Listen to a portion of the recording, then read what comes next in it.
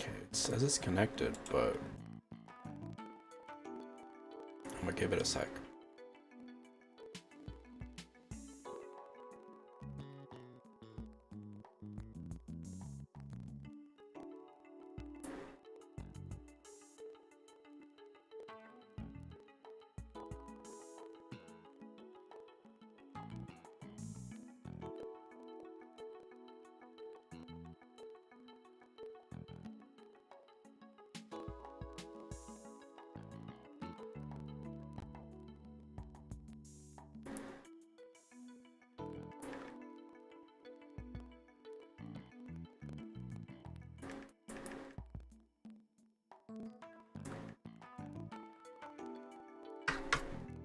Okay.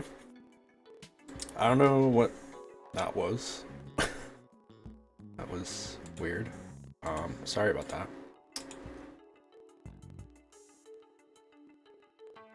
Alright. Let's...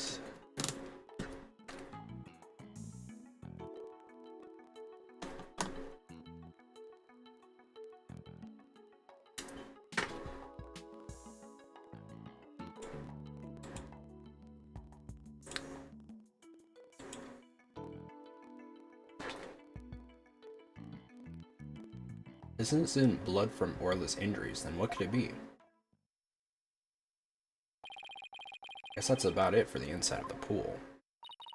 And let me just get a quick photo to remember the occasion by. Not every day we get to see the bottom of an aquarium pool. Yeah, that's a good shot. I'll mark where the luminol reactions were. Yay, my first collaborative work with Pearly. Pool bomb photo added to the court record. Huh? Here's something.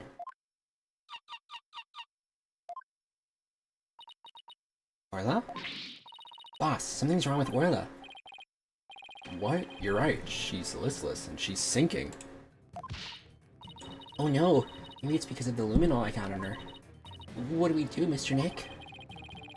Can't do anything for her ourselves. Let's get Dr. Crab. I'll run and get him.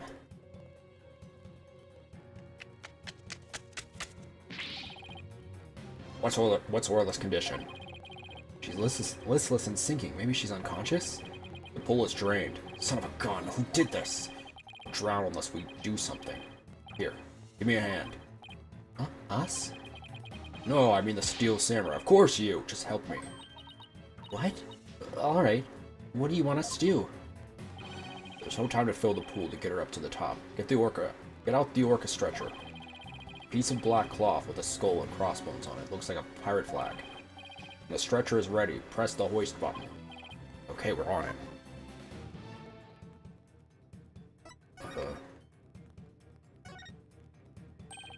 So this pirate flag is a stretcher for the orca, huh? Can't use it with all this stuff on it. Let's clear it off.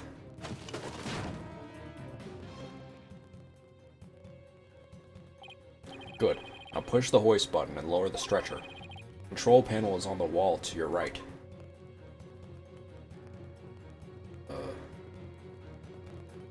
Control panel. Here. Ah, this must be the button to move the hoist.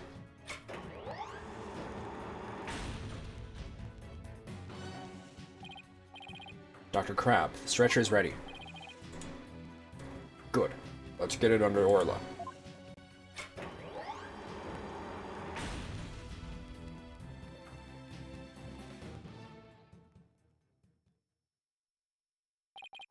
I'll take it from here. Stand back. I have to treat her immediately. Something in her stomach.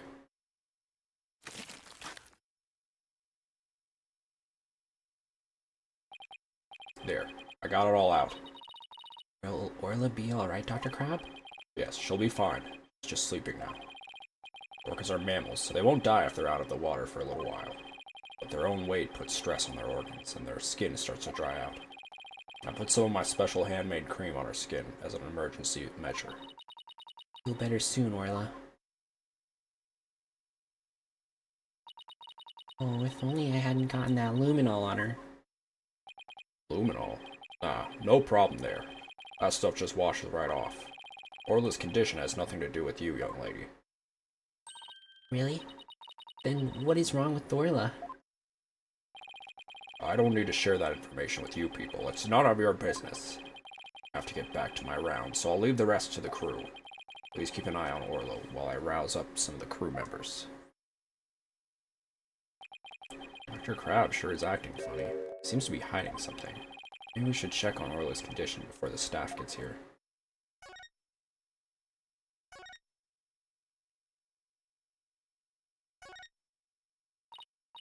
Orla, open your eyes.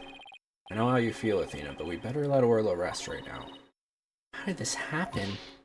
Mr. Wright, we have to examine her ourselves right now. I wish we could, but we're lawyers, remember? There must be something we can do. Well, we can investigate the cause of her condition. Can we have evidence that might tell us something about the cause?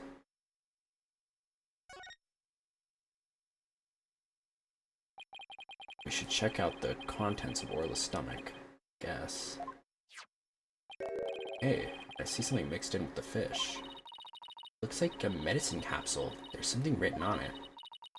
And it says 3ZS. What would it be doing in Orla's stomach? Mysterious capsule adds to the court record. Wonder what kind of medicine it is. Let's ask Dr. Crab. Might have something to do with Orla's condition. Maybe we'd better not ask. He must have noticed it himself, yet he didn't mention it. I think he's hiding something about Orla's condition. If we show him the capsule, he might try to take it away from us. Yeah, I guess he was acting pretty sketchy. Okay, let's look into it ourselves then. Good idea. When we get back to the office, we can ask for Apollo's help. Guess that wraps up our investigation here. Orla still isn't fully awake yet. Oh, here comes some staff. Looks like they're going to put Orla back in the pool.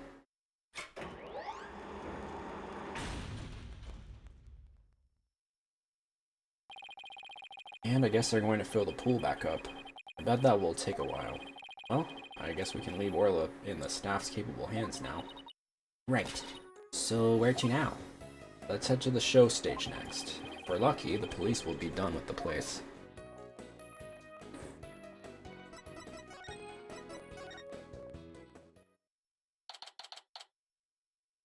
July 21st, Ship-Shape Aquarium show stage.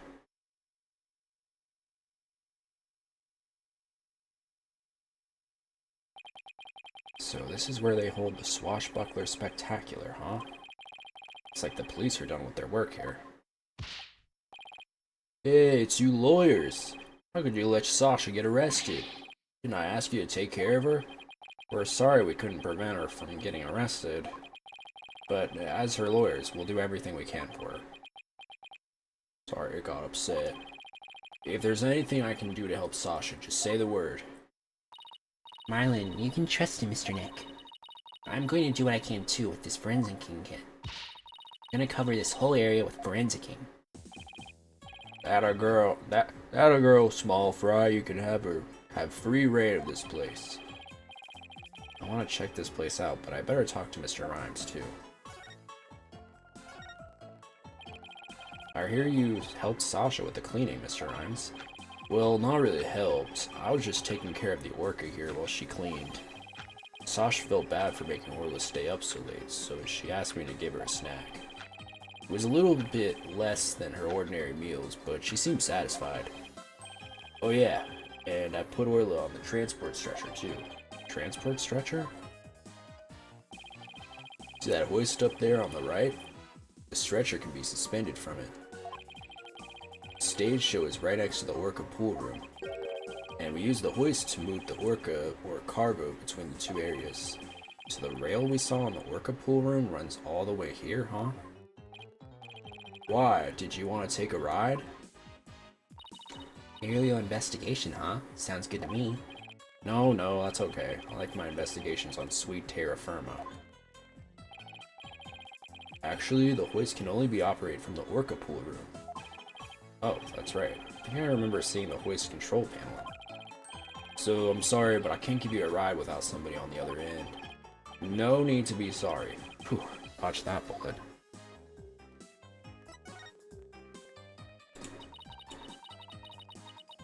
It wasn't Miss Buckler or Orla. Who else could have killed Mr. Shipley? Well, I know Sasha is innocent, but I'm not so sure about the orca. What? But we proved her innocence in court this morning. But a few days ago, that orca attacked Sasha right here in the show pool. I saw that orca take Sasha's body into her mouth and squeeze her chest. Her chest? They were probably practicing the lifesaver trick. But Sasha was being crushed so bad she couldn't even blow the whistle. Wanted to help her right away, but look, I hate to admit it, but I froze. I'm a weak man. I can't protect anyone. I doubt there are many who would pit themselves up against an orca. Everybody tried to talk her out of it, but she wouldn't give up on practicing. When we said Orla could kill her, she said she trusted Orla. Yeah, well, everybody else seems to think Orla is a killer. How can you trust a creature that can't speak? You can't even know what it's thinking. With orcas and dolphins, we can have communication of the heart.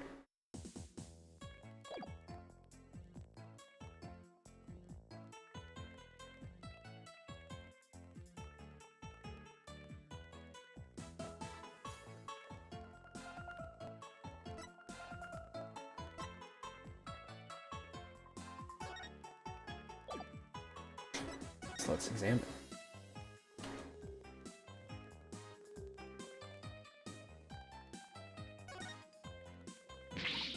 Eek! There's a skeleton adrift. Huh? It's just a prop. Were you really scared? A little bit. By your screaming. Is this skeleton an enemy defeated by Orla's pirates? Sorry. Is this skeleton an enemy defeated by Orla's pirates? No, he's an informant named the Skeleton Kid. A dashing, spirited character, neither friend nor foe. So you're saying he's alive in the show? Look at this pool, it's huge. So this is where they do the Swashbuckler Spectacular.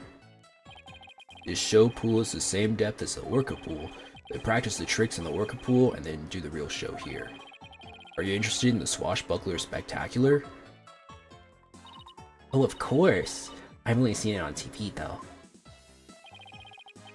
Well, I'm new here, so I've never seen it once. Never even seen it once. Lena is a big fan. She watches the recording over and over.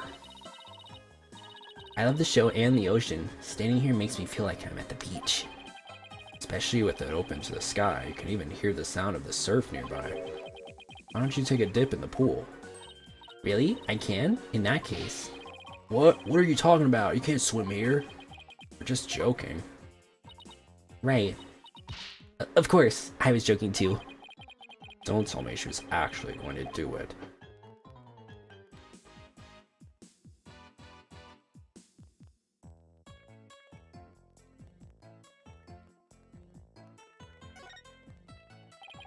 This colorful sign.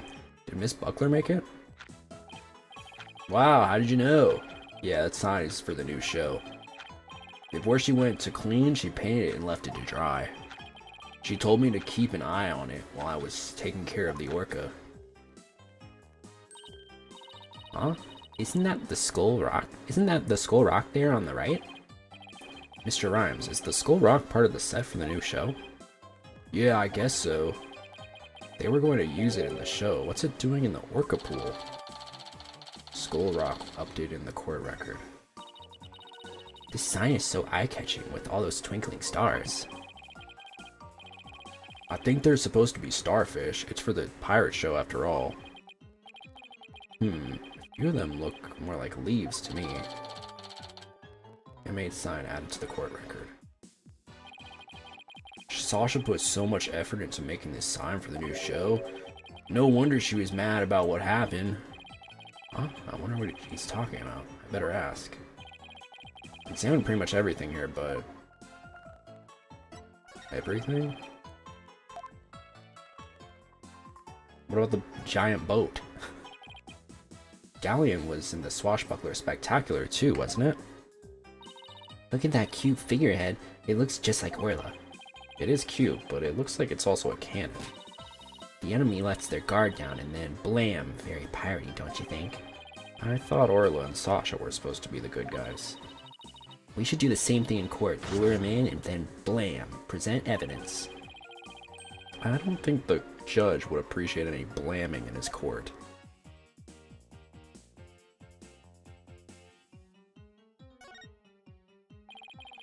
Nothing special here. Oh, whoops. Saw this same device in the Orca pool room too, huh? Yeah, we used it to lift Orla when she was on the stretcher. In the show, Sasha makes her grand entrance by hanging from this thing. Ooh, we should think of a cool grand entrance for us too. I always wanted to burst into the middle of somebody else's trial with a loud bang. Always wanted to crash in through the ceiling. I bet that would really knock the socks off the judge in the gallery. Just what exactly was this girl learning while she was in Europe?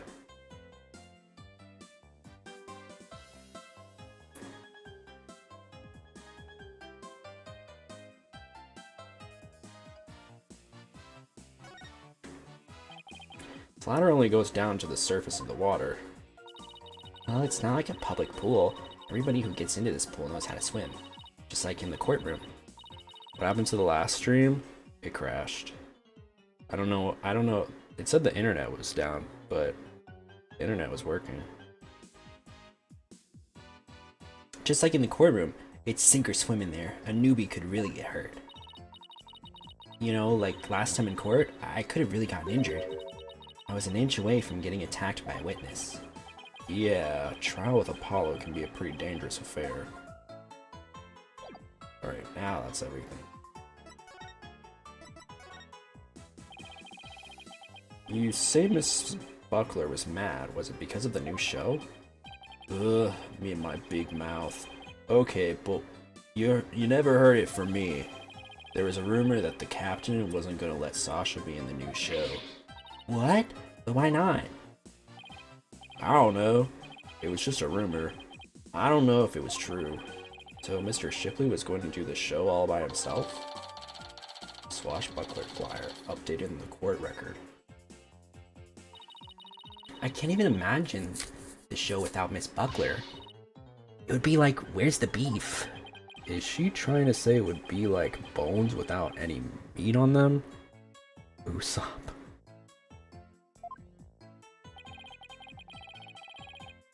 Sasha wanted to go back to the old Swashbuckler Spectacular, but now that the captain's gone, who knows what's gonna happen with the show. Mr. Nick, I found some peculiar fingerprints. Pearls, I almost forgot she's been forensicing for me all this time. Oh, who's that?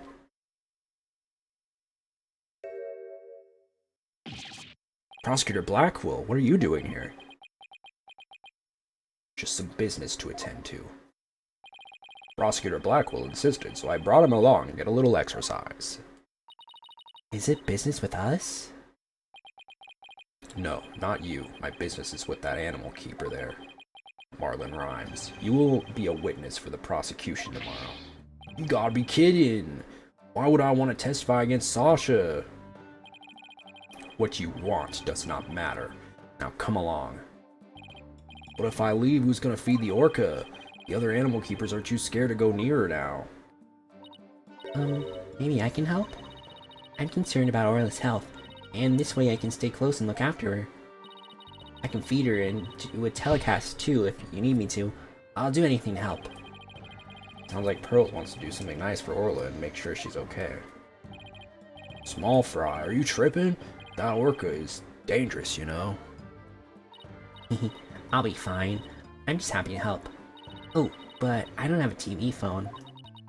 I won't be able to contact you if I have to do a telecast. Marlon, may I please borrow yours? What? Sure, Small Fry, anything for you. Especially when you're going out of your way to help like this. I don't know if I'm gonna testify, but I guess I can at least hear what the police have to say. Thanks for your cooperation. Now justice will be served with a strategy meeting. Grr, Come on, Mr. Wright. Let's get back to our investigation. How sad. The police have already investigated all there is to investigate. Your efforts are a waste of time. Nothing we do to try and save our client is a waste of time, Prosecutor Blackwell. Today, the Orca, tomorrow, Sasha Buckler. You intend to save them both? You say you believe in your clients, but isn't money really your true motivation? Why not admit you're only doing this for your own benefit? I could understand that much more readily than your empty righteous talk. Our own benefit? That's not why we're doing it. Now, Athena, try not to let him get to you. All right, we should be off, Prosecutor Blackwell, in justice we trust. Grr. Never been so insulted. Be right back. I need some water to wash away the anger. Uh-oh. You hit Prosecutor Blackwell with the water. Didn't seem to care, though. I guess prosecutors these days are more about harsh monochrome than fancy frills. Oh wait, what about those peculiar fingerprints you said you found, Pearls? I'll tell you all about them.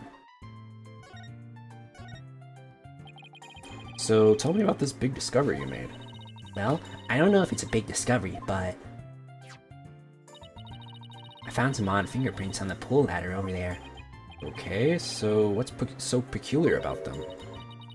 Well, they're on the left side of the ladder, but they're right-handed prints.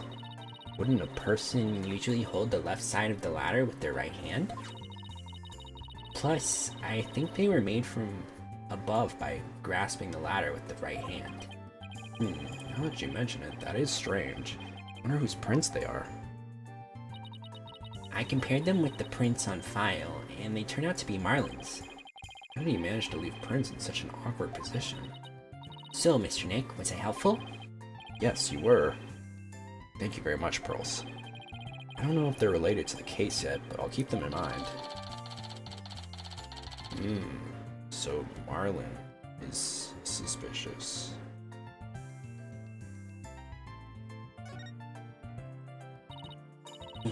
I bet Detective Fulbright doesn't know about these prints. I imagine their search wasn't as thorough here as it was at the crime scene.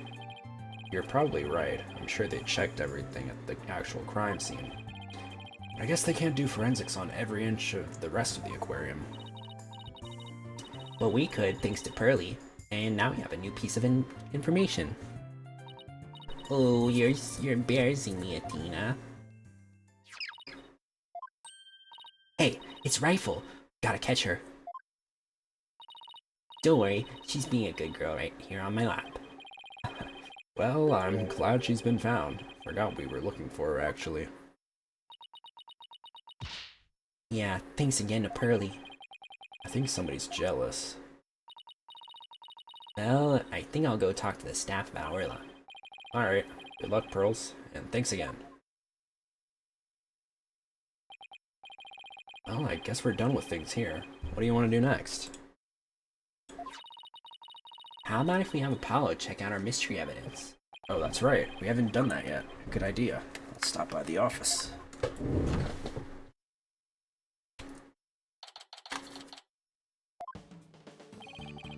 Oh, you're back. How's the investigation going? It's going pretty well, but there are still things we need answers to. Let me know if there's anything I can do to help. Would you like to help out with the investigation, Apollo? You bet I would. What do you want me to work on? Let's see, do I actually have anything for him to do? Okay, and it's suddenly crickets. Ooh, I know, boss. Let's have Apollo look at that evidence we collected. Oh, good idea. He might notice something that will help us win the case.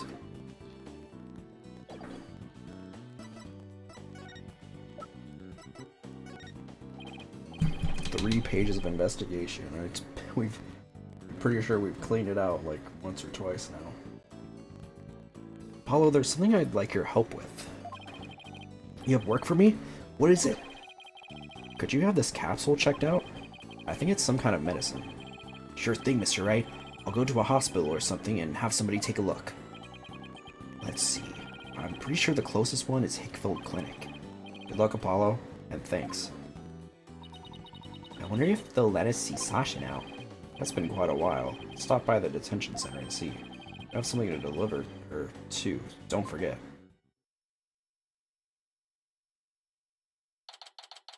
July 21st. Detention center. Visitors room. Alright, boss. Chin up. We have to lift Sasha's spirits. I like your enthusiasm.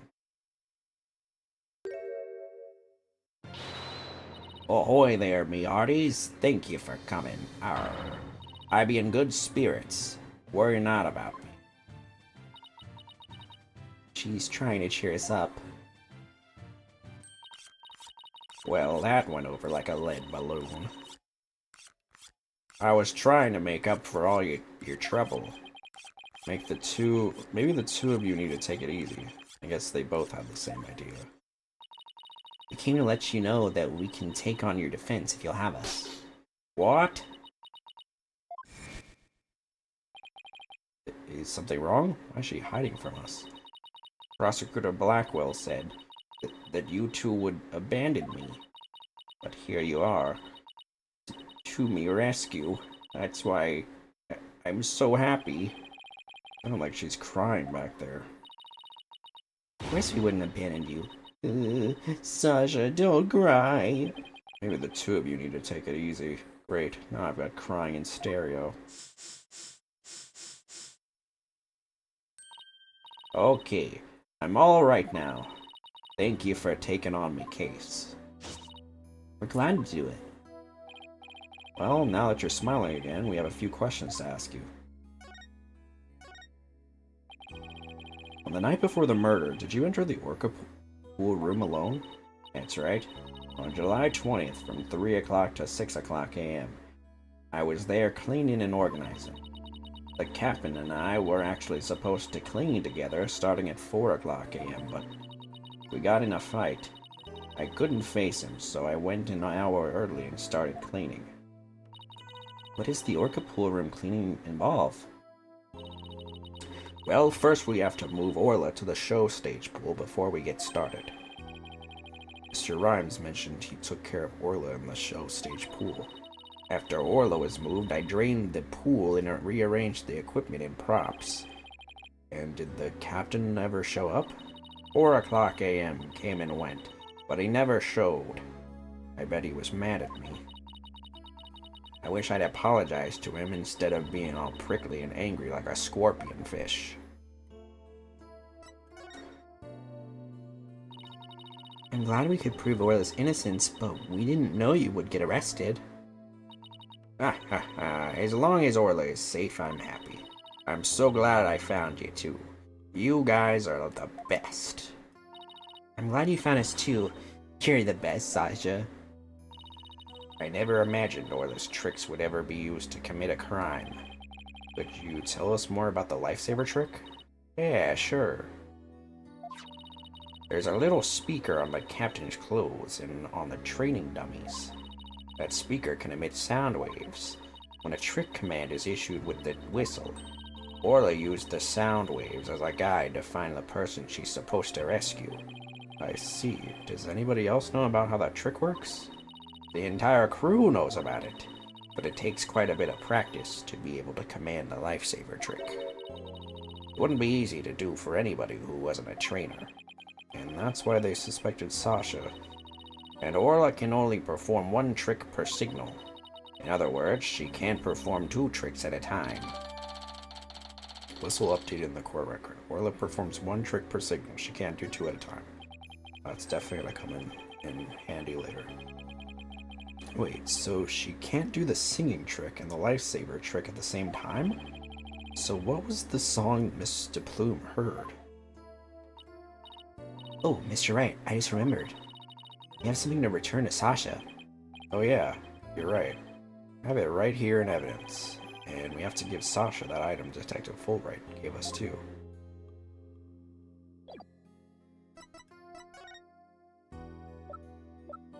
The penguin calendar? This is your calendar, isn't it, Sasha? Oh, no, mine's at the aquarium. Yeah? Mr. Rhymes said he found this one in the nap room.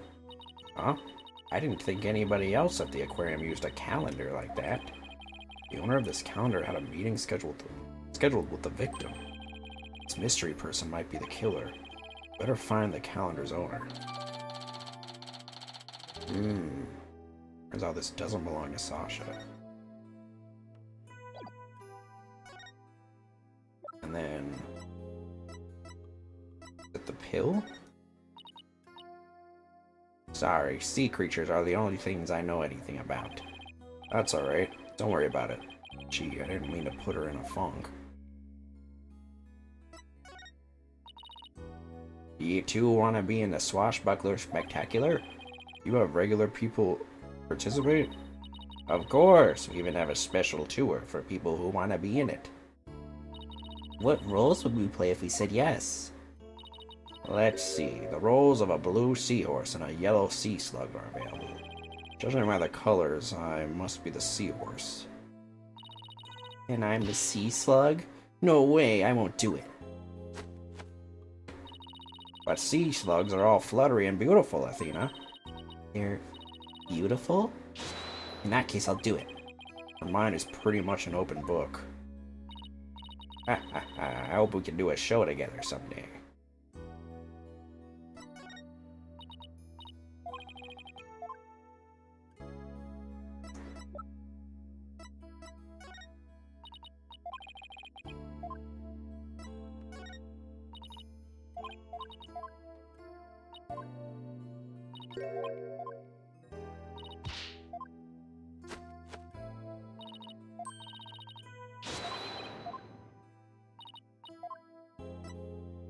Prescription. Oh, prescription bag, yeah. Detective Fulbright asked us to give you this medicine. Arr, that bilge-sucking blackguard had the spine to send me a gift? Dread pirate no stash, don't stand there gaping like a weak little minnow, have at ye. Ooh, a real swashbuckling battle. Arr, if it be a fight you want, a fight ye shall receive. Could you two please not drop into show mode out of the blue? Okay, sorry about that. Yeah, I'll take that medicine. It's acting kind of funny. What is the medicine for, by the way? Well, I guess I can't keep it a secret from you two. I suffer from a heart condition. A heart condition? Then you better get to the hospital right away. Take it easy, Athena. She's in detention, remember? Don't worry, it's not as serious as it sounds. They can fix it with surgery. Not serious. A heart condition is a heart condition. Don't tell us not to worry. Yeah, I'm sorry. The captain was just as mad at me the day before yesterday. We both got so worked up at one point it was like a shark eat shark situation. Phew, that sounds scary. Do you mind if I ask more about that fight? I bet it's gonna be locked up. Or are you arguing with Mr. Shipley? The captain knew about my heart condition and he was worried about me. So he said he wouldn't put me in the new show. See, I'm not in the new flyer. Oh, you're right. It's just Orla and the new adversary, Red Stash. I was so upset and frustrated, I was still crying when I went to do the cleaning. I cried for quite a while before I drained the pool, too. But then, you know what? Orla did a trick to try to cheer me up. She acted out the scene where she defeats the giant octopus by spiking a ball at it. She spiked that ball so hard, she even ended up breaking off one of the octopus's legs. What a dramatic way to cheer up a friend. That's why we argued, because it wasn't gonna put me in the new show. But I was determined to be in the show yesterday. It was July 20th, you see, the anniversary of the death of the trainer before me. Azura Summers, the person Norma de Plume wrote about in her book. I wanted to explain to the audience that it was an accident, not murder. That's why I needed to be in that show so bad. So during the cleaning, I moved a skull rock to the orca pool. What? But why? It was a key prop. I figured the new show couldn't go on without it. I thought they'd be forced to switch back to the old show. Wow, that was pretty extreme. Skull Rock updated in the court record. So Sasha moved the Skull Rock to the Orca pool at the time of the cleaning. If there's blood on that rock, then that must mean that the victim's death occurred after the rock was moved. Around what time did you finish up the cleaning? It was about 6 o'clock a.m. That places suspicion on whoever met with the victim after 6 o'clock a.m. So Azura Summers was the trainer before you? That's right, she was a year older than me. She taught me all about how to command Orla. But Azura and Sasha were like sisters to one another. She was the one who taught me the signals for the singing and lifesaver tricks too. After she died, I swore on this charm. I vowed to become a great trainer someday, just like Azura. What is that charm? It's a keepsake to remember Azura by. She always wore it. She told me once that she and her boyfriend had matching charms. I never found out who he was, so I couldn't give this one to him. I've had it ever since. I wonder. You're keeping the memory of Miss Summers alive. The captain always carried around a memento of Azura too, her walkie-talkie. Huh? Did the victim have a walkie-talkie on him? Maybe I should show Sasha the victim's photos and see what she has to say.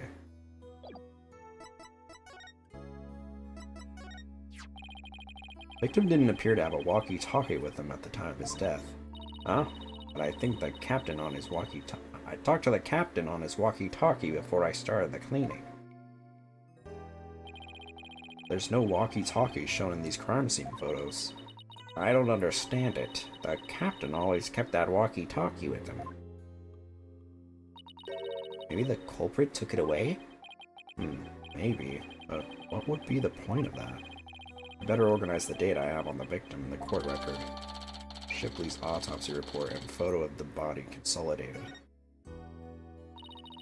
The captain always kept that walkie-talkie by his side. It was the walkie-talkie Azura used right up until her death. In the middle of the show, the orca brought Azura up to the surface in her mouth. She left tooth marks in Azura's walkie-talkie. The captain said he always kept that walkie-talkie with him, so he'd never forget. So the walkie-talkie was really important to the victim? But now the captain is dead too. I'm the only one left who can protect Orla from the ship's doctor. Protect Orla from the ship's doctor? I wonder what Sasha means. What did you mean by protect Orla from the ship's doctor? You know, Herman Crab. Oh my god, his name is Hermit Crab. Ever since the accident a year ago, he's been completely different. When Azura died, he said he was going to euthanize the orca. Before that, he always used to say that euthanizing animals was a despicable act. Euthanize the orca?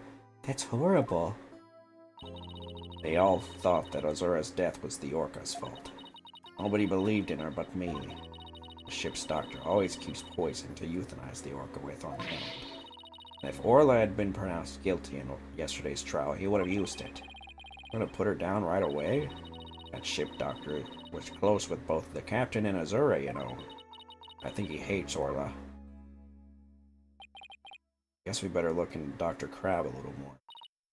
Boss, let's go see Dr. Crab. I was just thinking the same thing. Got a lot of questions to ask him.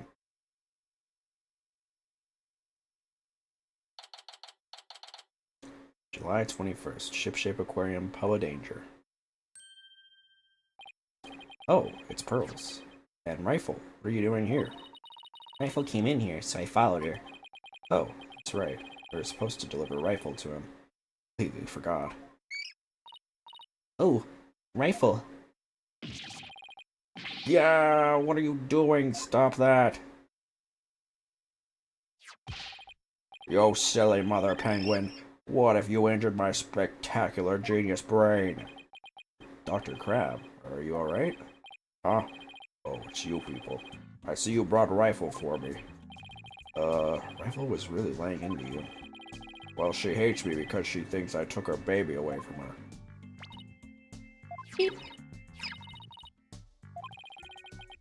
Rifle looks so happy. Is she actually playing with Sniper?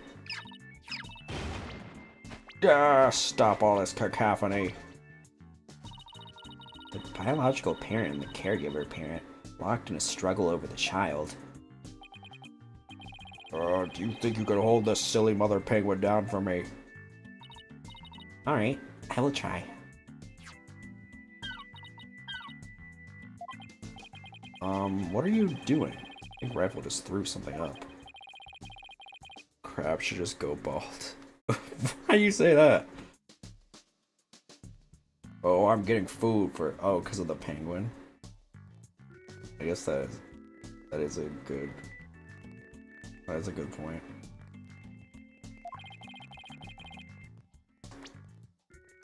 Oh, I'm getting food for Sniper out of Rifle. Mother penguins stock up food for their babies in their stomachs.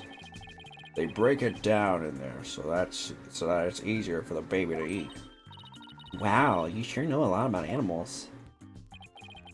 You're trying to pick a fight with me again, aren't you, young lady? Yes, I know a lot about animals. I'm a licensed veterinarian. Rifle certainly isn't in a bad mood even for her. Is Rifle okay? Hold on. Checking her now. Girl in a strange outfit. Could you turn Rifle over on her back, please?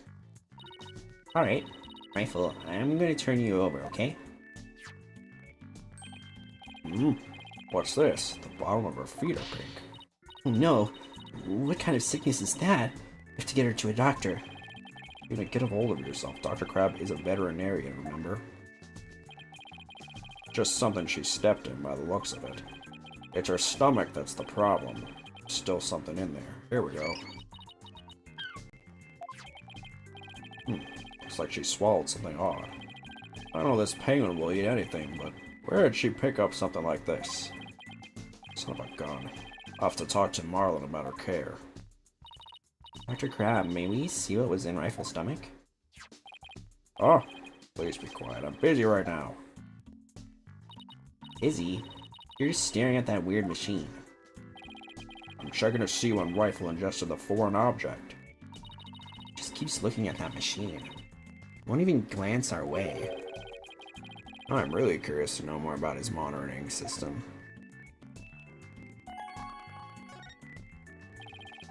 Could you tell us about the monitoring system you have here? It's a collection of electronic medical records for all the creatures here. With this system and the camera footage, I can monitor the creatures 24/7. I won't tell you any more than that. It's private company business. But medical records are usually just a history of past medical exams and data. Never heard of any that could monitor 24/7. Good point, Mr. Lawyer. I can see there's no fooling you. But why would you want to fool me? Ah. Don't. This guy's gonna be a tough nut to crack. I have my reason.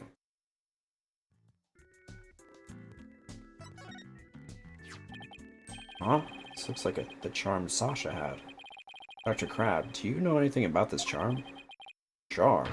Hey, leave that alone. That belonged to Azura. What was Azura's charm doing in Rifle's stomach? That's odd, when Sasha was telling us about the charm earlier. Sasha said that she had Azura's charm. That charm is still at the detention center.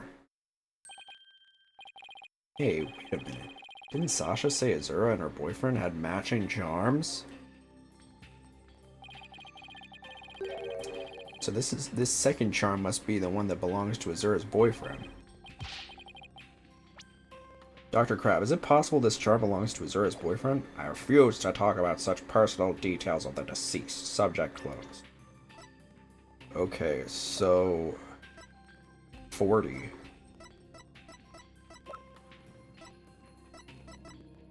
Ew. Sasha said that Azura was a year older. So she would be 23 and he's 40. Creeper alert. Ah yes, Ace Attorney loves their Loves their weird age gaps. I mean, it's not illegal, it's just, you know, a little gross. What is a 40-year-old doing talking to a 22-year-old?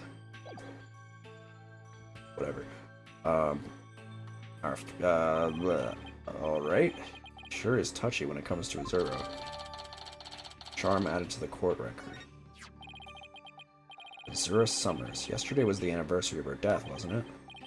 That's right, she was killed by the Orca. You really think Orla killed her? I don't believe it. Who can say if the Orca did it on purpose, but the fact remains that she killed Azura. I was right there the day of her death a year ago. I saw the Orca bite Azura with my own eyes. But is that really the whole truth of what happened? I guess only Orla knows what really happened, both a year ago and this time. Alright, before we do the Magatama, let's just do a round, make sure that there's nothing else.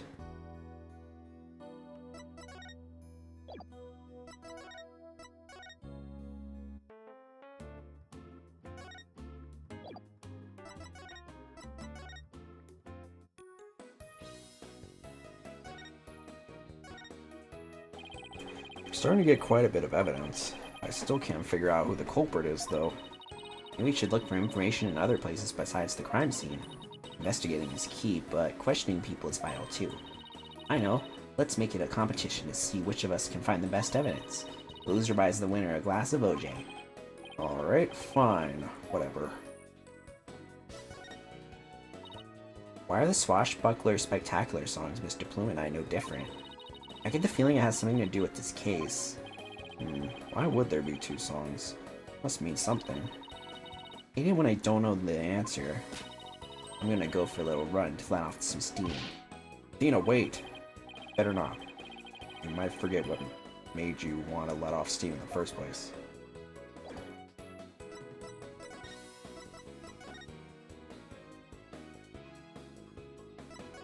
Alright.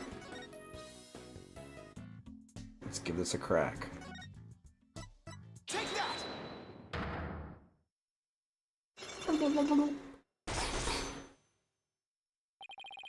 Monitoring system. Why can I not say monitoring? Saying monitoring system. I want you to tell me about the monitoring system around. You don't let up either, do you, Mr. Lawyer? They're just electronic medical records and feeds from the security cameras. With these, I can monitor all the animals 24/7. And I say that's not true. I have proof that you can't monitor the animals 24/7 with this system.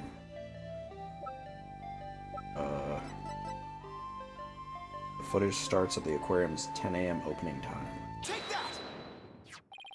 Security camera doesn't begin recording until 10 o'clock a.m. If that's the case, how could you possibly monitor the animals 24/7? Okay, you got me. I guess that was a pretty weak explanation. You're right. I guess I can monitor the animals 24/7. But if I see anything unusual in the camera feeds, I can spring to action right away. If I can examine an animal, I can usually tell what's going on with them. Wow, really confident in its abilities, but I still say you can't do that 24/7. But I'm here at the aquarium most of the time, and I can go anywhere at any time to examine an animal. Anywhere? I say that's not true either. I have proof that there's a place you can't go.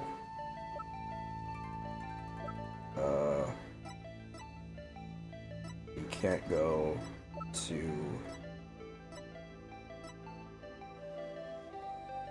You can't go to the Orca pool, because only the victim and Sasha had a security card.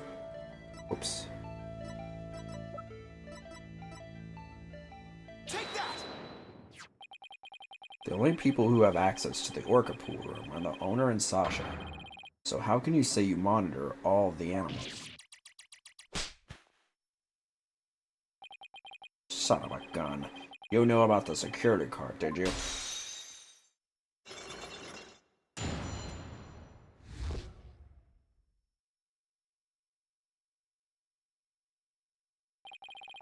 Yes, tighter security was imposed on the worker a year ago as a precaution. Due to Sasha's objections, I wasn't allowed to have a card. I guess she was trying to protect Orla from him. So you're monitoring the animals with a system that's private company business. But I have to insist you tell me about this monitoring system.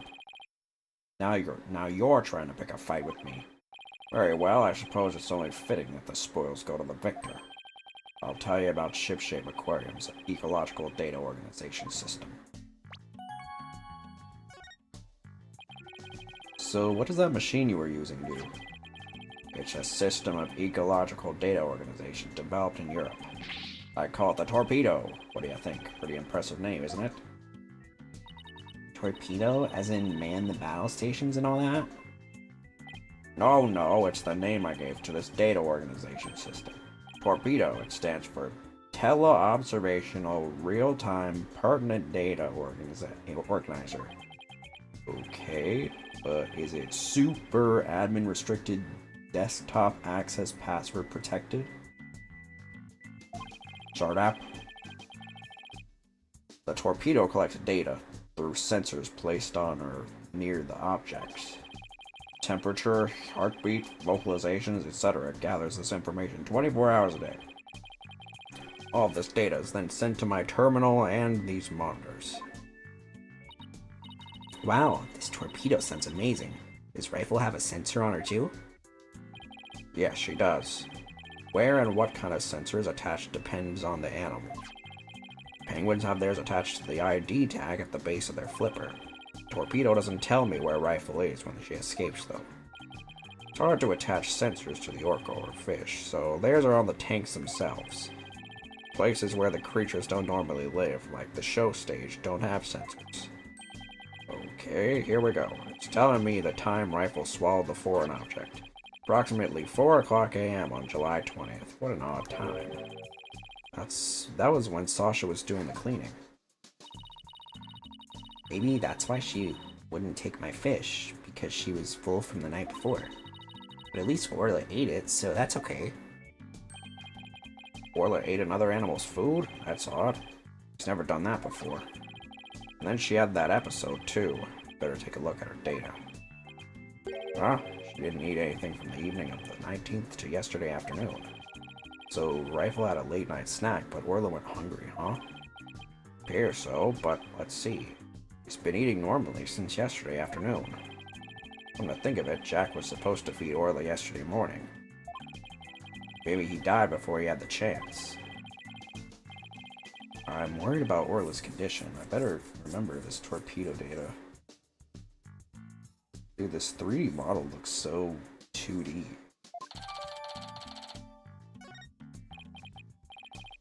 I still wonder why he wouldn't tell me about the torpedo.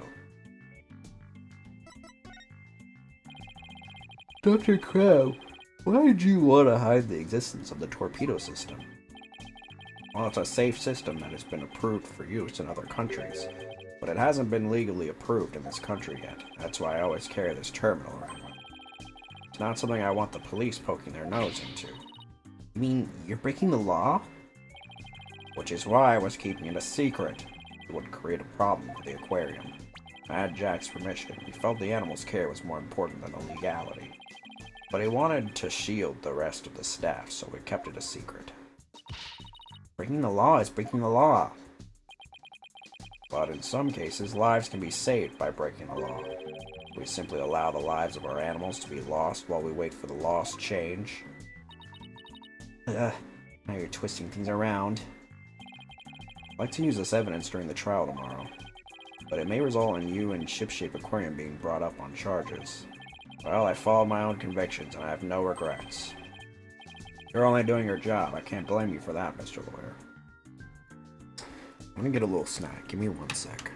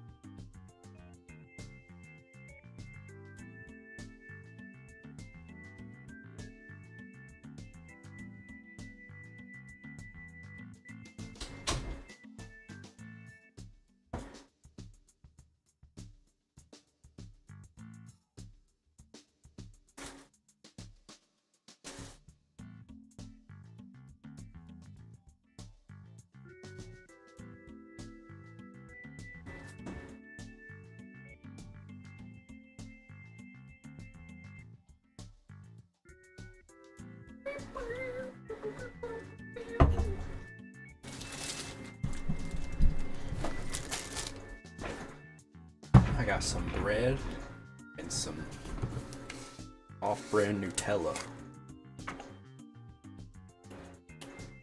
Wait, I need a knife.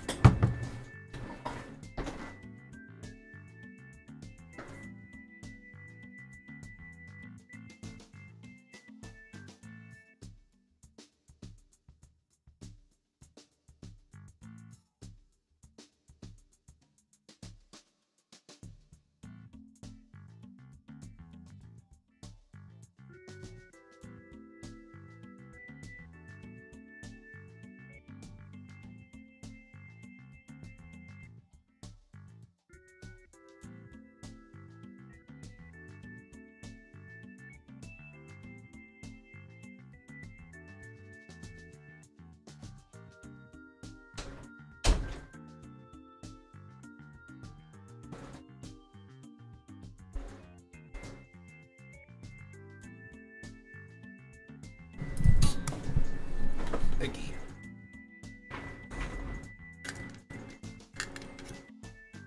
This case is interesting. I feel like it's either this guy or the rapper guy. It really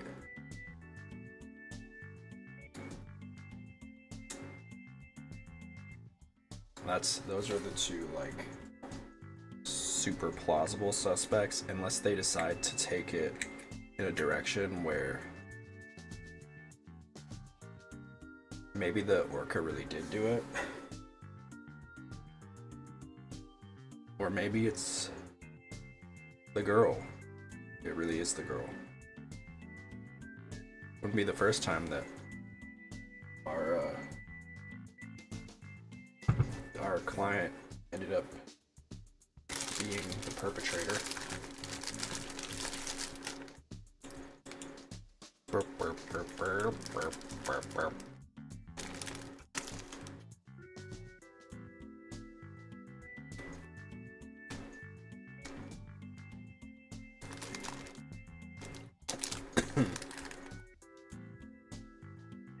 How do they tie it up like this?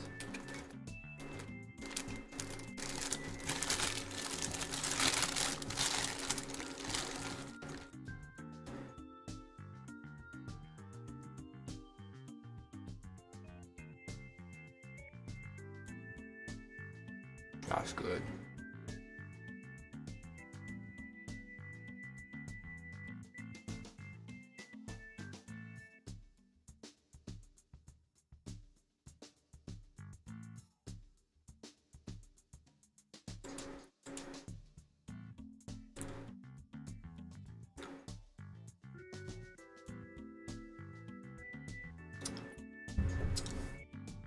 You're only doing your job.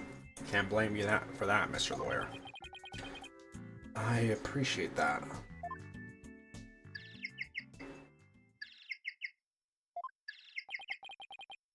What's that sound? Another penguin? That's my ringtone. Gee, Dr. Crab sure likes cute things. Maybe he wanted to sound like Sniper? Hello? Crab speaking. Oh my god, you people again, stop harassing this aquarium. Wallow was found not guilty. Why on earth would she be put down? Huh? I'm there on the 26th and explain? Alright, just let me write that down in my... Son of a gun. Where did my calendar go? Calendar? Should we be talking about that calendar? I realize that. If it comes to that, I'll use that drug to euthanize her. Huh? You're right. He said euthanize her. Better ask him more about this. I should try presenting that calendar to him, too.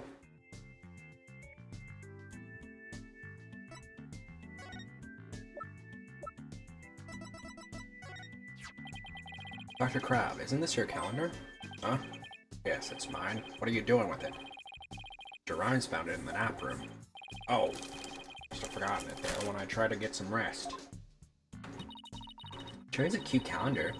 Guess you're crazy about penguins? Somebody gave it to me, okay? Now please don't tell anybody about it, it's embarrassing. Zora designed this calendar. This one here is a prototype. She designed a calendar for this year, and then she died before it went on sale. Are you and Mr. Summers romantically involved? What gave you that idea? It's just that I sensed sadness in your heart when you talked about the calendar. Of course we weren't romantically involved. I don't believe in romantic feelings. Let's shake him though. By the way, did you meet Mr. Shipley at 7 a.m. on July 20th as scheduled? No. We're supposed to meet, but Jack didn't show up. Is that really true?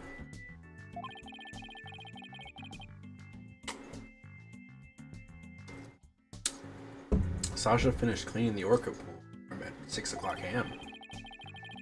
Dr. Crab managed to get in the pool room somehow and meet with the victim. They would have had the opportunity to kill Mr. Shipley under updated in the court record. It seems like they're taking it in that direction.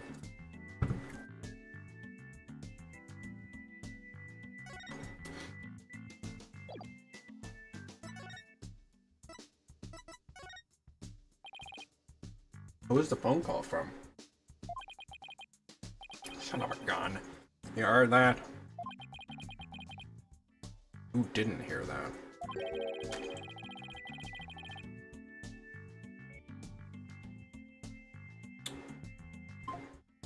It was the Center for Dangerous Animal Control calling with a demand.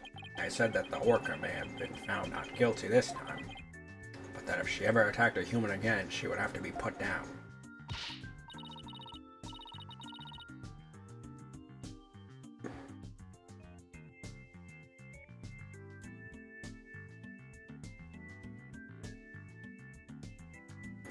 Put her down? But that's horrible. Did you agree to their demand?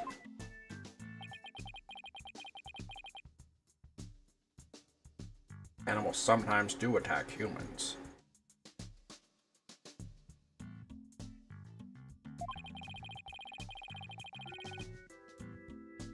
And of course, humans sometimes do kill animals to protect themselves. When it comes to that, yes, as a veterinarian, I am prepared to carry out euthanization. Using this poison. Huh? That capsule has the same letters on it as the one that was in Orla's stomach. Dr. Crab tried to kill Orla? Please let me ask you one more question, Dr. Crab. What is it, Mr. Lawyer? You look so grave. I heard something disturbing from the writer, Norma DePlume. He was so shocked when he did. I mean, I guess he could be pretending, but I don't know. It's definitely more that we don't understand here. I heard something disturbing from the writer, Norma DePlume. The center demanded that the aquarium put the killer whale down a year ago. Put her down? But the aquarium owner refused the demand, saying it was an accidental death. But I hardly think a persistent organization like that would just give up and go away. I'm quite sure the power of money helped convince them. What makes you think that? Once a month, the owner and the vet disappear from this aquarium. And I came to find out that each time a large amount of money was being paid out.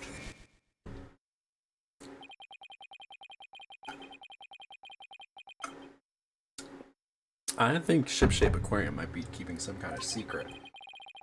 And then it has something to do with the recent murder.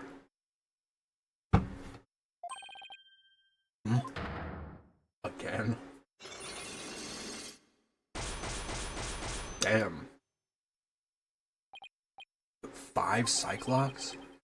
That writer. She just has to stick her nose in everyone's business. Son of a gun.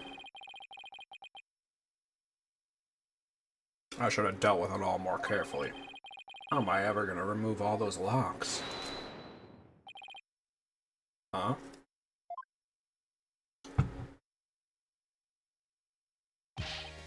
Sorry to interrupt, but Prosecutor Blackwell wants Dr. Crab. Detective Fulbright? You again? You couldn't possibly have any more questions for me. Well, you see, we're having a little problem. We're going to call the animal keeper as a witness for the prosecution. He's being very stubborn and refusing to testify. And so we thought we'd ask you to be a witness in tomorrow's trial. Did you really now? Well, I'm not taking sides. I'll tell what I know, no more, no less. That would be fine. Now, if you would please come along with me. Well, it looks like we'll have to continue our talk at the trial tomorrow. I don't know what secret you and this aquarium are hiding, but I'll uncover it if it'll help save Miss Buckler. Give it your best shot, then. I'll see you tomorrow.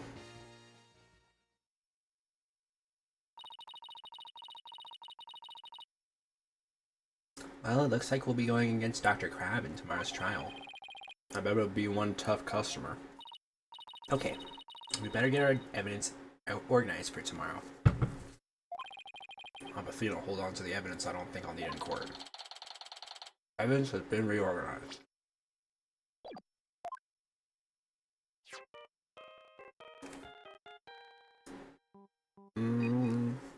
Beep.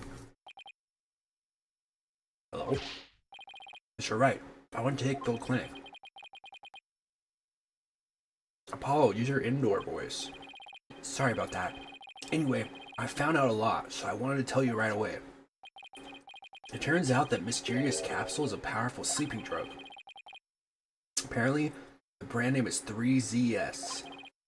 ZZZ. Okay, yeah. It says 3 Z's right on it.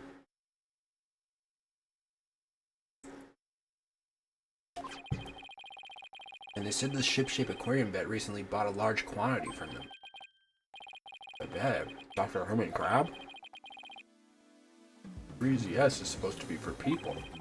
Dr. Crab told them it would work on other mammals. Like orcas and dolphins, too. So Dr. Crab's euthanization poison is actually sleeping pills. When Orla almost drowned yesterday, was it because she'd been given sleeping pills?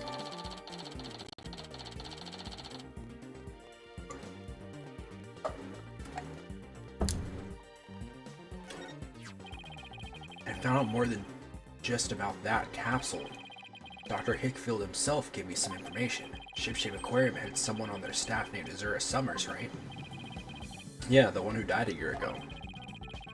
Well, Azura Summers was given a certain medication from Hickville Clinic last year. The same heart medication as Sasha Buckler. Really? Azura Summers had the same heart condition as Sasha? Nice work, Apollo. Thank you. Be coming back to the office soon. Okay, Teresa and I will be here. Well, we better get back to the office and get ready for tomorrow. What are you gonna do, Pearls? I thought I'd stay overnight with Orla and Rifle. I'll be ready for a telecast during the trial tomorrow. Good luck to both of you. Thanks, Pearly. That way, when we prove Sasha innocent, she can see Orla right away. Love to see Sasha and Orla back together again, both free and clear. Or that can happen, I have to prove Sasha's innocence.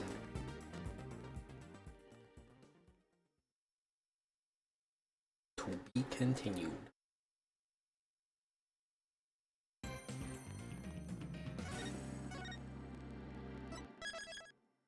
We'll see how long this is.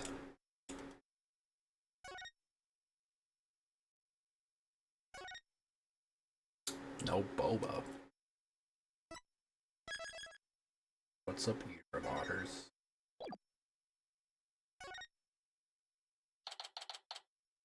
July 22nd, 9:17 a.m. District Court, Defendant Lobby number 3. What? The ship's doctor and Azura were romantically involved? Well, that's my theory, but I don't actually know if it's really true. Azura would never get involved with that god-awful ship's doctor.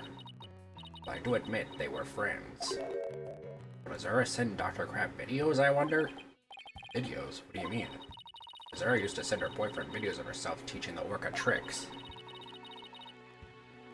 I used to help Azura take the videos on her TV phone. This is an interesting bit of information. Summer's boyfriend has videos of her using a whistle to make the Orca do tricks. So, TV phones can shoot videos too, huh? My dumb phone sure can. These TV phones are amazing.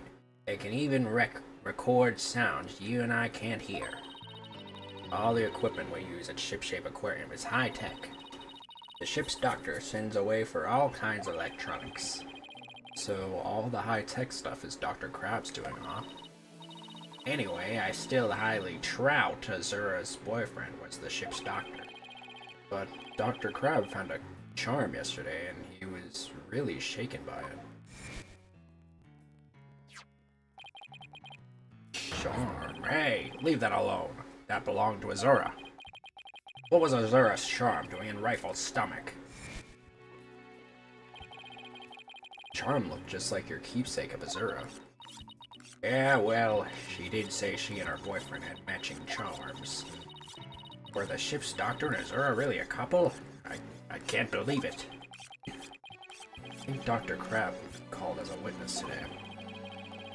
There's still so many unanswered questions, but I hope to solve them all in today's trial. I believe in you too. I know you can do it. And we will, Sasha, we promise. Alright, here we go.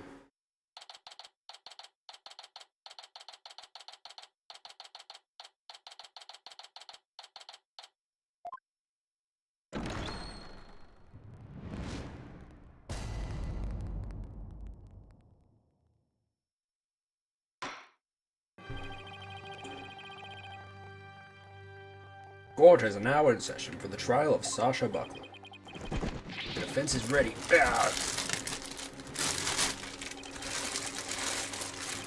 Ready. Now I'm completely thrown off. Very good. It appears both the prosecution and the defense are ready. Yesterday it was proven that the Orca was not guilty and the victim fell to his death. Prosecutor Blackwell, did your investigation of the Orca pool area turn up anything? It did. We found a blood stain from the victim at the bottom of the pool. On this. Oh my, what a frightening looking rock. And you say it has a blood stain on it?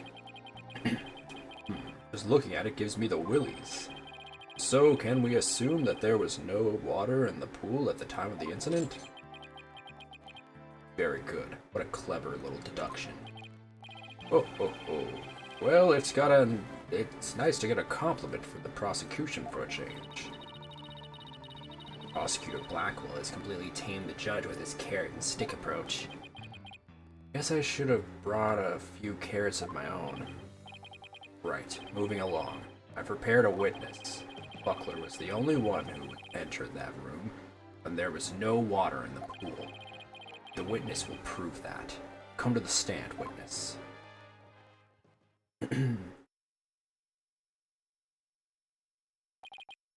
Name and occupation. Dr. Herman... Sniper, stay in there.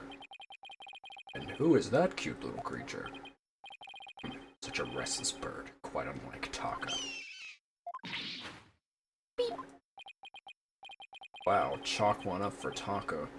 Shut Sniper up with a single sound. Son of a gun, Dr. Herman Crab, Shipshape Aquarium's veterinarian. And could you tell us the name of your cute little friend there as well? Your Honor, please focus on the case. But it's important to know all we can about the witness. This is Sniper. Beep, beep, beep, beep, beep, beep, beep. He's the offspring of a penguin named Rifle. Sniper lives in my hair. He might cause a commotion now and then, but please try to ignore her. So I was originally going to call the animal keeper to the stand. He refused to testify, so I settled on the veterinarian. Now tell us, why was the defendant in the Orca pool room when the water was drained?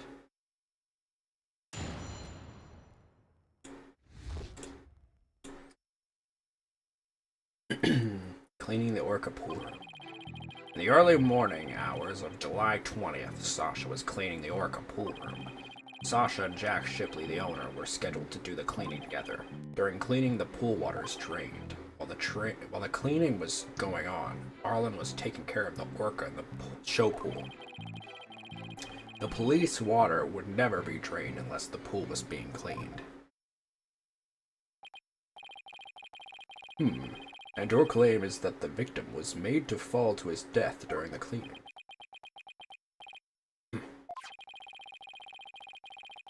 Only Buckler and the owner had the security card necessary to enter the Orca pool room. We already know from the security company's record of the card usage that the defendant was in the Orca pool room during the time of the cleaning.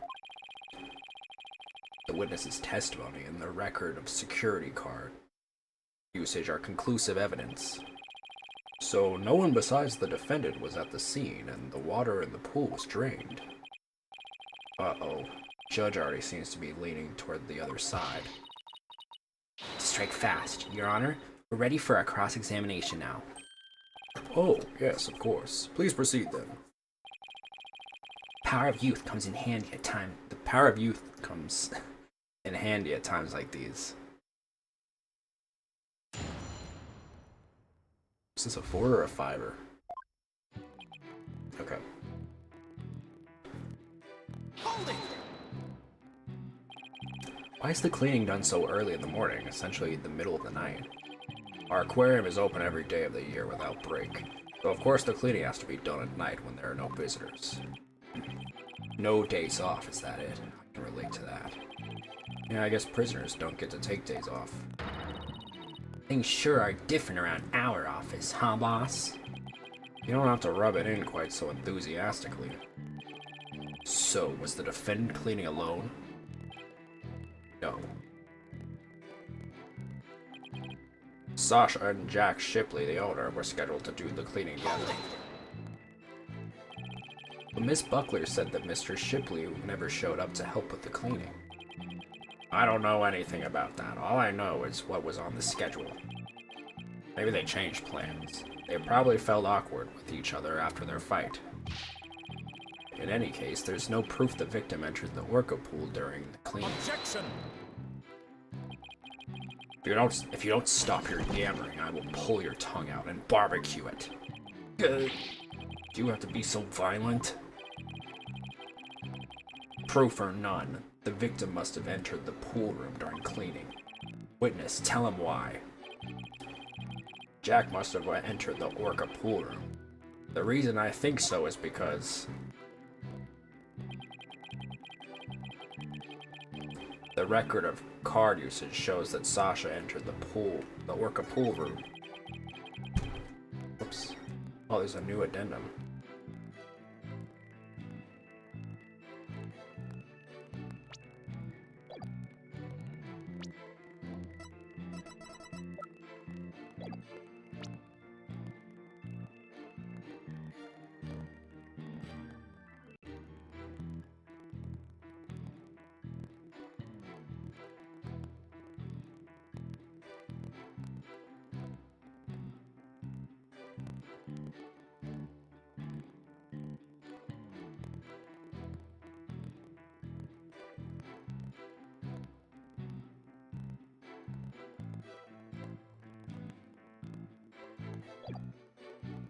Hold it!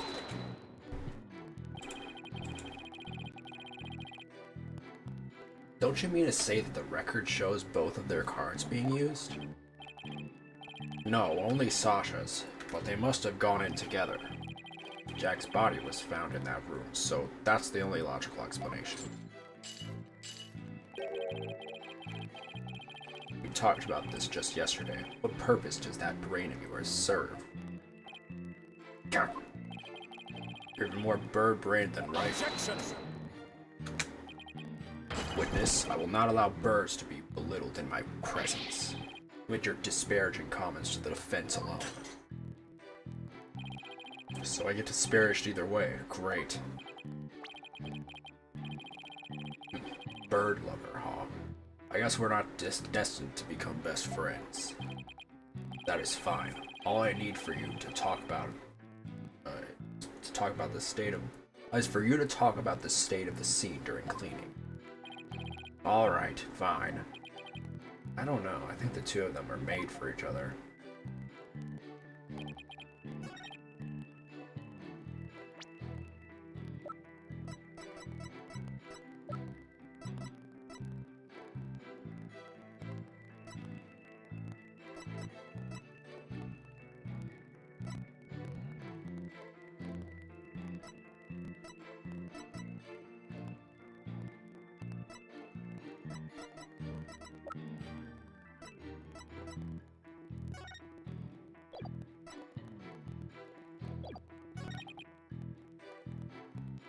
Hold it!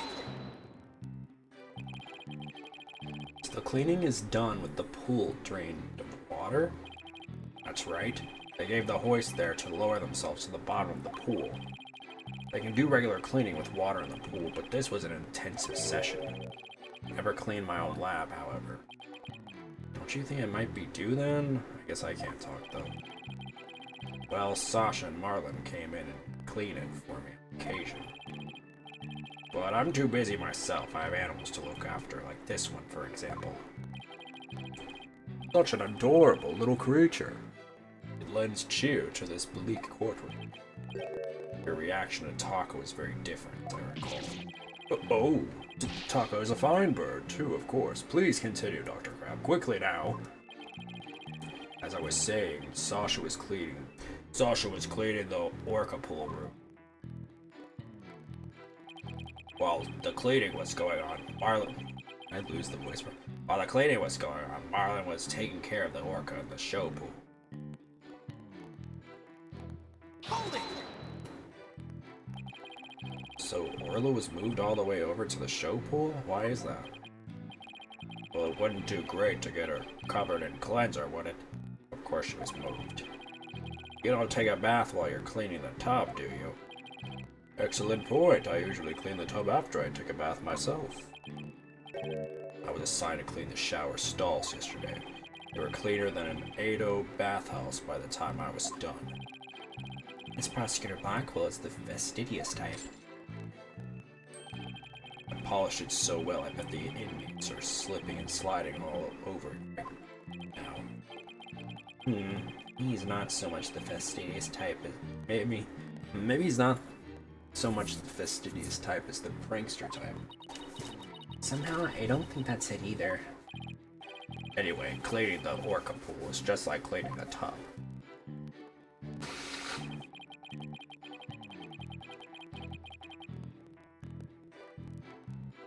The pool water would never be drained unless the pool was being cleaned. There's no possibility it would be drained at any time other than during cleaning? None. Shot down with a single word. Are you so certain? Think about it. If the pool water were drained, what would happen to the orca? The poor thing. Whose side are you on, Athena? Exactly, young lady. Without water, Orla would be alright for a short period of time, but anything longer than that would pose serious risks. She could even die. The fact that Orla is alive and well is proof that the water wasn't drained on her? That's right. The orca pool and the show stage pool are next door to each other. A hoist runs between the two to move the orca and equipment back and forth. When intensive cleaning is done, the orca is moved to the show stage pool first. And the water is only drained while the pool is being cleaned. Please add that information to your testimony. If there were no water in the pool, the orca could die.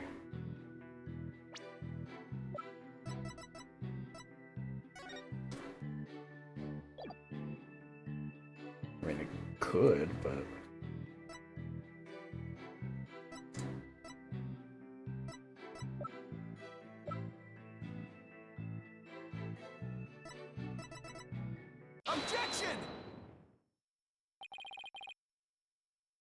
The water in the pool is drained. You say the orca could die. But is that necessarily true? What are you talking about? There is a way to let the water out without harming the orca, isn't there? Your Honor, please allow me to submit this photograph. Okay, cool.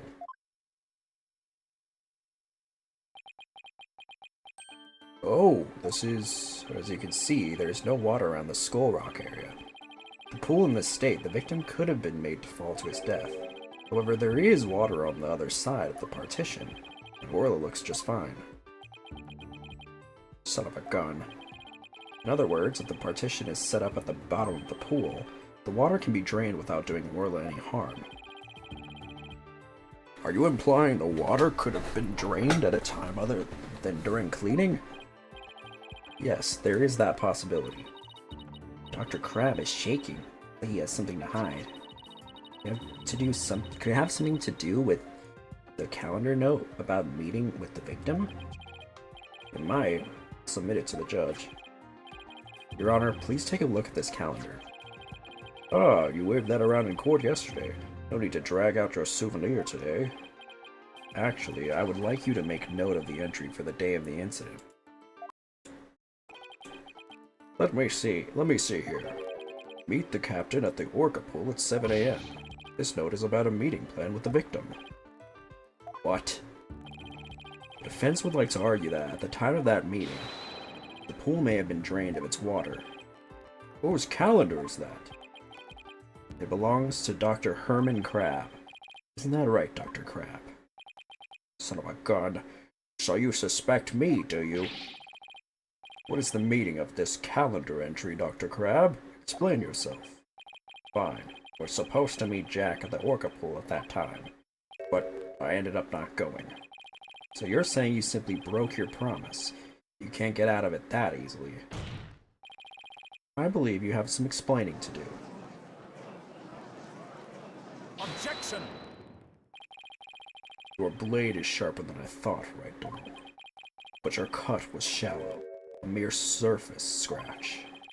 There's a saying amongst prisoners: do not see, hear, nor speak to smooth-talking lawyers. You think the witness is suspicious. Show your proof. Calendar alone isn't good enough, huh? Have to prove the victim could have fallen to his death at that 7 a.m. meeting time. Let's put our heads together, boss. The victim could have fallen during cleaning when the pool was completely drained. Or, using the partition, it could have been at 7 a.m. with the water partially drained. What would be the major difference in circumstance between these two possibilities? What circumstance was different? The answer could really tell us something. What circumstance was different between the two possibilities of cleaning and 7 a.m.? The pool was half filled, the orca was there, the time of day was different. The pool was half filled?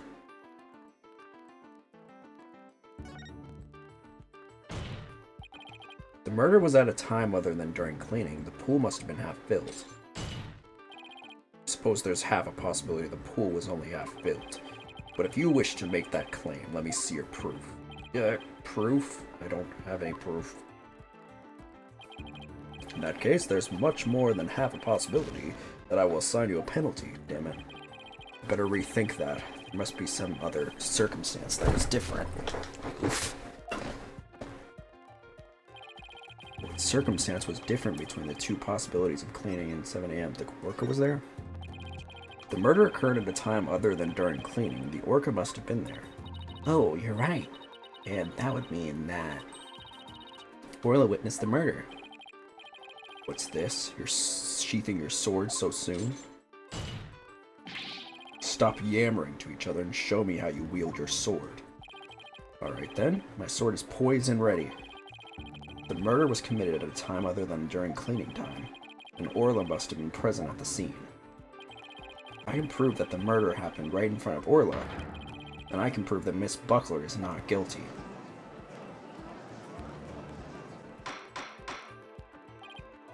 Order! Order in the court!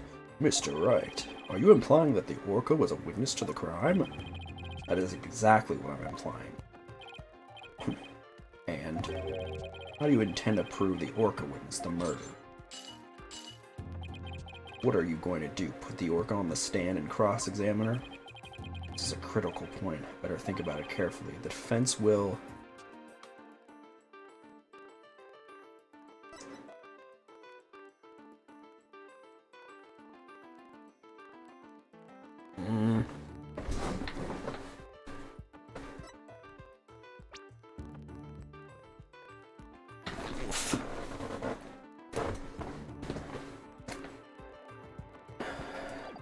The defense will present evidence? Continue with Crab. Continue my cross-examination of Dr. Crab. That's fine with me, but I've already said everything I have to say. You still haven't told the court why you broke your promise to meet with the victim. Before we get into that, why don't you take care of your orca witnessing the murder Balderdash first? Balderdash? Is that some sort of shot at me? That seems to be quite a sensitive subject with the judge. Maybe I'd better come up with something that isn't Balderdash. The defense will cross-examine Orla? If I asked Orla, it's so weird to look at you without massive honors. Well, I've got a coat on and a sweater, so... If I asked Orla if she witnessed the murder, I'm sure she would tell me everything.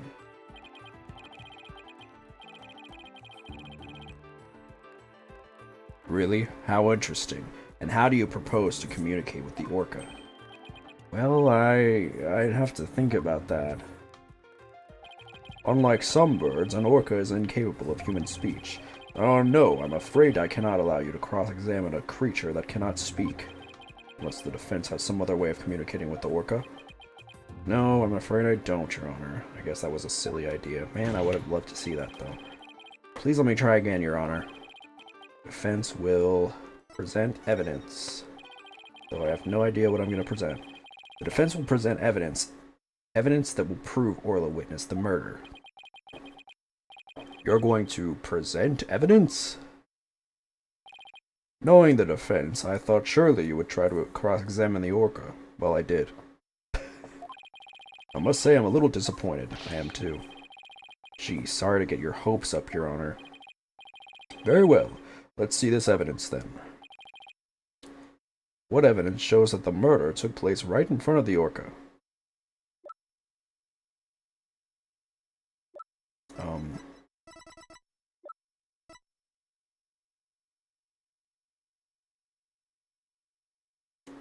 There's blood on the skull.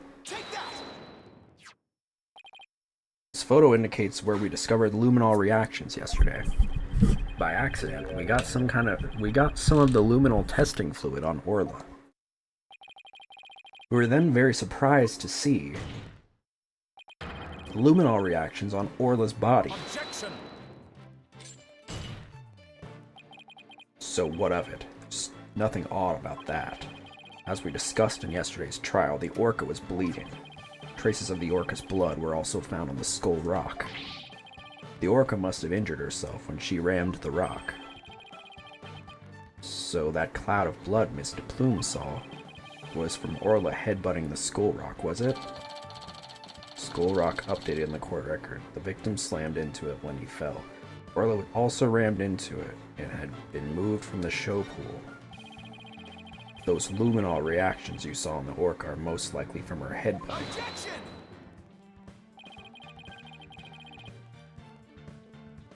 But what's odd is the position of those bloodstains. Please take a good look at this photograph. Look at this photograph! Yesterday, Mr. Plume said the blood disappeared when Orla put it on the hat. That testimony indicated that Orla's injuries were under the hat area. However, these luminol reactions are in two entirely separate areas from her injuries. Those bloodstains can't be Orla's own blood from when she was headbutting. Then where did the blood come from? It's my firm belief that it's the victim's blood. The victim was killed right in front of Orla, and the victim's blood splattered onto Orla's body. Gah!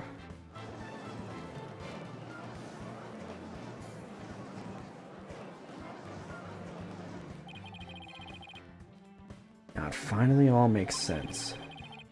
Orla was a witness to the murder, so that's why...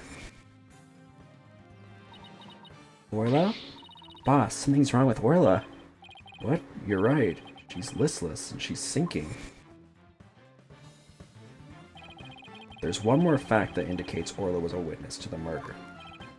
There's more? The culprit was afraid Orla could somehow reveal what she witnessed, and that's why they did what they did. It's the only thing that makes sense. I have to present that evidence. That evidence that proves the culprit thought Orla was a dangerous witness. They tried to put her to sleep. I think. Yeah. The defense would like to submit this evidence. What's this? It looks like some sort of medicine. It's a sleeping drug, Your Honor, a very powerful one. The sleeping drug was discovered in Orla's stomach yesterday. The culprit tried to drown Orla by putting her in a deep sleep. Tried to drown the orca? But why? Right, Dono. Are you trying to tell this court that the perpetrator tried to kill the orca off to prevent a witness from talking? Do you really expect to defeat me with that feeble attack? My sword has been drawn. I'm not about to sheath my evidence now. Orcas have an enormous potential for intelligence. Possibility that Orla could somehow manage to reveal the truth can't be denied. The culprit believed in this possibility, and that's why they tried to kill her. Dr. Herman Crab, you purchased this sleeping drug, didn't you? Yeah. What? Does this mean the veterinarian tried to do away with the orca? Who but a veterinarian would better know how to disguise an orca's death? He could even prevent the police from examining Orla's body. Why you? Are you actually accusing me of trying to murder the orca? How dare you? How dare you slander the noble profession of a veterinarian? Eek! Eek! My goodness, one could cut the tension in this courtroom with a knife. Yes, I admit to purchasing that sleeping drug. However, it was subsequently stolen from my lab. That's such a flimsy excuse. It's the truth. What else can I say? Any one of the crew members could have entered my lab. Guess that weakens my evidence quite a bit. Besides, thinking about it for a minute, who was it that treated Orla after she swallowed the drug? It was I. But that just made you more suspicious. But as I recall, it took you quite a while to give that treatment. You didn't even come on your own. We had to go get you. Son of a gun. You just remember all sorts of little details, don't you, Mr. Lawyer? The orca pool and the lab are far apart. It's little wonder he didn't know Orla's condition. Didn't know? That's highly doubtful. As far apart as they were, Dr. Crab still had a way to know all about Orla's condition. The defense would like to submit evidence that the witness knew about Orla's condition. That would be... the torpedo? I mean, he's able to see them 24/7, so... I think it's the torpedo. Torpedo. Gah!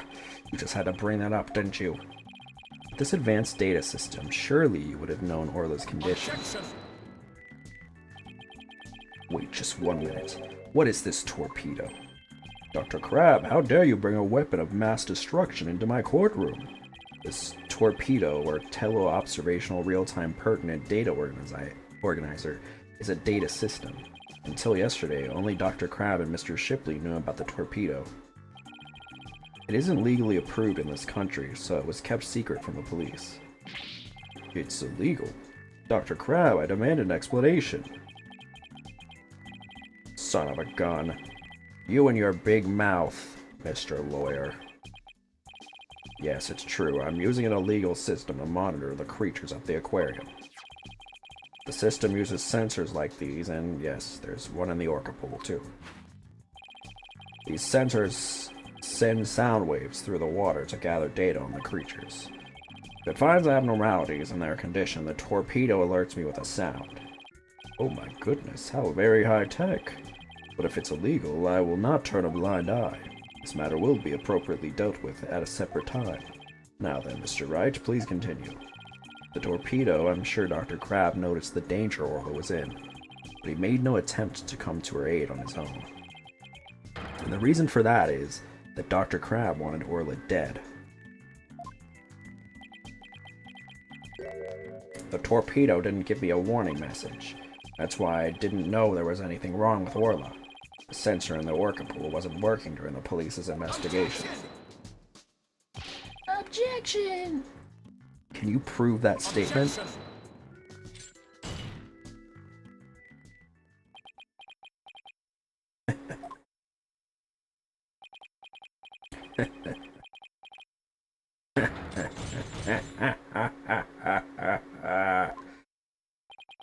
What's with him? Guess this is all so high-tech for Prosecutor Blackwell that it's making him a little funny. Funny? Yes, I find this all very funny. Witness, those sensors send sound waves through the water, correct? But what if there isn't any water? Then they won't work. They won't work. They would automatically switch off. I see. And where is the sensor in the orca pool located? I don't know. Jack is the one who attached it for me. You don't know? Then I will tell you. The police found a sensor just like the one you showed us. They found it attached to the table at the bottom of the pool. Table? You mean the table in this photograph? That's right. Don't you get it yet, right, Dono? The table is on the Skull Rock side of the partition.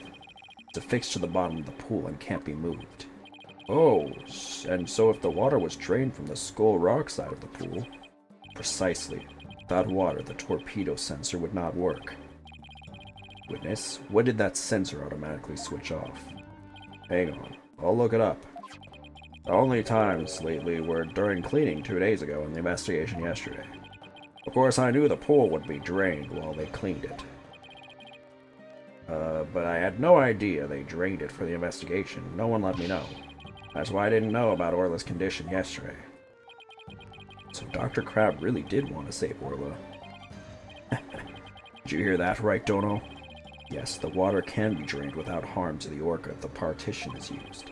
But if the water is drained from the Skull Rock side, the sensor turns itself on. The sensor was always on, except for during the cleaning and the investigation. It means there must have been water in the pool at all other times. It was never drained. In other words, no one but the defendant could have committed the crime.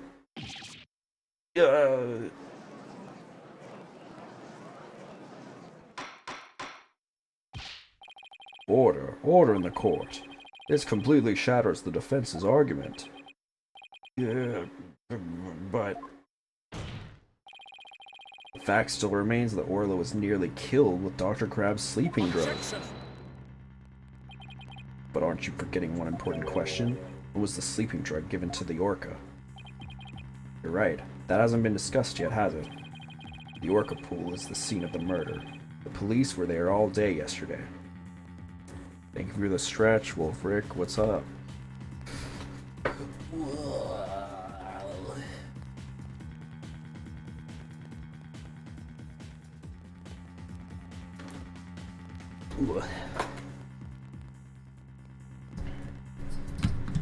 The orca pool is the scene of the murder. The police were there all day yesterday.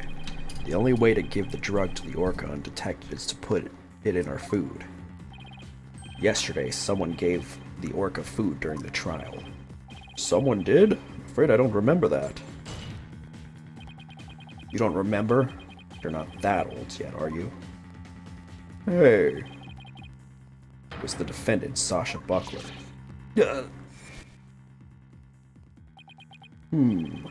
So that is the orca that stands accused, is it? Oh, she's waving her flipper at us. Maybe she's cheering us on? Orla, wish Phoenix and Athena luck.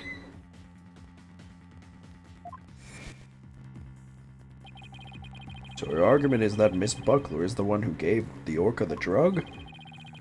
The prosecution's argument hasn't changed. Buckler made the victim fall to his death and then manipulated the orca to pin it on her. Still not satisfied, she further planned to kill the orca with the sleeping drug. I didn't hear any reports of Dr. Crab feeding Orla. Maybe he didn't have a hand in Orla's attempted murder after all. But is there anybody else who could have fed Orla besides Sasha? It's true the defendant is the one who fed the sleeping drug to the orca, and that places even more suspicion on her than ever. Objection! The defense objects to the prosecution's claims. Well, well, you still haven't admitted defeat. Prosecutor Blackwell, I don't appreciate the way you only mention the parts that are convenient for you. What do you mean by that, Mr. Wright? The prosecutor failed to mention that Miss Buckler wasn't the only one to feed Orla. As you all recall, there was another person who gave Orla food. Oh, you mean that person? Looks like Athena remembers now, too. Congrats, Sasha. Time to celebrate. Go on, eat up.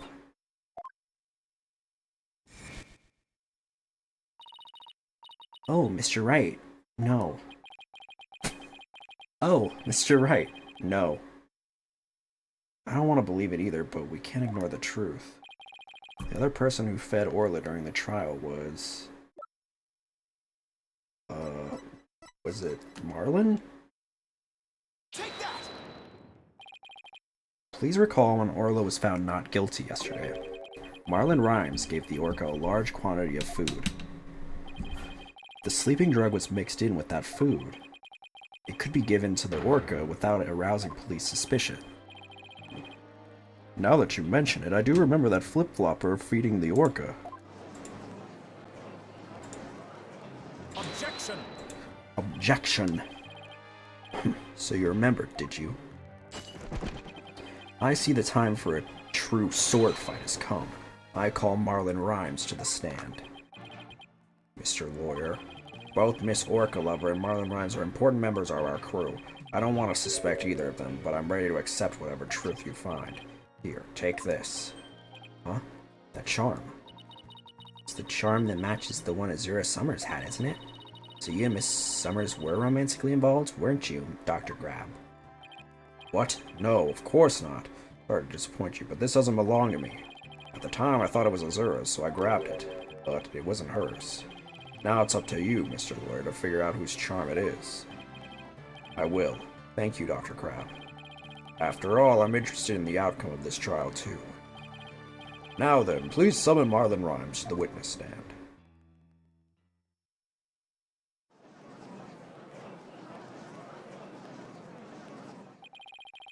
What's going on? What's everybody making that face for? I haven't been watching the trial and nobody's told me anything. Marlin Rhymes, you are under suspicion for the attempted murder of the orca. I see. Well, if it's already out...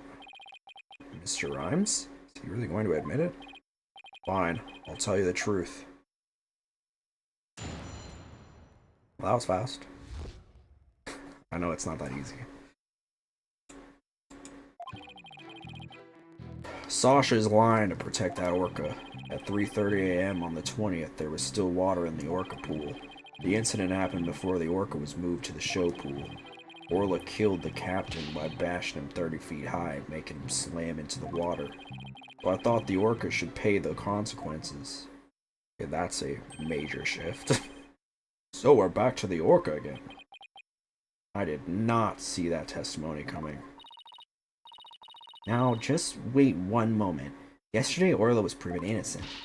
Besides, you said Orla was in the show pool during the cleaning. I didn't want to sell Sasha out, that's why I didn't tell the truth. The fact is, all three of us, the captain, Sasha, and me, were cleaning the pool room.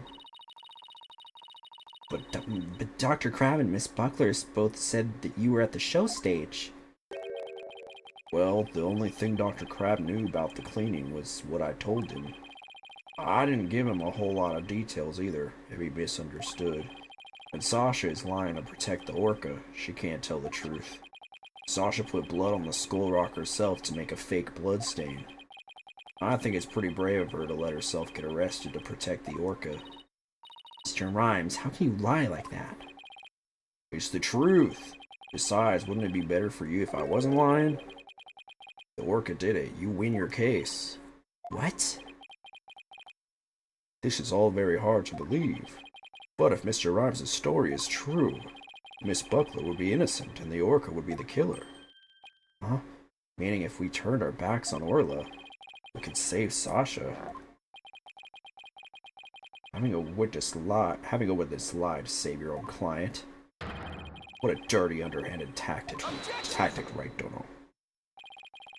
Yesterday, the defense proved Orla was not guilty. We have no intention of going back on our assertions now. What are you saying, Mr. Wright? All you gotta do is admit the orca did it and Sasha goes free. Isn't a lawyer supposed to act in his client's best interest?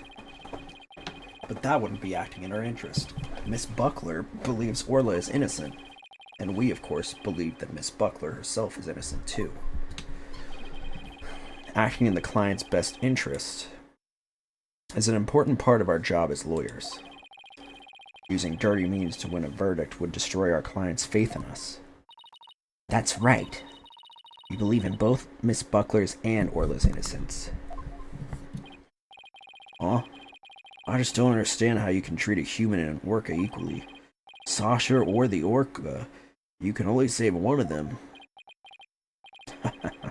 I don't know about that. I think I can save them both. All I have to do is disprove your testimony. Oh yeah? Then go ahead and try. I will do just that. If I can't tear down his testimony, I won't be able to save both of them. I have to find a weak spot and start tearing. Tear it up.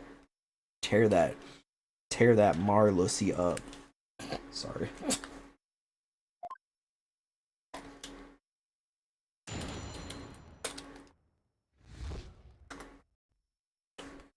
Do do do do do do do. Do do do do do. Do do do do do do.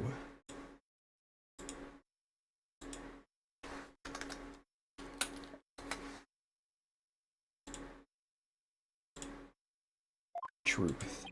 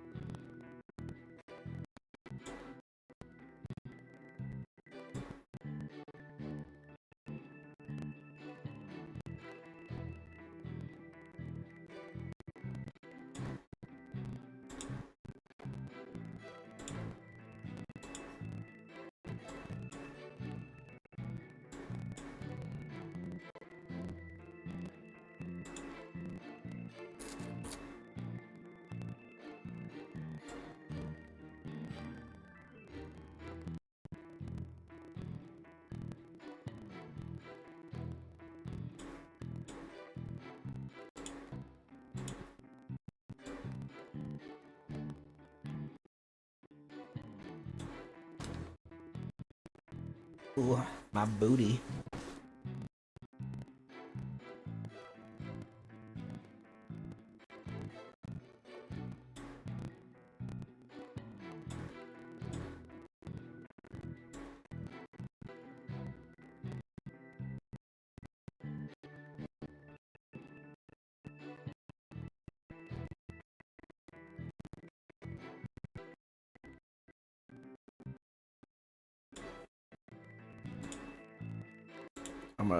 I'm gonna reference the walkthrough from here just to get through it, because we're getting pretty close to the end.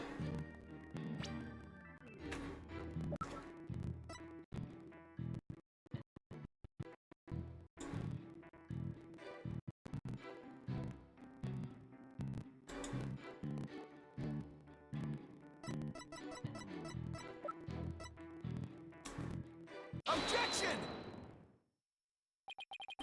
When lies are piled on top of each other, contradictions start to emerge.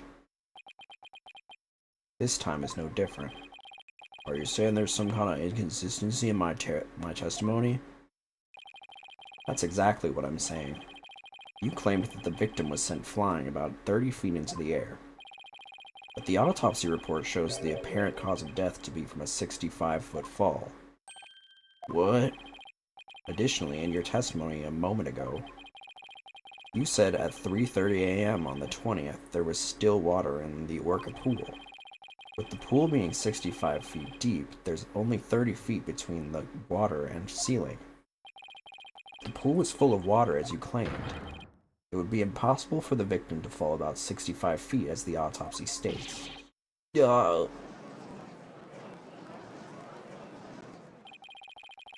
Mr. Rhymes claims he was in the Orca pool room so he could make these statements. But the truth must be he was at the show stage just as Dr. Crab and Sasha testified. I believe that brings us back around to the Orca didn't do it. I didn't believe the witness's testimony from the outset. I'm grateful to you, Right Dono, for shutting the witness up, as I thought the only person who could have killed the victim is Sasha Butler. That fact still remains whether the witness was the one who tried to kill the Orca or not. Son of a... Mr. Rhymes was right about one thing. His testimony was advantageous to our case. Pointing out the contradiction in his statement will only drive us into a corner. As Prosecutor Blackwell said, suspicion against Miss Buckler is now deepened. Uh-oh. If I don't do something fast, the judge is going to find Sasha guilty. Mr. Wright, isn't there anything we can do? There has to be a way to prove Sasha's innocent. At a time like this, the thing to do is turn my thinking around. Instead of trying to prove that Sasha couldn't have done it, I have to think about what made it possible for somebody else to have done it. As long as the crime scene is the Orca pool room, then Sasha is the only one who could have committed the crime. No need for pity or boldness. Just finish him off with a swift verdict. It appears the defense has no objections. Very well, I will give my verdict. Your Honor, please hold off on that verdict. But you were so quiet, Mr. Wright. Do you have something to say now? The defense has a counter-argument. You do? Pitiful, such desperation. You look pale. Are you sure you're prepared to make this counter-argument? The worst of times are when lawyers have to force their biggest smiles. I'll never forget those words, no matter how many years go by. Even though it's probably just a bluff, I'll give it to them with a smile. What if the scene of the crime was somewhere else? The scene of the crime? Somewhere else? What? You're finding fault with the police investigation now? As I understand it, the prosecution's argument is as follows. The scene of the crime was the Orca pool room. Only the defendant and victim entered that room when there was no water in the pool. Therefore, only the defendant could have committed the crime.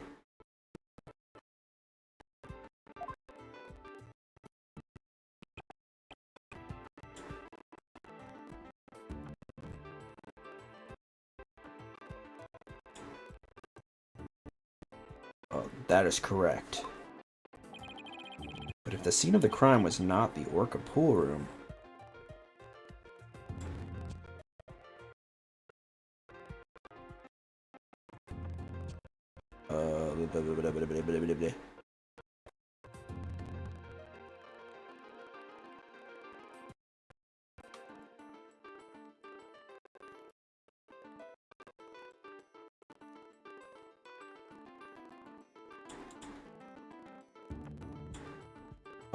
sorry, if the scene of the crime was not the Orca pool room, then somebody other than the defendant could have committed the crime.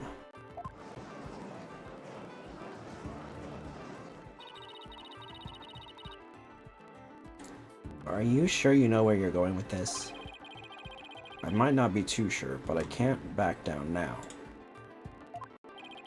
Mr. Wright, I hope that I'm wrong, but this isn't one of your bluffs by any chance. Of course not. The judge knows me far too well. And do you have a theory on where the actual scene of the crime was?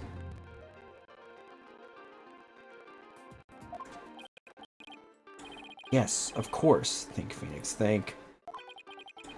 Of a place other than the Orca pool room where one could fall to one's death. Then by all means, please share your theory with the court. Where's the real scene of the murder? The show pool? The show stage pool might have been drained of water at some point as well. And if so, it would be just as possible to fall to one's death there as the Orca pool. Right, Dono?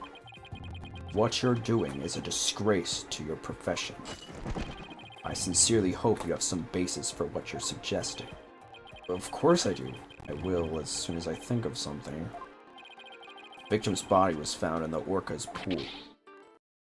How do you explain that? How about if, after the victim was killed in the show stage pool, his body was moved to the Orca pool? How about if? What kind of presentation of your argument is that? You had better have a reasonable explanation of how the body was moved. There's no turning back now to think of a way the body could have been moved. Is there something at the scene that could have been used to move the body? Well, probably this. The little stretcher. The hoist runs between the Orca pool room and the show stage. The stretcher can be hung from the hoist to move things like Orlo or the Skull Rock. The stretcher could also have been used to move the dead body. Yes, if the stretcher can move the Orca or the Skull Rock, it seems likely it could move a dead body as well. Well, somehow that worked. I just might be able to pull this off.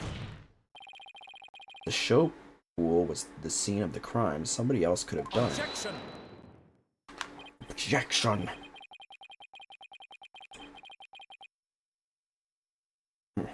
Desperately spew conjecture, and now you even make up a crime scene?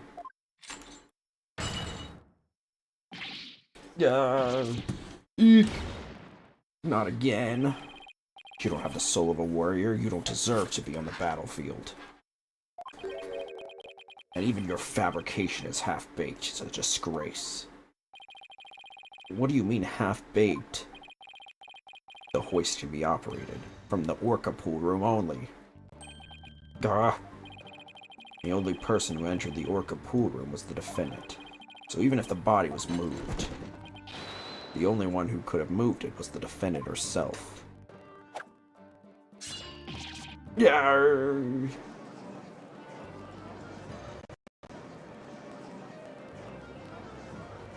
Damn. Backed ourselves into a corner with that one. Order. So it comes back to the defendant no matter which pool it was. Meaning I can't clear Sasha either way? Sasha said she moved Orla in the Skull Rock. And I believe her. So could it be possible that she moved the body herself without being aware of it? Mr. Wright, do you have an objection to Prosecutor Blackwell's claim? Do I have an objection to the claim that the defendant moved the body? You bet I have one. Probably. The defense has an objection. Alright, fine. Let's hear this objection then. Well, my objection is, I can't admit I haven't thought of one. Mr. Wright, you just felt like saying you had an objection, didn't you? Yes, Your Honor. Well, I just feel like giving you a penalty. The hoist could only be operated from the Orca pool room. Furthermore, the defendant is the only one who could have entered the Orca pool room. Therefore, the defendant is the only one who could have moved the body.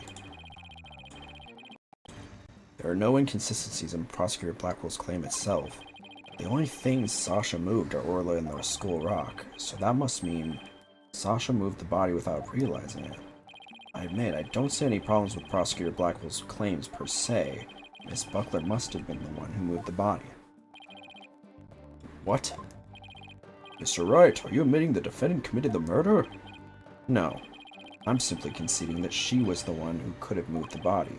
However, I contend Miss Buckler was not aware that that is what she was doing. The culprit made her move it unbeknownst to her. The defendant moved a dead body without recognizing that it was a dead body? How could that be possible? The body was found in the orca pool. It must have been moved there somehow. I might find some kind of hint in the thing she moved with the stretcher. The culprit made Miss Buckler move the body along with this piece of evidence. Was it the skull rock? It had been moved from the show pool. The skull rock? Miss Buckler told me yesterday that she had moved the skull rock when she was cleaning. The only two things Miss Buckler moved to the orca pool are Orla and the skull rock. I would like to suggest that the victim's body may have been inside the skull rock. What? Huh? Hidden inside the rock, the body could have been moved to the orca pool with the hoist. At the show stage, Marlon Rhymes loaded up the skull rock with the body inside, and then he used the walkie-talkie to let Miss Buckler know the rock was loaded. Miss Buckler operated the hoist from the orca pool room and moved the stretcher. She moved the rock without knowing the body was inside. Do you really think there's enough space inside the skull rock to place the body? Swashbuckler flyer indicates it could be possible. Please focus on the question mark at the bottom left. Oh, it says, who will obtain the gold coins hidden in the skull rock? In that case, I suppose the rock is most likely hollow. What's more, if the body was inside the skull rock, it explains the remaining unanswered questions. Such as? Please take a look at the security footage of the scene Miss DePlume witnessed. Where did the body that Miss DePlume saw come from? Please recall, what was Orla doing to the skull rock at this time? She was headbutting it. Oh! That's right, Orla's ramming released the body from the skull rock. The body had been placed inside the skull rock and moved there from the show stage. I assert that the real murder scene was, in fact, the show stage pool. Silence. What rubbish is this now? You don't have a single scrap of evidence. It's easy enough to verify what I say. Take a look inside the skull rock for yourself. You should find some kind of proof that the body was there. Blood, fibers, hair. Yeah, right, Donna.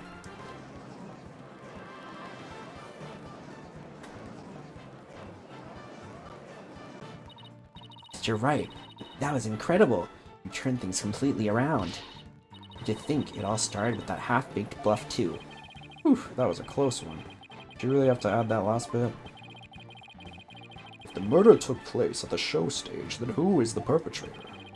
It is naturally the person who is at the show stage.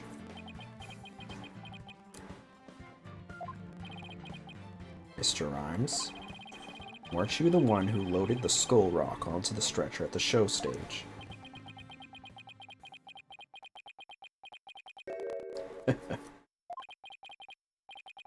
Wow, Mr. Wright, that was some pretty smart brain work you did there. To be honest, I never thought you could figure it out. I tried to protect myself, but I guess it came back to bite me. Are you confessing you gave false testimony before, Mr. Rhymes? That's perjury. Yeah, what Mr. Wright says is true. The body was inside the skull rock, and it's true the captain was killed in the show pool too. What? Is admitting that easily? This time I'm gonna tell you the whole truth about what happened that day. Okay, you do that, buddy.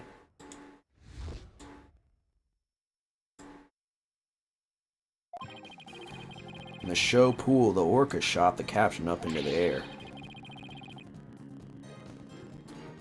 Then the captain came down and slammed into the water. A can still remember the spectator's screams clearly. All Sasha did was move the body. She was trying to protect the orca. When Mr. Plume witnessed the orca finding the body, I freaked.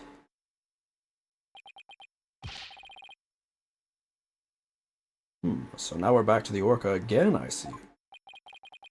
You were going to give the testimony like that. Why did I bother putting you on the stand? All I'm doing is telling the truth. That day, Sasha wanted to do the old version of the swashbuckler spectacular. So I suggested she hide the body in the Skull Rock and move it to the orca pool. I was going to figure out what to do with the body after the show was over. The orca is the one that killed the captain. It wasn't me, and it wasn't Sasha. So it was Mr. Rhymes' idea to hide the body in the Skull Rock. But if Mr. Rhymes is the culprit, why would he protect Sasha?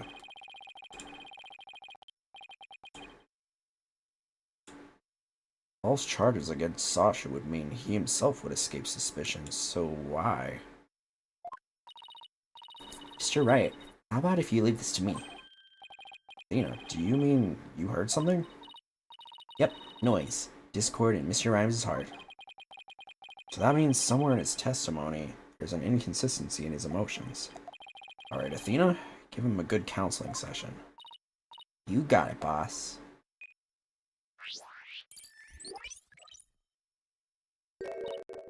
Huh? What's this? What are you getting, Athena? His testimony is pretty complex. Feelings of deep sadness and intense anger are being called up. Those two emotions appear to be running out of control. Out of control emotions? Is that going to be a problem? We'll have to probe their cause if we want to get his true emotions and testimony. Might even be odd or unnatural spots in his testimony he isn't even aware of. Alright, let's probe for the cause of his out-of-control emotions then. I'll explain how to probe. Let's find the root cause together. When you see something off in a statement, press probe, L. Next, point to what's causing Mr. Rhymes' out-of-control emotions. Finally, press probe to complete the process. When emotions are out of control, memories can be recalled incorrectly. If you haven't still found anything after all the statements and images, I'll help. Great. Alright. I'll get started comparing the statements with the images.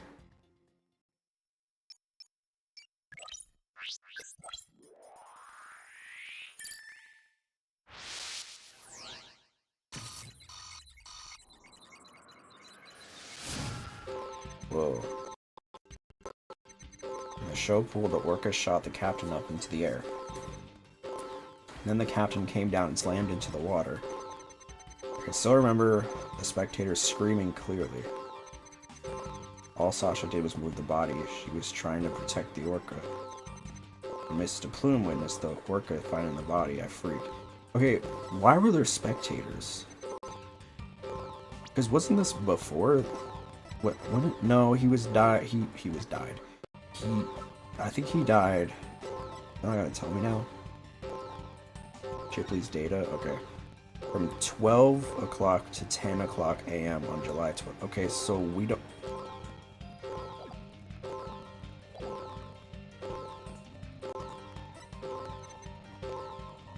All Sasha did was move the body. She was trying to protect the orca. Mr. Plume witnessed the orca finding the body. I freaked. It could be the cause of his out-of-control sadness and anger. It'd be hard to find them both at the same time. Let's concentrate on probing just one. He did make one odd statement I was wondering about. I highly doubt there were any spectators at the scene of the crime. Okay, cool. Hey, good point. That just doesn't fit. Might be the cause of his out-of-control emotions. Let's try pointing out the spectators. Just to be sure, I'll explain how to probe. Okay.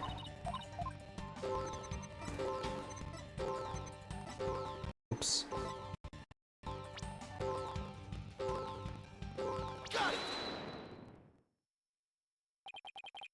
I doubt there were any spectators there at the show stage when the owner died. If there had been, those witnesses would have told us the true crime scene right away.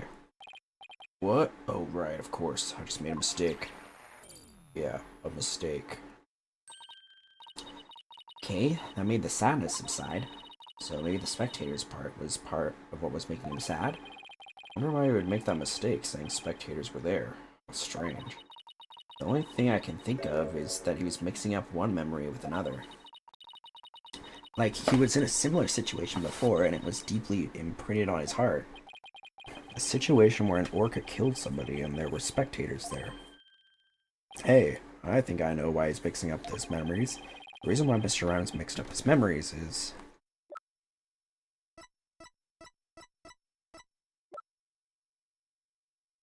the killer whale. Mr. Rhymes, I think I know what happened. Could you have been mixing up what happened a year ago with this incident? Maybe that's why you slipped and said the owner was killed in front of spectators. What? How did you? You're right. I did see the orca kill somebody a year ago. But what about it? I was just one of the spectators. Really? Just another spectator? There must be a reason why you feel great sadness about that incident last year. Silence. Silence. Stop this nonsensical scrutiny of feelings. Just present evidence to prove your point. Yeep. Boss, do we have any kind of evidence that would back us up here?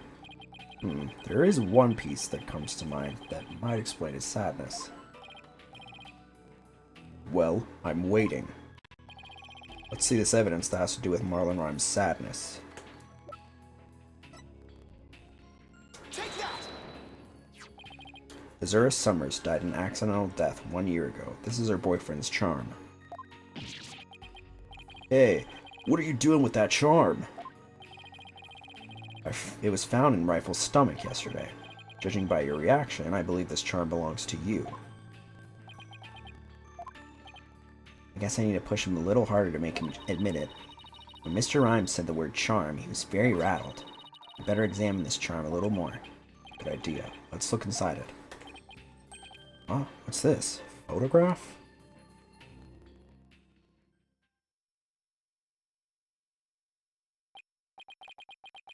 Hey, this is Azura Summers and Marlon Rhymes. Mr. Rhymes, you and Azura Summers were a couple, weren't you? So what if we were a couple? It doesn't have anything to do with the captain's case. You believe you saw the worker kill your girlfriend. That's the cause of your sadness. Isn't that emotion of yours connected to the current case? Silence. The only thing you revealed was the witness's connection to the victim of last year's incident. What does the witness's past have to do with the case at hand? I don't know yet. We managed to pinpoint the source of his sadness. Let's delve into who Mr. Rhymes is angry at. The show pool, the orca shot the captain up into the air.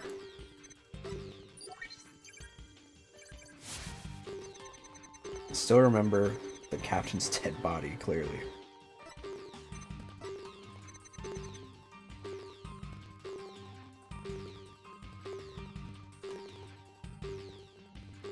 Okay, I don't think that happened either. I mean, cause this is in the showroom, right?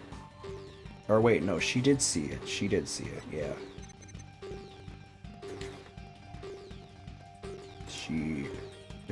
Cause it was moved into back into the orca pool, right?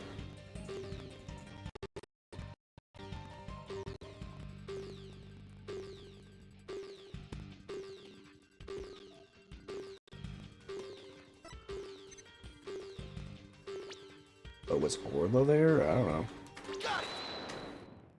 Maybe. Maybe not. Mr. Rhymes, you're angry with Orla, aren't you? Angry at an orca? Why would I be? If you think I have some reason to be mad, then show me some proof. You have proof that Mr. Rhymes has a reason to be mad? I've got your proof. I bet that evidence we just took a look at would come in handy here. Oof. This charm indicates that you were Azura Summers' boyfriend.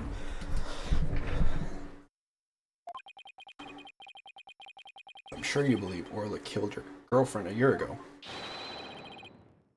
You lost your girlfriend, and that's why you've been so angry at Orla.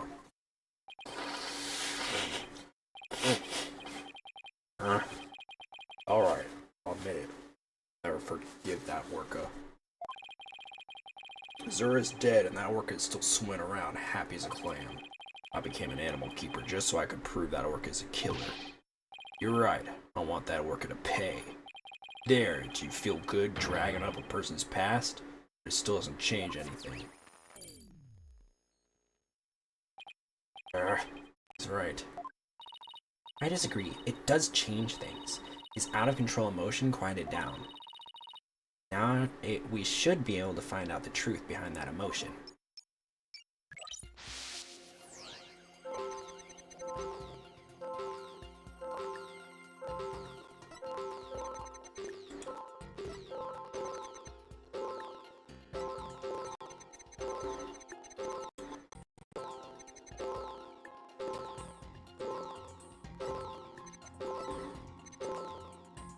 You freaked, but he's not freaking. He's not freaking.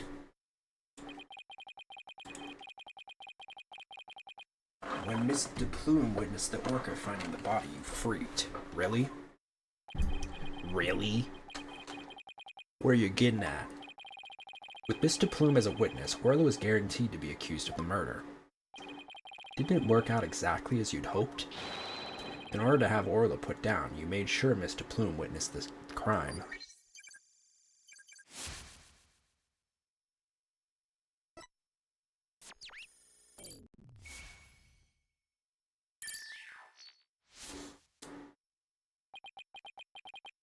So you figured all that out, did you?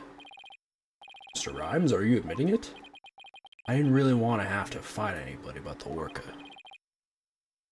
But you leave me no choice.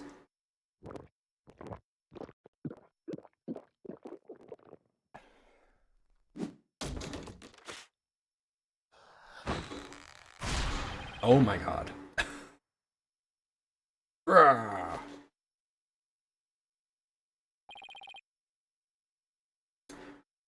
Now it's time to get serious. Ahoy! What, yo, yo, yo, ho, ho. Ahoy, me, brothers, represent. Avast ye grass eaters. Make me words that pop me your mouth. Okay.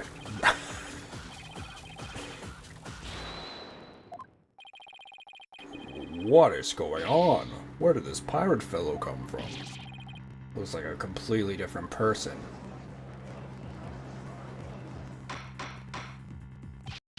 Order. If we don't have order, Prosecutor Blackwell will yell at us. Prosecutor Blackwell is at a loss for words. So I was glad to have that wench be a witness. Oh, you caught me out. It be true I thought that orca's murderous ways should be found out. That'd be why I schemed to have the Plume see the body. So you admit it? You deliberately framed Orla? Oh, it be true. But what skin be that of anybody's nose? That orca be a murdering, scurvy dog. I may have a grudge against the orca, but I always felt grateful towards the captain. The orca murdered Azura and the captain. So of course she should walk the plank. Gah, I don't have a response to that. I agree, it wouldn't make any sense for him to kill the owner. Why would he? But his hatred for Orla, on the other hand, comes through loud and clear. Wait a minute. If killing Mr. Shipley doesn't make sense, who would it make sense for Rhymes to kill? Maybe my theory has been all wrong. Your Honor, I think I just became aware of a new fact. Oh, and what is that? Now that we know about Mr. Rhymes' intense hatred of Orla, it turns the premise we've been arguing on its ear. We'll now reveal the identity of the individual Mr. Rhymes meant to kill from the start. Was it Orla? Orla? Rita Ora? What? So the witness's intent was to kill the orca? Exactly. The witness's intended victim was not Jack Shipley. From the start, it was all a scheme to kill Orla. The orca was his true target, but Jack Shipley is the one who died. The orca is alive and quite well. He's right. He wanted to kill the orca, and yet it was Jack Shipley who fell to his death. How did that happen? Wait a minute. What if Mr. Rhymes wanting to kill Orla was somehow connected to Mr. Shipley's death? At a loss of words, are you? What happened to your bravado of a moment ago? Enough of these reckless words without any basis in fact. Objection! They aren't reckless words. The basis for my claim is at the real murder scene, the show pool. What are you talking about? It's my contention that 2 incidents happened at the show pool. The attempted murder of the orca and the victim falling to his death. First of all, in order to kill the orca, Mr. Rhymes removed something from the scene. And by doing so, he made it possible for Mr. Shipley to fall to his death. You did what now? Mr. Wright, what did Mr. Rhymes remove in an attempt to kill Orla? Was it the latter? You could kill a giant orca with that, you would be the king of the ocean. Well, we know he touched it. Clearly you lack respect for the sea.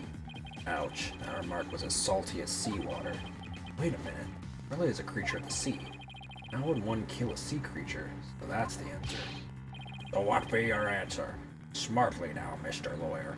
How did I try to kill the orca? Mr. Wright, what did Mr. Rhymes remove in an attempt to kill Orla? The water? Don't tell me you're trying to claim you tried to kill the orca by draining the pool water? That's exactly what I'm claiming. To help the defendant with the cleaning, Marlon Rhymes took charge of Orla. With the plan to kill Orla in the show pool, because the pool water was drained,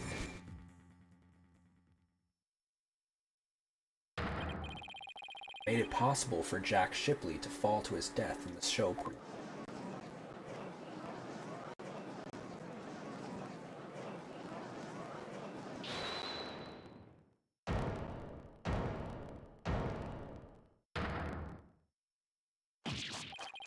Oh my god. Oh, I tried to kill the orca, you say? Can you even prove there was nary a drop of water in the pool? That day I was simply looking after the orca. Why would I have the monstrous thought of killing it? Objection! You claim you were looking after Orla in the early morning hours of July 20th. But I don't think you were doing a very good job at it. After all, Orla wasn't given anything to eat during that time. How would you know such a thing?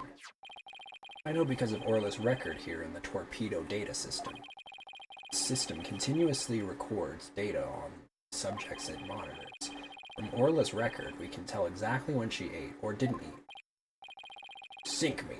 Nobody ever told me about that dastardly contraption. Only a few of the shipshape aquarium staff know about this system. According to Orla's record, she never ate in those early morning hours of the 20th. You planned to kill Orla, and that's why you didn't eat. Silence! You're wasting time. What proof do you have of that? Perhaps the orca simply wasn't hungry. No, he's right. I don't have any proof. Orla simply didn't eat. Then that would create an inconsistency. Where did her fish go? Fish? Question. Where did it disappear to? Fish. What does it matter? What relevance does it have to the case? Cease this stalling with inconsequential questions.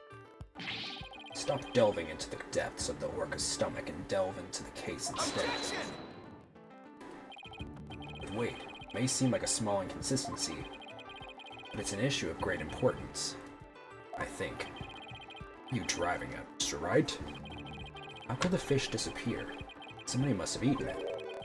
So who came to the show stage and ate Orla's fish? I think I might have a pretty good idea. I believe there must have been a visitor to the show stage that Mr. Rhymes didn't notice. Visitor? Are you trying to introduce yet another suspect at the 11th hour? If you utter more of your careless remarks, Taka won't look favorably upon it. I don't plan to utter any careless remarks. Whether my remarks will actually be related to the case or not, I don't yet know. Don't worry, boss. If Taka comes this way, I'll fend him off. But do try to keep your remarks careful. Somehow, Orla's fish disappeared. Somebody must have visited the show stage, but who? This was the visitor to the show stage. Rifle. I believe Rifle the Penguin visited the show stage. First an orca, now a penguin? Why would you be saying such a thing, Mr. Lawyer? I didn't see Rifle during the wee early morning hours. Do you have any proof Rifle visited the show stage? If you be a lawyer or any salt, show me your evidence. The bottom of Rifle's feet were pink for some reason. That fact is a clue that Rifle was indeed at the show stage. I have to present that piece of evidence that connects Rifle to the show stage.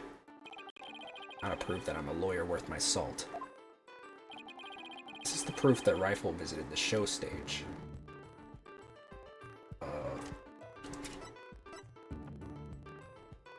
Was it the fish, or was it... Take that! No lawyer be I, but even a pirate like me can tell that not be right. Arr. Oh god.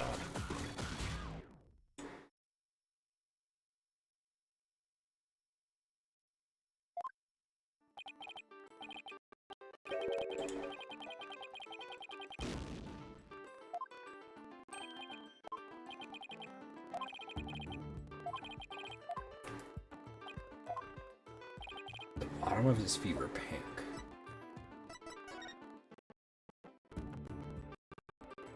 Yes. Yeah. Interesting. Oh my, what a cute little sign. Look at all those adorable stars. The stars are actually starfish. Miss Buckler painted the sign. In the early morning hours of the 20th, she left this sign at the show stage to dry. Mr. Rhymes kept an eye on the sign for Miss Buckler while the paint was drying.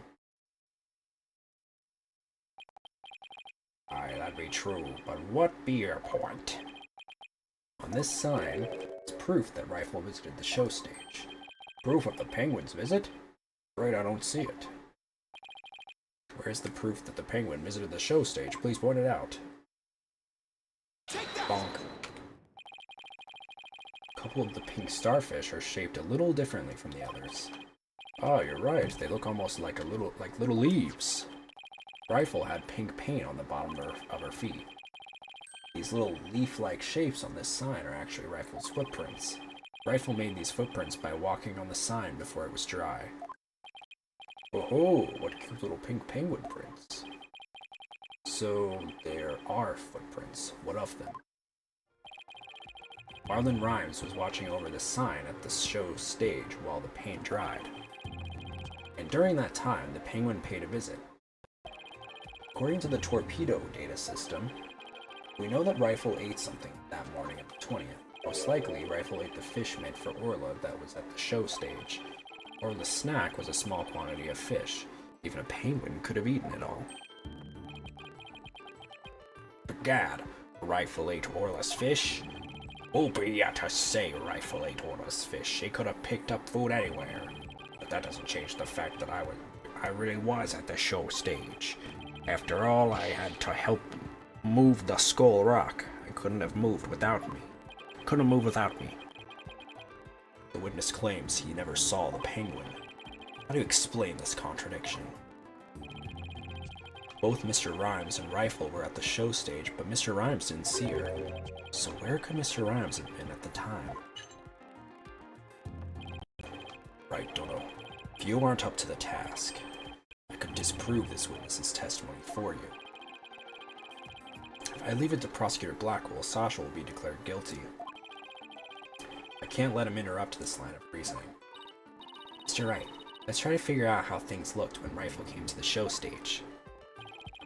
Mr. Rhymes was at the show stage, keeping an eye out on Orla and the sign. And we know it must be true because he helped move the Skull Rock. And then Rifle came in and walked over the sign. But wouldn't Mr. Rhymes notice Rifle if he was right there? Well, let's think about where Mr. Rhymes could have been. There is a place on the show area from which rifle... Is there a place in the show state area from which rifle couldn't have been seen? Take that! There. What? Inside the pool? But you're right. If he was inside the pool, he wouldn't have noticed Rifle. Are you saying Mr. Rhymes was underwater the whole time Rifle was eating? No, not underwater. I think about what he was trying to do, the answer is clear. Now I'm finally starting to get the whole picture. Just like yesterday. Must you two always be whispering to each other? Why don't you admit that resorting to a penguin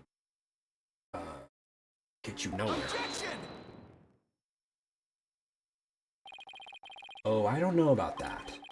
The fact that Mr. Rhymes didn't notice Rifle is such a small inconsistency. But it's a key point that proves what Mr. Rhymes was trying to do. The penguin is a key point. The show stage pool is very deep. If Rifle came to visit while Mr. Rhymes was at the pool, he would never have touched Rifle. He would have never noticed Rifle. Arrgh. Orcas can be out of the water for a short time without sustaining damage, but if they're out of the water for a long time, they weaken and eventually die. In order to kill Orlo, Mr. Rhymes had to drain the pool. And while the pool was drained of water, Mr. Shipley fell to his death. The show stage pool is about 65 feet deep, just like the Orca pool. Without water in the pool, a person could be made to fall 65 feet. Oh? Mr. Rhymes probably wondered what to do. He continued with his plan to kill Orlo. How would he dispose of Mr. Shipley's body? So he devised a plan to kill two birds with one stone. What? How? Mr. Rhymes went down to the bottom of the pool and put the victim's body in the rock. He then had Miss Buckler move the rock and the body together. Silence! The witness made the defendant do this somehow without arousing her suspicion. That's right. Mr. Shipley told Miss Buckler that she couldn't perform in the new show. Miss Buckler became upset and wanted to switch back to the old version of the show. So, Mr. Rhymes conveniently suggested that she take and hide a prop for the new show. Mr. Rhymes then manipulated Orla using her singing and lifesaver acts.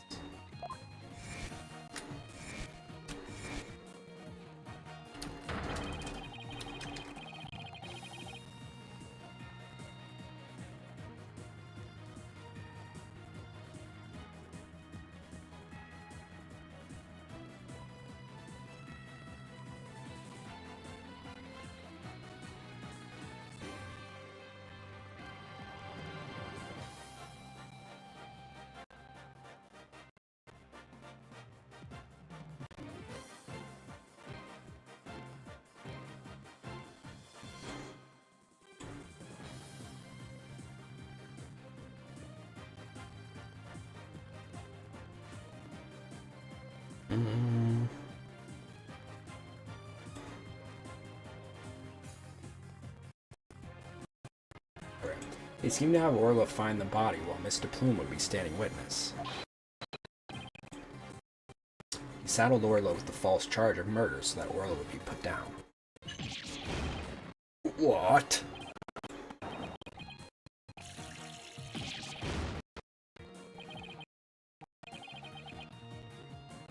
So the fact that the witness didn't see the penguin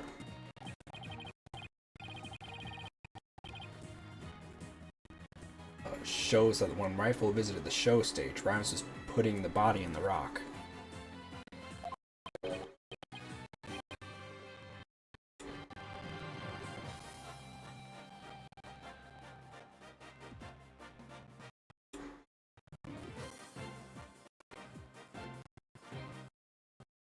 At the bottom of the pool, that is.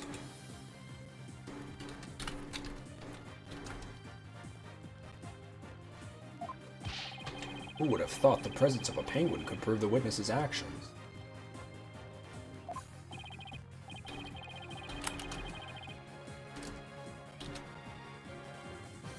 It's working. Just a little further now and Sasha will be proven not guilty.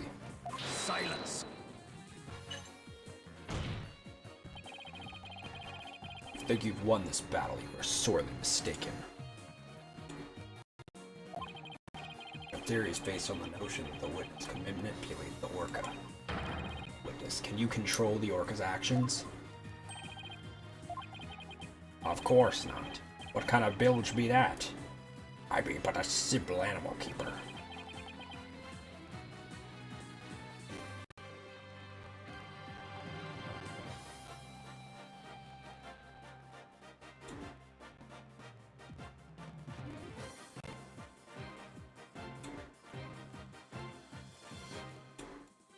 Sorry, one sec.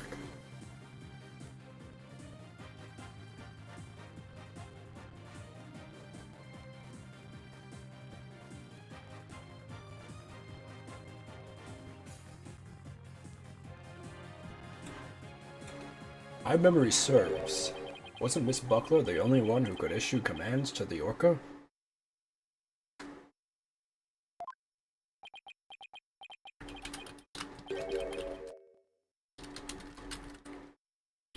The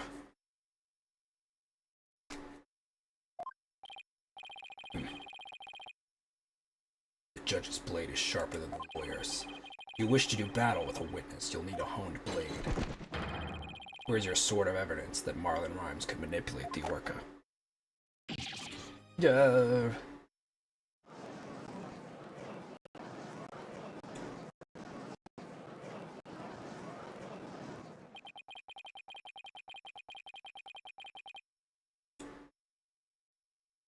Rhymes had to have manipulated Orla in order for his plan to work. How can I prove it? Well, it appears this line of reasoning has become unsustainable.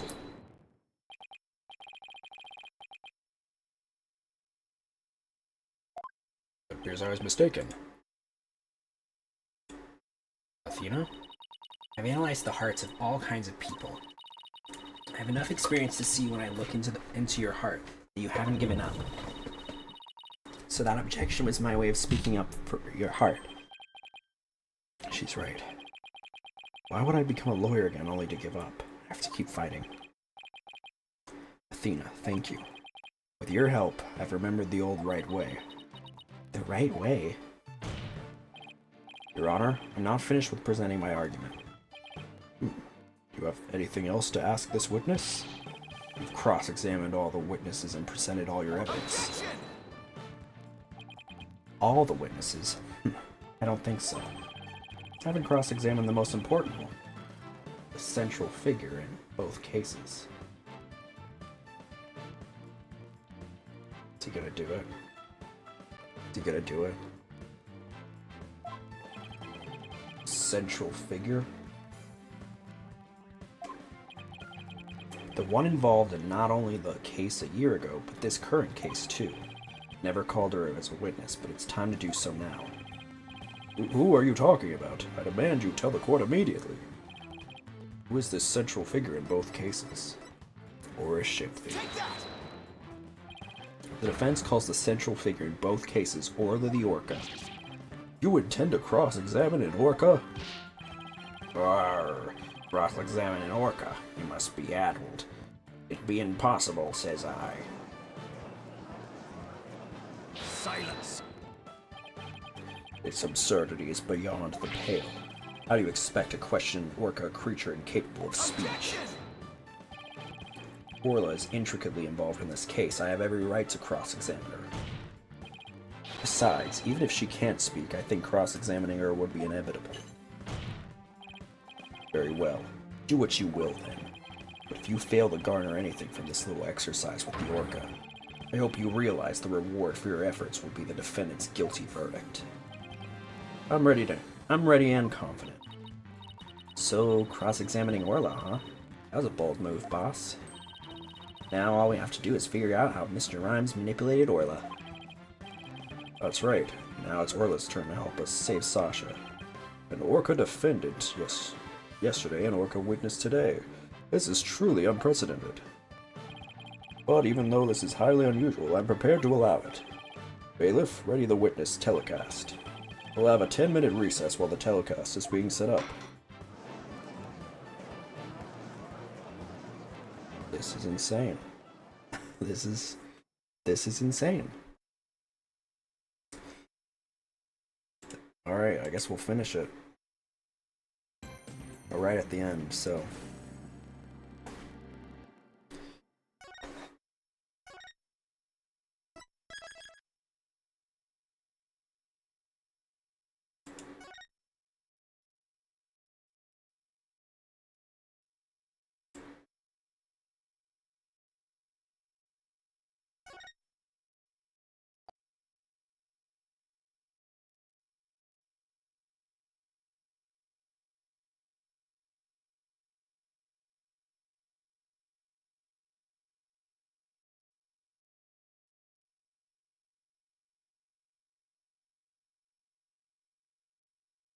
Alright, here we go.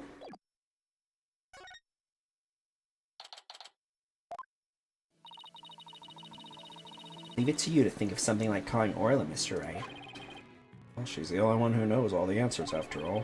I just talked to Pearls and she said Orla seems to be feeling fine. Now I have to try and figure out how Mr. Rhymes manipulated Orla. If we put Mr. Rhymes and Orla together, maybe we can get some kind of clue? I can't forget about that strange set of prints of Rhymes either. I really appreciate your trying to save both Orla and me.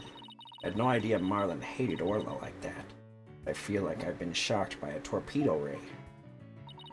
Of course he would hate the killer whale that murdered his girlfriend right in front of him.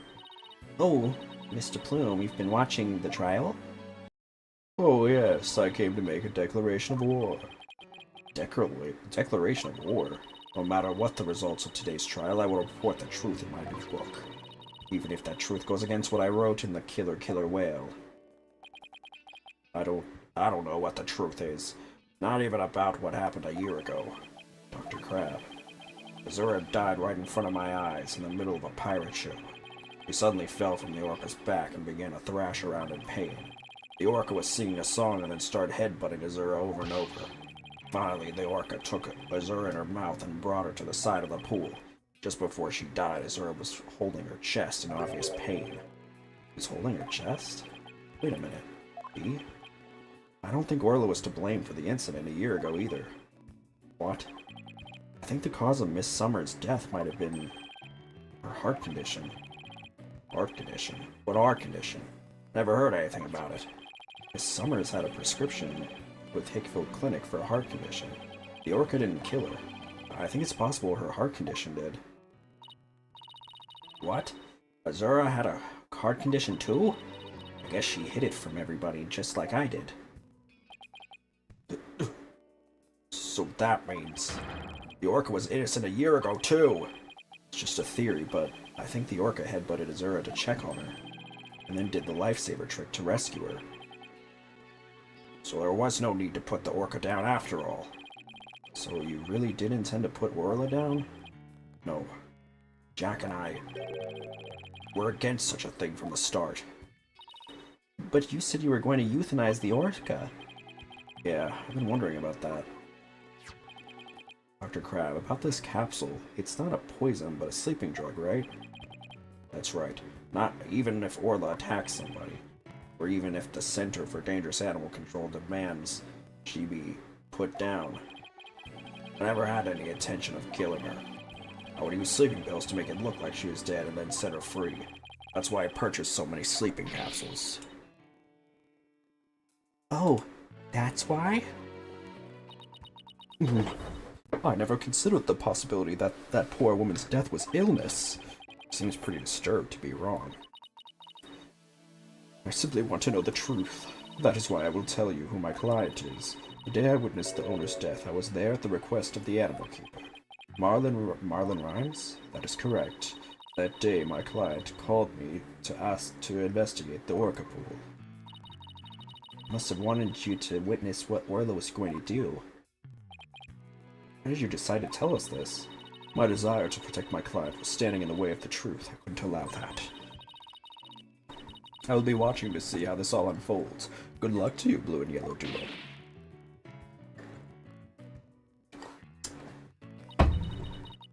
that was quite a bombshell she just dropped, and so casually, too. That woman really is a free spirit. Do you remember what you said yesterday, Mr. Lawyer? That you'd expose any secret if it would help save Sasha? I remember. It's my duty as a lawyer. Well, I just wanted you to know that I don't blame you for exposing the aquarium's secret. It may put me in hot water, but if it helps save the orca, let me clue you in on another secret. Focus on that orca's song. The orca's song, huh? What could it be hinting at? Oh, Mr. Wright, looks like it's time. The fact that they're different now? Yes. Alright, let's go back in. You've got it, boss. We're gonna go in there and save Sasha and Orla together.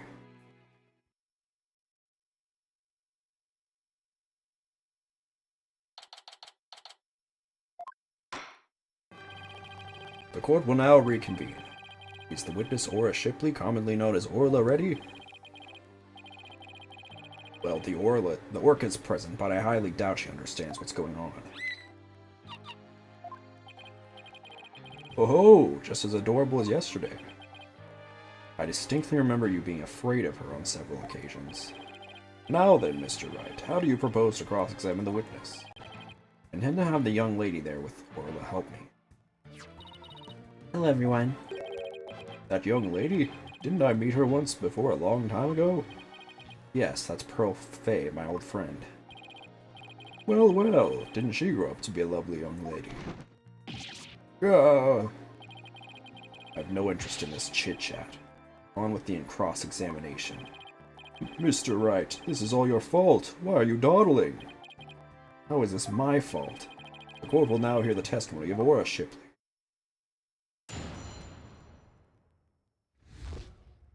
How Orla was manipulated.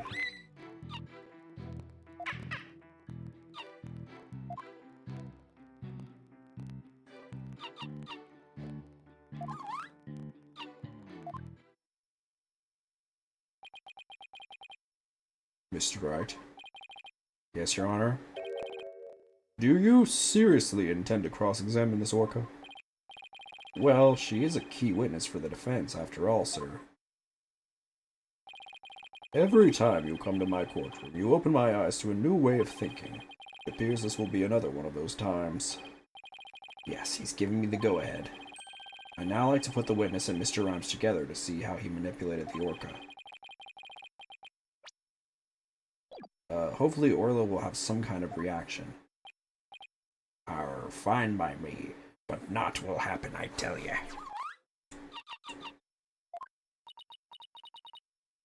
Mr. Rhymes is right. Nothing happened. I guess I shouldn't have expected it to be easy. How did he manipulate her?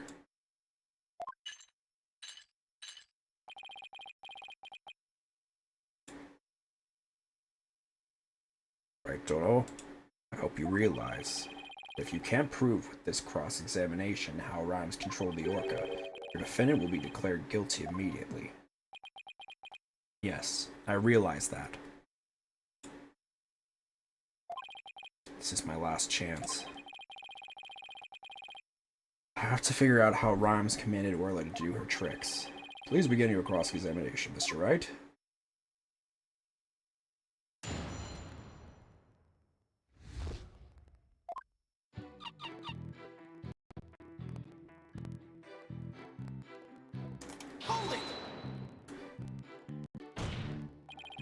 Miss Shipley, I'm afraid Fweet is not going to get us anywhere. This is your plan of action? You are incapable of interpreting orca speech. This entire exercise is folly. You leave the interpretation of Orla's heart to me. Right, girl? What do you gotta say? Let me hear it.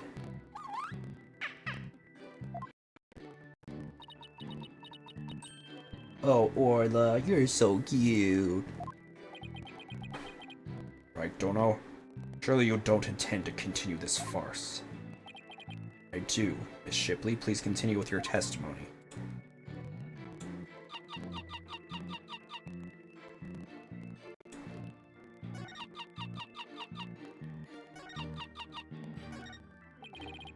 If I could actually communicate with Orla, this case would be solved in an instant. Even if we don't understand what she's saying, at least we can understand her heart.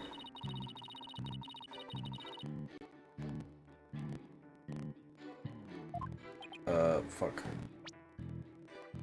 If we can just figure out how Mr. Rhymes commanded her, I'm sure Orlo will confirm it.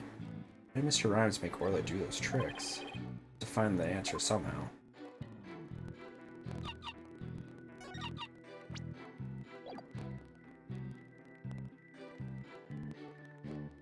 Hold it! Did you interpret that for the court, Miss Sykes? Getting a strong reading of happiness. Maybe she thinks she's doing a show? I demand serious witness testimony. This is no time for fun and games. If you continue this mockery, I will subject you to 40 lashes with a wet fish. Not a wet noodle? That just sounds fishy. Hey, speaking from experience, anything is better than 40 lashes from a whip. As a callback. Defense will please caution its witness to conduct herself with propriety. Hold it! Instead of impersonating a one-orca band, could you show us the lifesaver trick? Guess Orla won't do what you want unless you give her the proper signal. Oh, doesn't Orla sing beautifully? Talk of singing. This is much more melodic and clear. Either one should quit their day job. Please continue your testimony, Miss Shipley.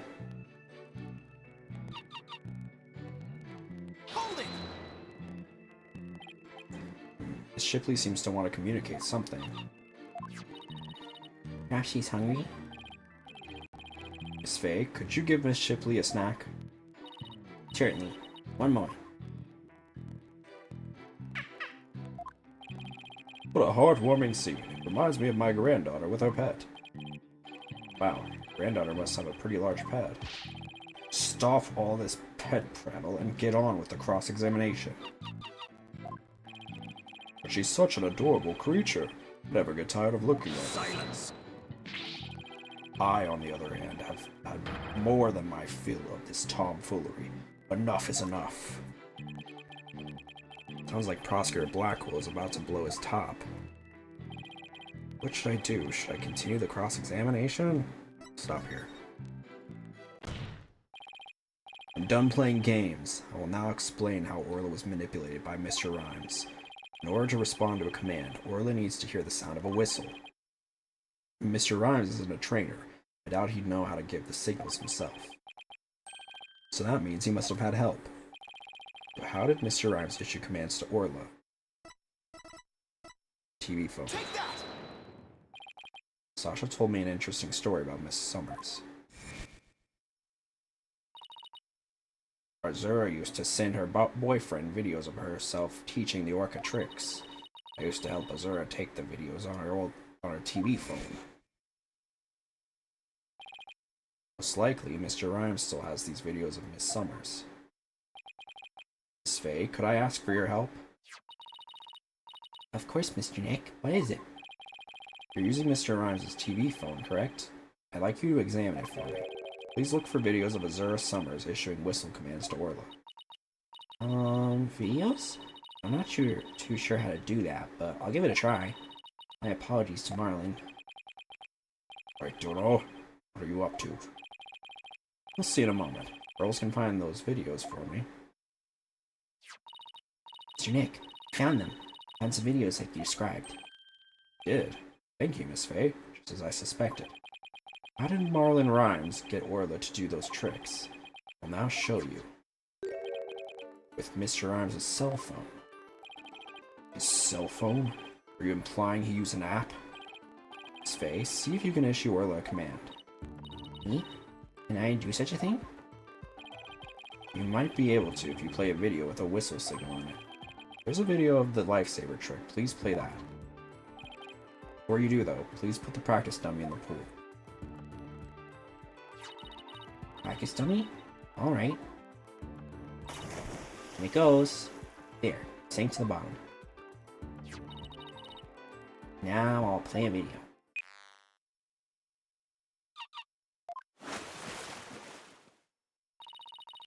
Orla is diving down, hitting straight for the dummy.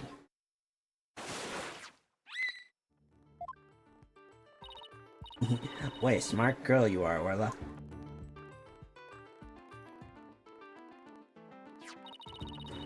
The lifesaver trick was a complete success, Mr. Nick. Thank you, Miss Faye. You're a big help. Now I have proof. Unbelievable. You actually pulled it off. That was the lifesaver trick we saw yesterday. Is Miss Faye an orca trainer now? No, Your Honor. I'll explain after we try one more trick. Let's see if we can command Orla to do the singing trick. Miss Faye, there's a video of the singing trick. Please play that. Certainly. Let's see. Is it this video?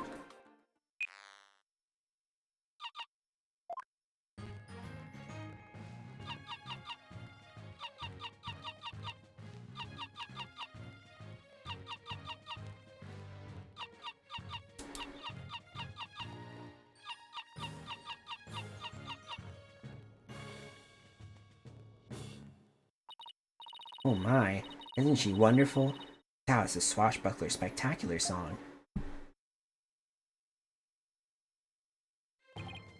Oh ho, what a lovely singing voice. That wasn't bad. By the way, how did Miss Faye give the orca those commands? Marlon Rhymes has something on his phone that his girlfriend, Azura Summers, sent him. They're videos of Miss Summers issuing commands to Orla with a whistle. If they have Orla listen to the sounds of the signals, anyone at all could command Orla. Oh my, anyone at all? Yes, I believe so, Your Honor. All they would have to do is play those videos. Mr. Wright, please submit those videos as evidence. I'm getting the sneaking suspicion the judge just wants to try it out for himself. Miss Faye, could you send those videos to the TV phone here? Alright, certainly. Got them. Alright, I'll try playing one.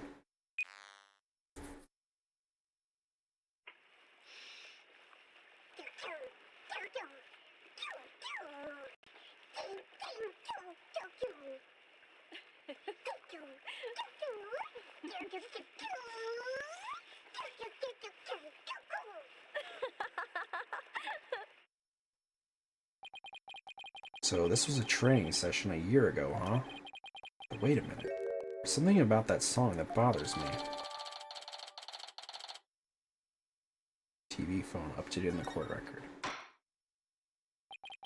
The orca can be commanded using videos on a cell phone, and that means that Marlon Rhymes could have manipulated the creature. Arrgh. Mr. Rhymes, you can't talk your way out of it now. Silence. I have to commend you. That was very good proof. I concede Marlon Rhymes could have manipulated the orca, but isn't it true that the defendant could have done it as well? All she would have to do is use the whistle she knows how to use so well. She wouldn't have to use those videos. Surely you admit it's a possibility. She could have easily had Norma de Plume witness the singing in the lifesaver trick. He's trying to argue it was equally possible for Sasha as it was for Rhymes, is he? But is that true? Let me think about it for a minute. That's right! Those weren't just simple cries, it was singing. As I approached the pool, the killer whale suddenly started singing. It kept headbutting while it sang the Swashbuckler Spectacular song. Culprit made sure Miss de Plume heard the song and saw the lifesaver trick. Could Sasha have shown these two tricks to the witness?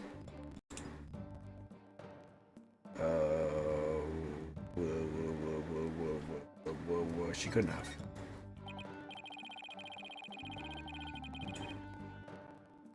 No, I don't think Miss Buckler could have created the same conditions as the culprit.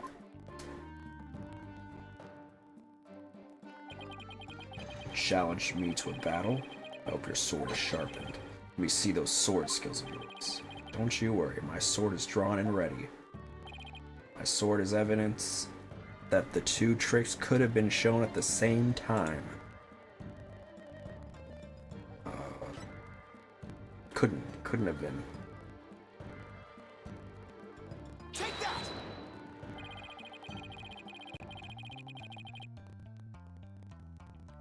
Mr. Plume said in her testimony that she witnessed these two tricks at the same time.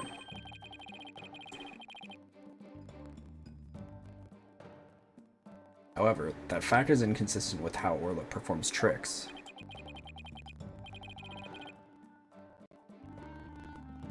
How Orla performs tricks? What are you talking about?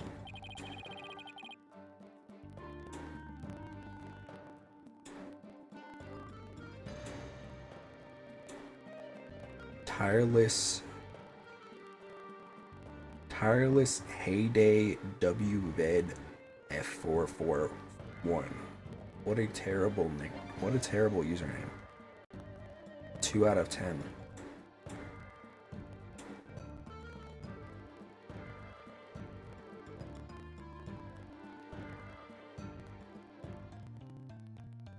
Orla can't perform 2 tricks at once. She performs only 1 trick per whistle signal. That's how she's been trained. In other words, it would be just like with a dog. You tell him to both sit and shake, he won't do them at the same time. Understanding it correctly? Well, yes, that's... I mean, he could do that, but... Yes, that's the idea, Your Honor. I wonder if the judge has a dog.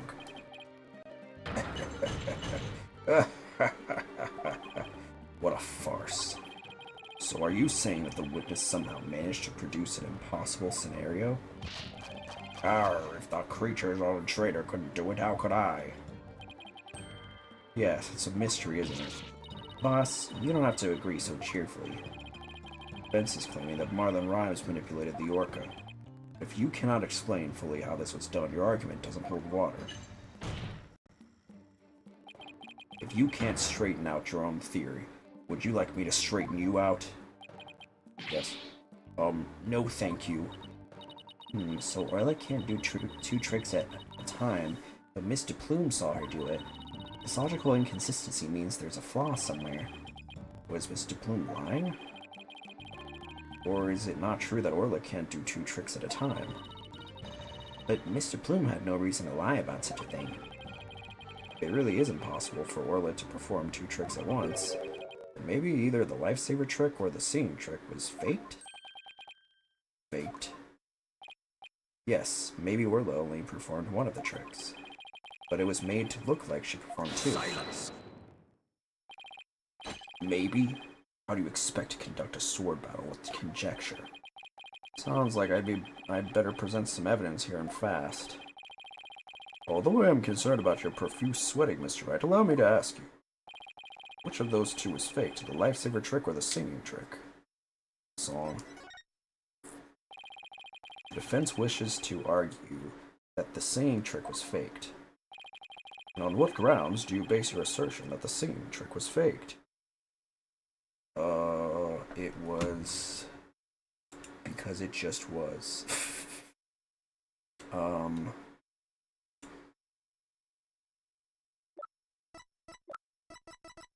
Take that! This is a recording of a recent Swashbuckler Spectacular. In this recording, Orla sings the same song she sang for Miss Fay earlier. But Mr. Plume said this song is different from the one that was sung a year ago. The song is different. Please listen to the song in the video from a year ago sent to the cell phone.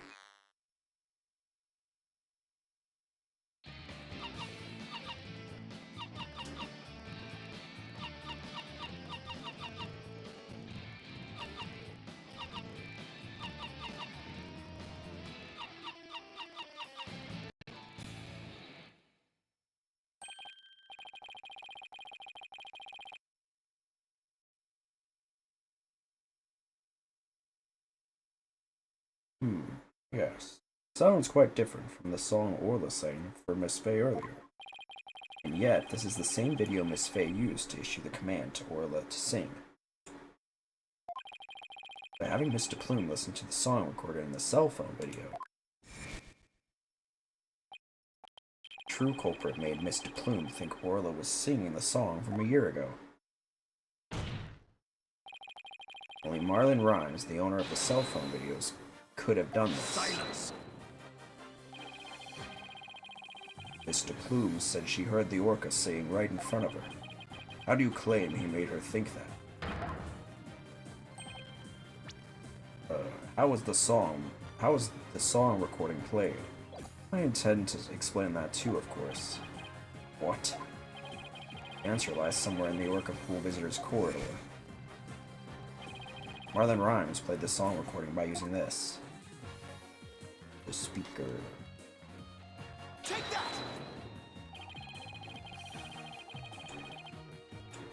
Doo-doo-doo. Mr. Plume heard the song while she was in the Orca Pool Visitors Corridor. There's a speaker in that corridor so that visitors can hear the orca sounds. Did you claim the song was played from that speaker? How? Here's how Rhymes played the song over the speaker in the visitors corridor.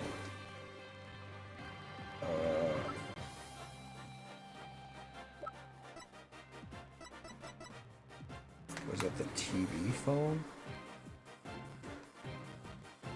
The walkie-talkie. Take that! Mr. Rhymes could broadcast the song and the video to the speaker by using a walkie-talkie. He'd get Orla to do a trick by letting her hear Miss Summer's whistle signal too. He played the singing through the speaker and he made Orla do the lifesaver trick. All of this was the doing of the true culprit, Marlon Rhymes. Ah, it's what you did, isn't it, Mr. Rhymes? Did it. Now I can save both Sasha and Orla. Just leave it to Captain Wright's swashbuckling lawyers to win any case. I don't remember agreeing to that name. It actually was possible for Mr. Rhymes to manipulate the orca. I'm stunned. I see we need to hear more from this witness. Mr. Rhymes, the time has come for you to tell the court the truth.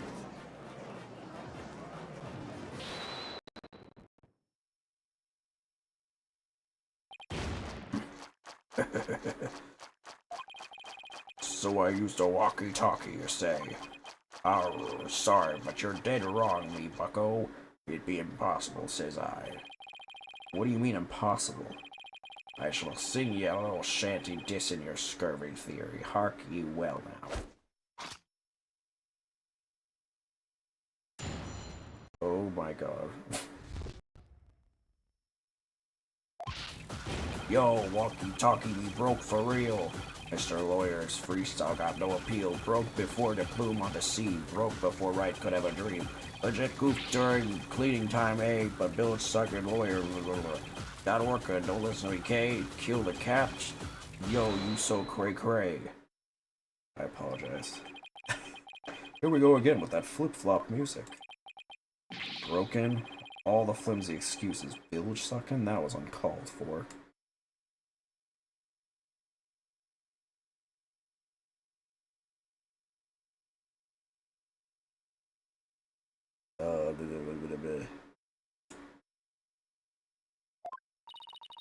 You probably broke it on purpose after the fact. Oh, that be untrue, little lassie. Although I can't prove what it really was. Lucky be it for me, your lawyers be the ones who have the proving to do. After everything we've uncovered, he still won't admit it. Somehow I have to prove that he still could have done it.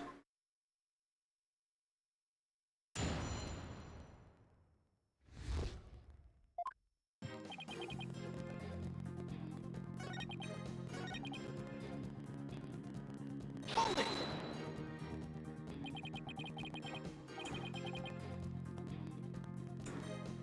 You made a big blunder? What happened? After I helped Sasha with the cleaning, I dropped it by accident and broke it. You wish to see it? I still have it with me. It does indeed appear to be broken. With me walkie-talkie broken, there'd be no way I could have done what you said. I couldn't have given the orca any commands. Oh, your walkie-talkie broke. Isn't that just so convenient? Mr. Rhymes, I think you broke it on purpose.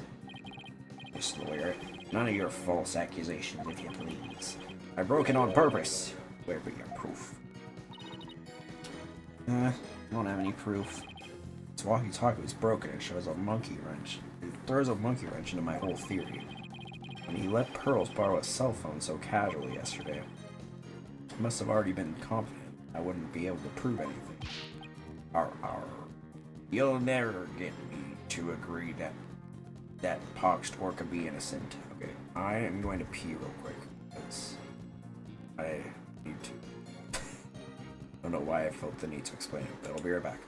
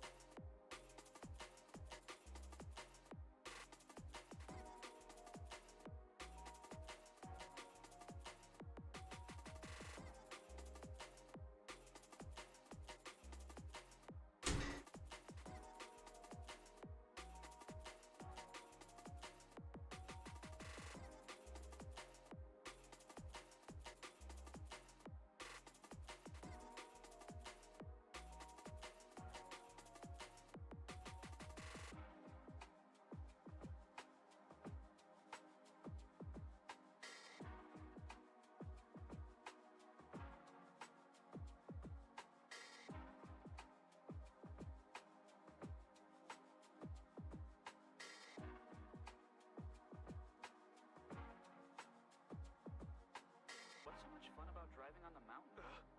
What you think, doofus? You drive as fast as you can, challenging the corners. The corners, huh?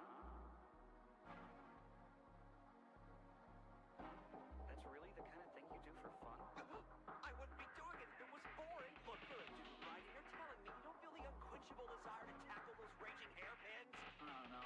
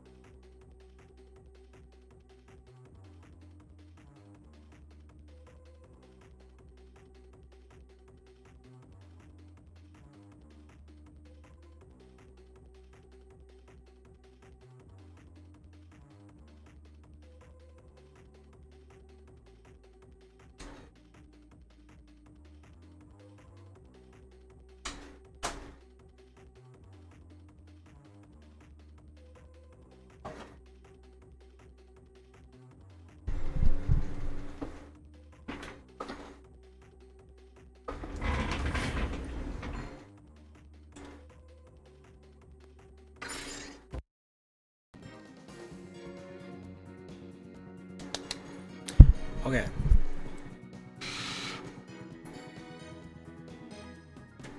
I fear it is snack time again. I'm almost out of hand sanitizer. Well, out of this one. I still have a ton, but out of this pocket back.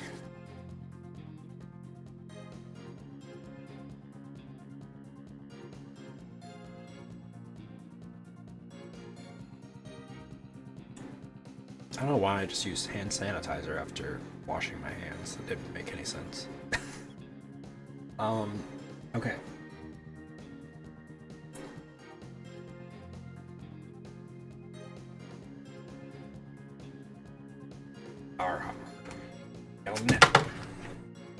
You'll never get me to agree to that poxdork be innocent. If something be not done about her, she'll get Sasha one day too. The orca killed a captain, it wasn't me. Superintendent continued to claim that the defendant is innocent, do you? But I won't stand for that. Now then, right, Dono, what's your next move? Your Honor, I would like to examine the walkie-talkie if you don't mind. Certainly, here you are.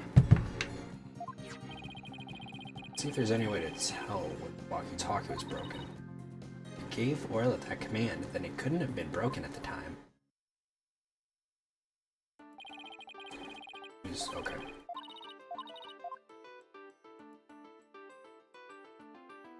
Whoa. Oh, look at these. They look like tooth marks. Hey, you're right. Bite this big. I wonder if it was Orla. Wait, a walkie-talkie with tooth marks? Didn't we hear a story like that just yesterday?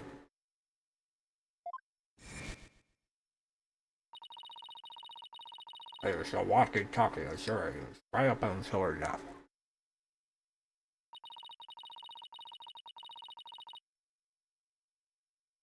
In the middle of the show, the orca brought Azura up to the surface in her mouth. She left tooth marks in Azura's walkie-talkie. The captain said he always kept that walkie-talkie with him, so I'd never forget. Ram said this walkie-talkie was his, but could it be? Not all about it, don't you agree? Oh, time to give it up, Mr. Lawyer.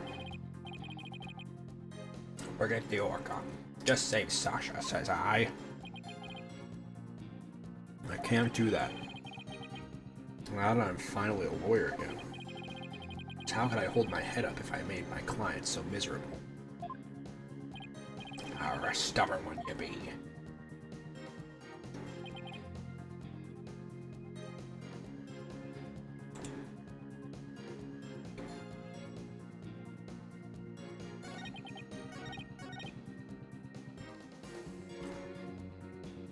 Hold it!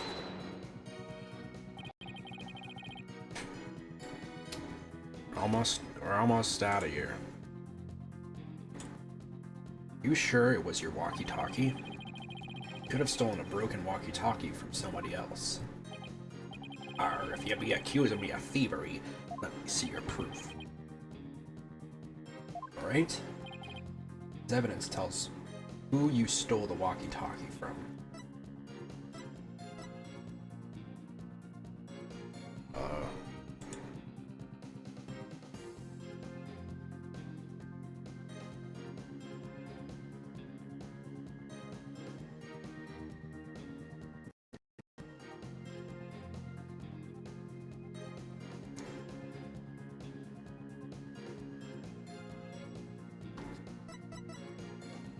Take that!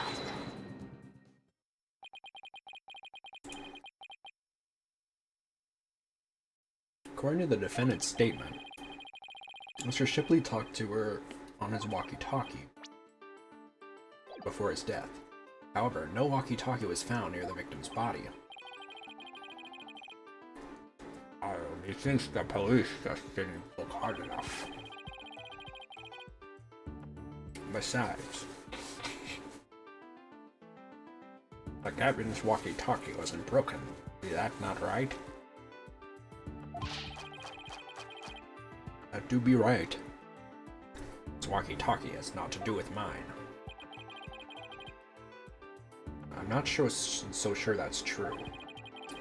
The victim fell to his death, and it's quite possibly his walkie-talkie broke in the fall.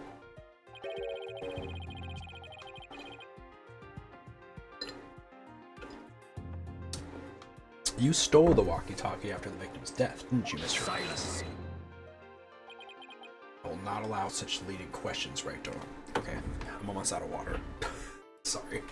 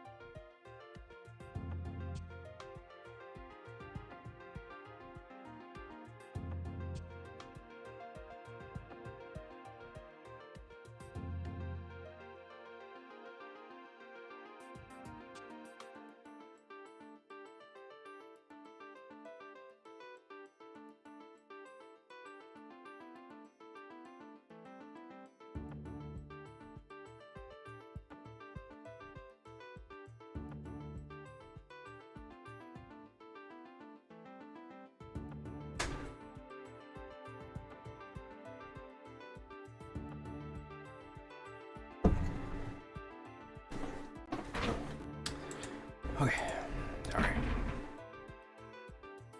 Will not allow such leading questions, right, Doyle? If you claim the walkie-talkie belonged to the victim, show me your evidence. Certainly. I plan on doing just that. Please look at these tooth marks here on the walkie-talkie.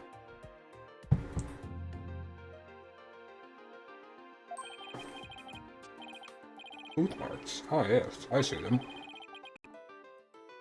Victim's walkie-talkie. The keepsake that used to belong to Azura Summers, who died a year ago. Those tooth marks were left by Orla when she carried Miss Summers in her mouth.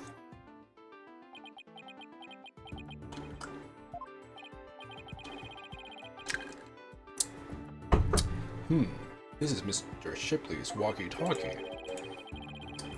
And Mr. Rhymes' walkie-talkie is still unaccounted for, which means he could have used it to command the Orca after all. And that's not all, Your Honor. If you call now, we'll double that offer. The only one who could have taken the victim's walkie-talkie is the culprit himself.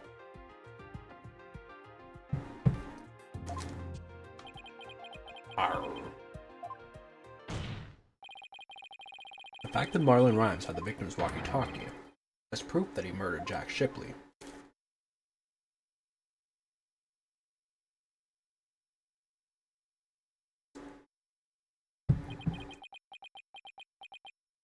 Sink me. Arr.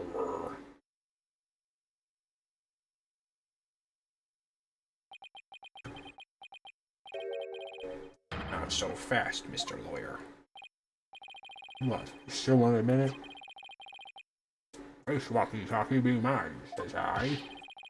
And how do you explain the tooth marks on it?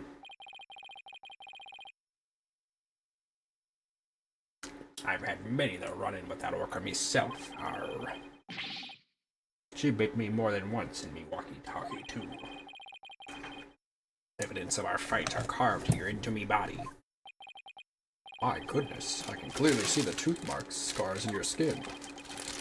What? Are those really scars from being bitten by Orla? Oh, yo, oh. You want answers? I got some, mate. These scars from Orla, that's right. Them girl, can put up, okay.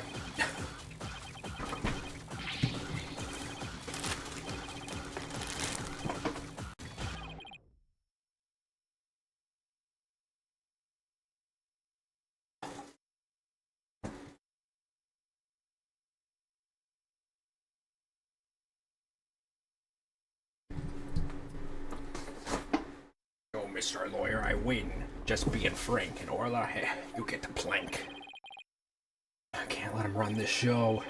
I have to find a way to prove the walkie-talkie belonged to the victim. And you can forget about fingerprints. I always keep my walkie-talkie clean and polished. This man had everything worked out before he even took the stand.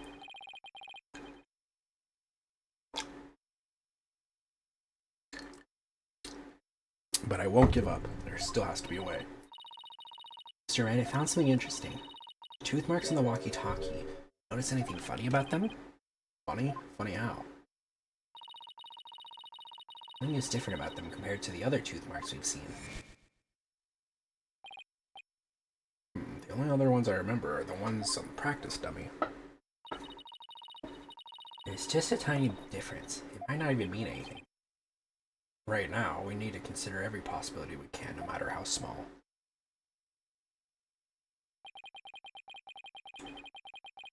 I can figure out what's different about the bite marks. Maybe I can somehow prove Rhymes' walkie-talkie actually belonged to the victim. Think, Phoenix. You can turn everything around right here and now.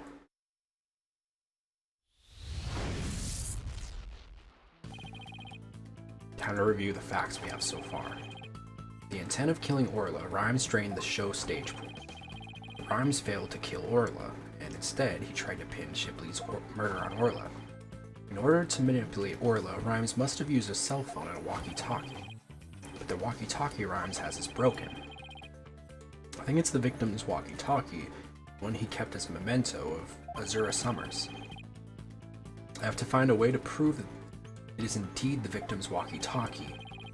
Which piece of evidence left on the walkie-talkie could prove it belongs to the victim? The orca's tooth marks. Tooth marks on the walkie-talkie. Two pieces of evidence with tooth marks, the walkie-talkie and the dummy. What's striking about these two pieces of evidence? Tooth marks are different. When I look closely, I see different bite mark patterns. Two variations, huh? Wasn't there a trick of Orla's that had two different variations as well?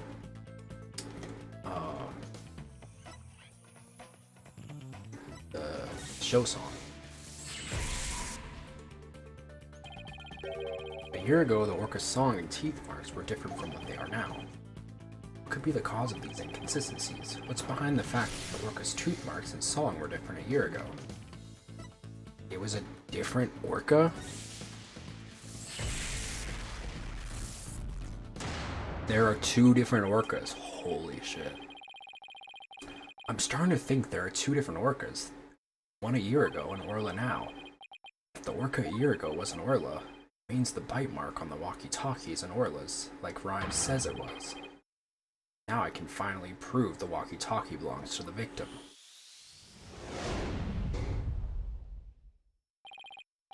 Mr. Wright, you appear to be lost in thought there. Is everything alright? I just realized something astonishing, Your Honor. Your face is what's astonishing, right, Dono? Your rudeness is what's astonishing, Prosecutor Blackwill. And what is this astonishing thing you realized? Until just now, I thought the orca at Shipshape Aquarium a year ago and Orla were the same orca. However, two inconsistencies led me to a new fact. That fact is that there might be two Aura Shipleys. What? Two different orcas? But that's impossible. Order in the court. Explain yourself. What is the basis for this preposterous claim? The orca show song a year ago and the one now are different. I believe it's because the orca a year ago was a different orca. Two different orcas, two different songs. It explains the show song contradiction. What be this build water talk? I don't understand.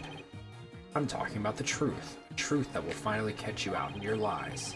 You claim that the tooth marks in the walkie-talkie were Orla's, but that's not true.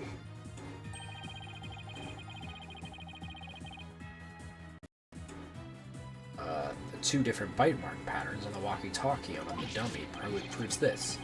What? Two different patterns? Well, I will concede there is a possibility that the two orcas exist.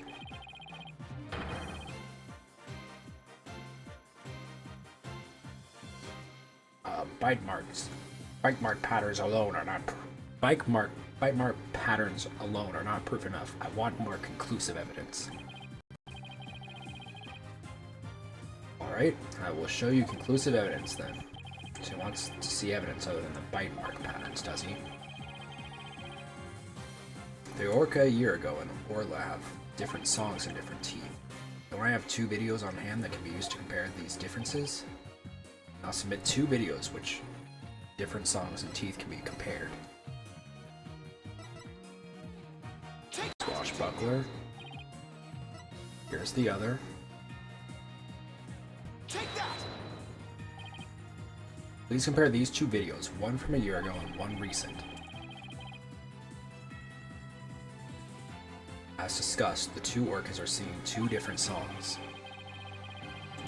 Please also pay special attention to the appearance of the 2 orcas' teeth. How exactly do you claim their teeth are different? Let's look for shots in the 2 videos where the orca's teeth are shown. This is Orla in the recent video of the Swashbuckler Spectacular Pirate Show. As you can see, she has all of her teeth. What a healthy smile she has, I'm a bit envious. Next, let's take a look at the TV video from a year ago. Just as I thought, their teeth are different. Oh, I believe this smile looks a little different from the one we saw a moment ago. As you can see, the orca from a year ago has one tooth that's broken off. The teeth are different than... Yes, the teeth are different, they of course leave different bite mark patterns. On the practice dummy, you can see Orla's uniform pattern, with all teeth intact. And on the walkie-talkie, you can see the one tooth is missing from the pattern. Oh, I see it, just like the smile of the orca in the last year's video. Do.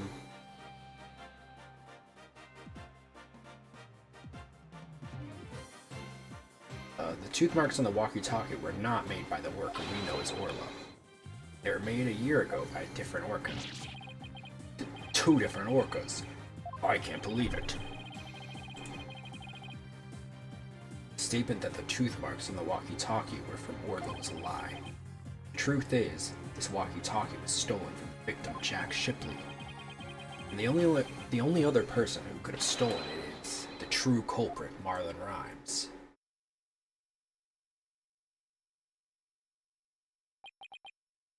No, you got it all wrong. It'd be all the fault of that orca. Whoa. Arr. You got it all wrong.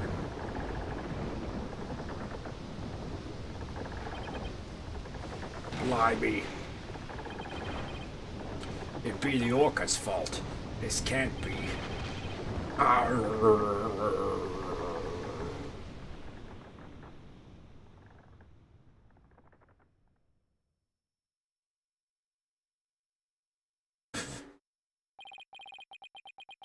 Once again, I'm too weak to help anybody.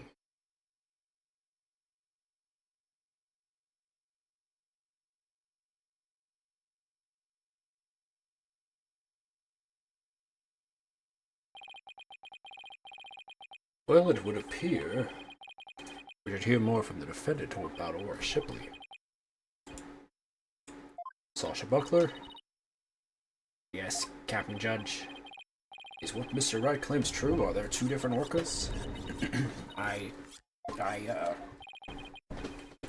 Secret that Ship-Shape Aquarium was hiding it was about Orla, wasn't it?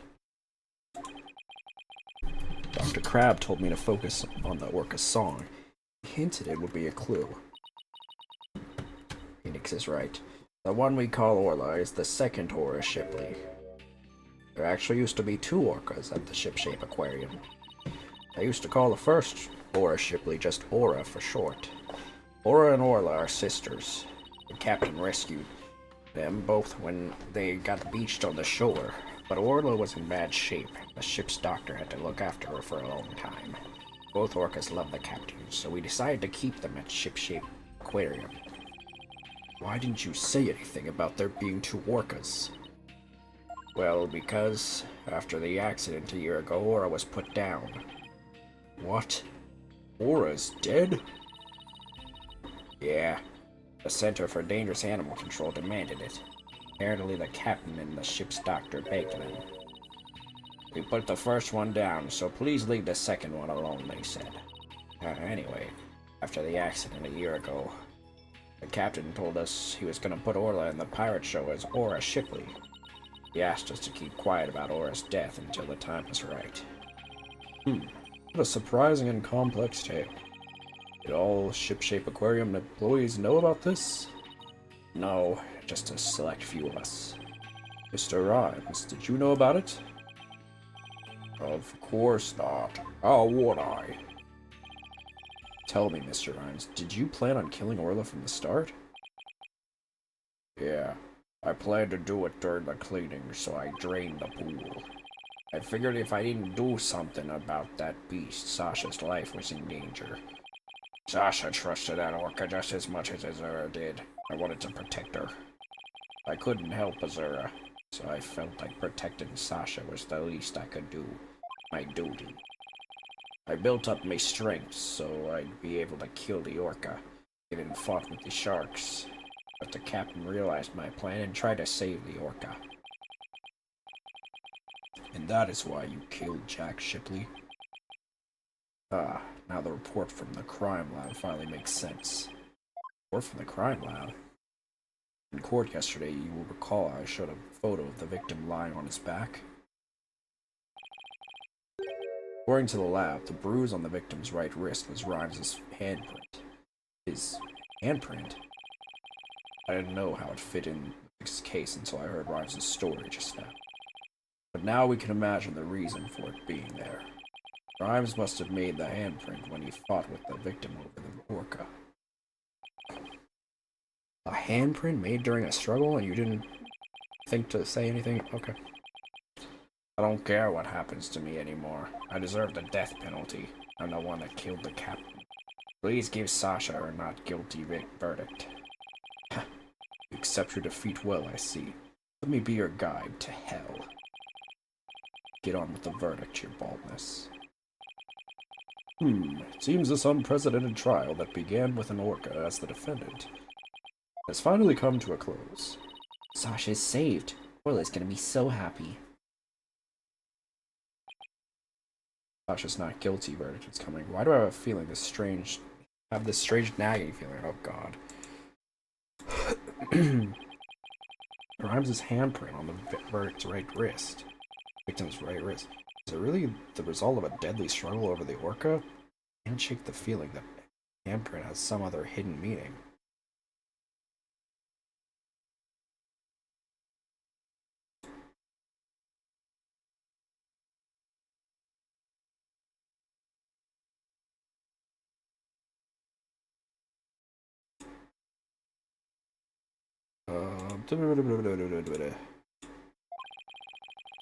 Is this trial going to end without revealing the whole truth?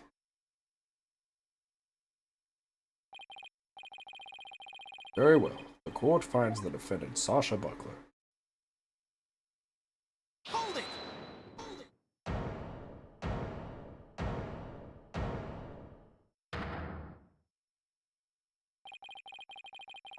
Your Honor, please hold off on that verdict.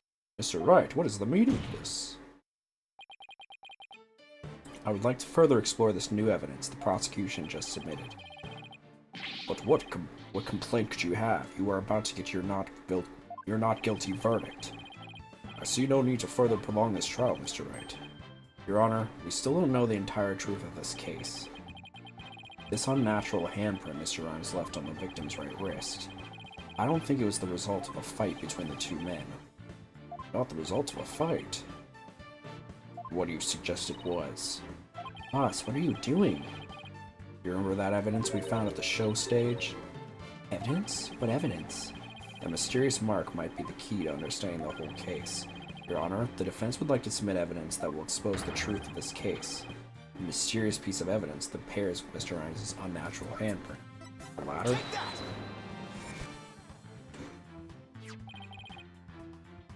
Marlon Rhymes left behind a very unusual set of fingerprints at the show stage. In what way were they unusual? They were right-hand prints on the left side of the ladder. If one were to grasp the ladder in the same way as the prints, it would look like this. Looks like the ladder is being grasped from above. Exactly, Your Honor. The handprint on the victim's right wrist shows it was held with a powerful grip. Marlon Rhymes grasped the show stage ladder in an unnatural pose. He was gripping the victim's wrist in this position. Gripping the victim's wrist. Then he must have been... It means Mr. Rhymes was actually... That's right. We coupled the unnatural handprint with the mysterious fingerprints.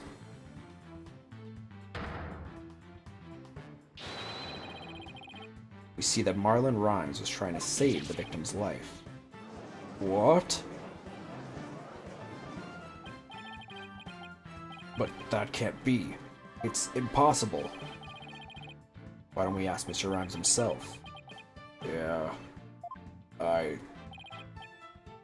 Mr. Rhymes, we want to hear the truth directly from you. I gotta hand it to you, Mr. Lawyer. You got skills. Why? Why did you have to figure it out? Doesn't matter what happens to me anymore, I'm ready to die. So what the defense is claiming true? The captain. He found out I drained the show stage pool. He rushed to the side of the pool, frantic to put some water in for the orcas. And then he slipped.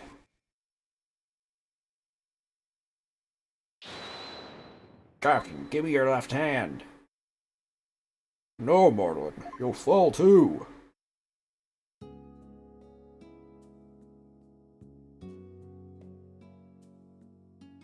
Forgive me. Forgive me, Marlon. I didn't realize what deep pain you were in. But please don't blame Orla. It's nobody's fault.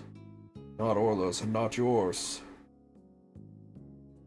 Hey! Captain!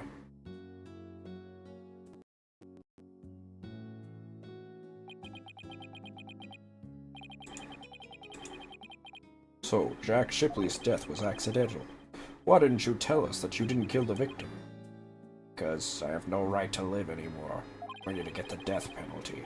The captain died because of me. And then on top of it all, I used his body to frame Orla. I was gonna kill Orla and she wasn't even to blame. She didn't do anything wrong. The only thing I can do now is pay for it with my life. I can't do anything.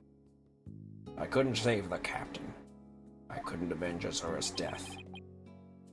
Mr. Rhymes, you have the wrong idea about Miss Summer's death. Not even the first Aura Shipley was responsible for her dying.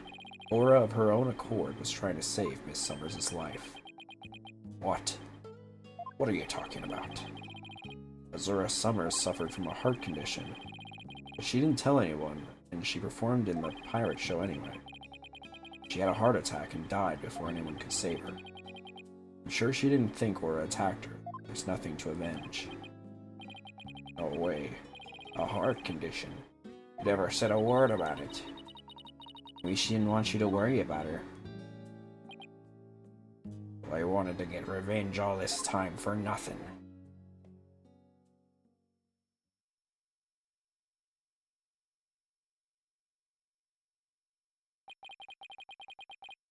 So neither case was murder. Not a year ago and not this time either. Your responsibility in this matter is great, but I believe you can be rehabilitated. Marlon, you better come back to Shipshape Aquarium when you're done, you hear? Orla and I and everybody will be waiting for you. You still have a lot to offer, Mr. Rhymes. Live your life and never give up, for the sake of those who are gone as well. I promise to make up for what I've done, even if it takes me my whole life. Mr. Right, Sasha. Thank you. Oh.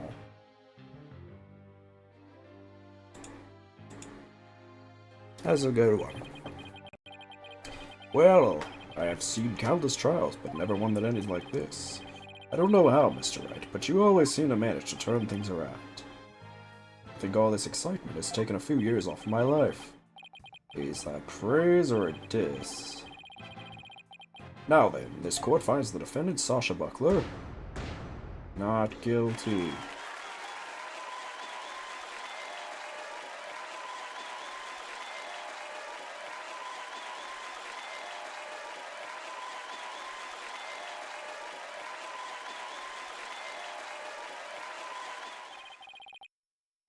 Court is now adjourned.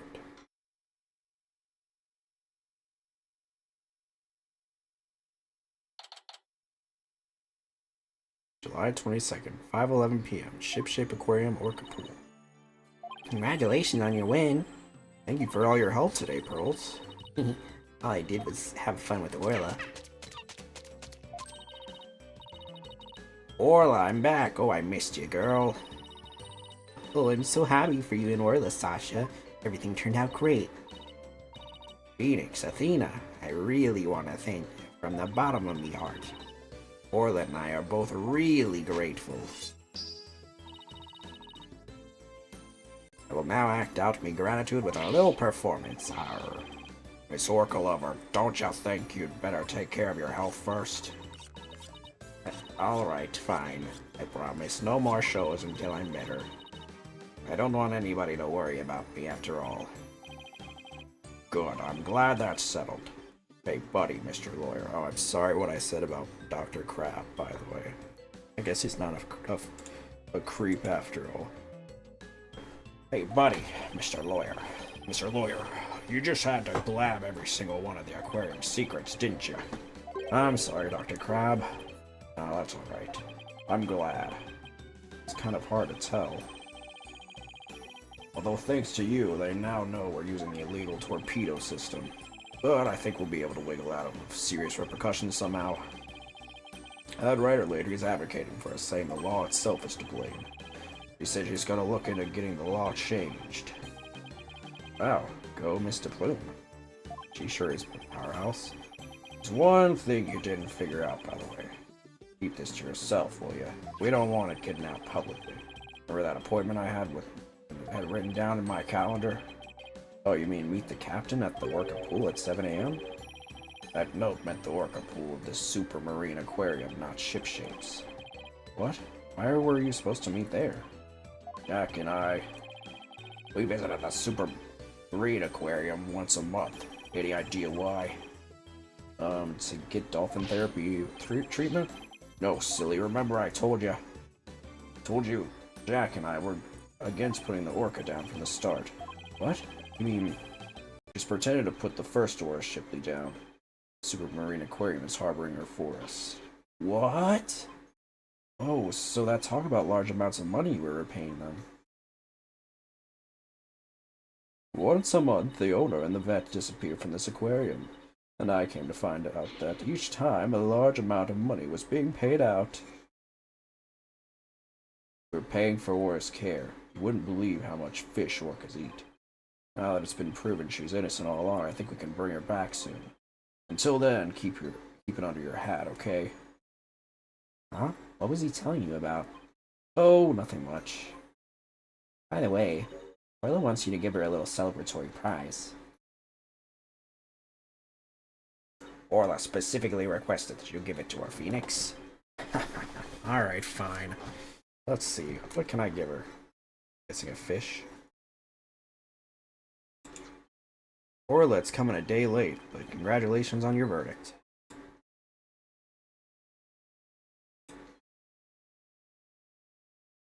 Oh.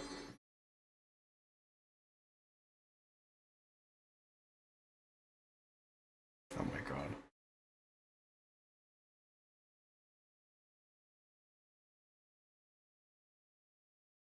Oh my, aren't you lucky? Haha, that's Orla's best trick. The thank you kiss trick.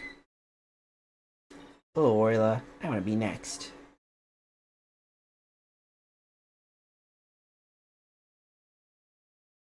And so the curtain fell on my first trial in years. I'm looking forward to the comeback of Sasha and Orla's swashbuckler spectacular. After all, I made a comeback of my own as a lawyer. A few months later.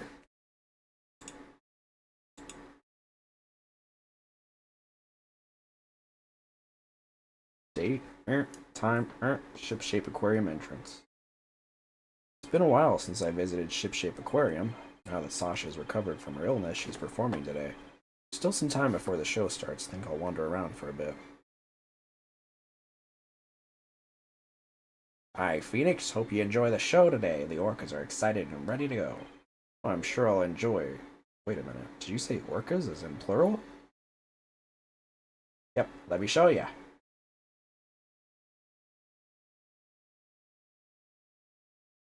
Oh. What? 2 Orlas? Don't tell me. Yep, you caught it right. Orla Shipley the First has returned to Shipshape Aquarium. We be the 3 pirates. We be the 3 pirate sisters. Arr.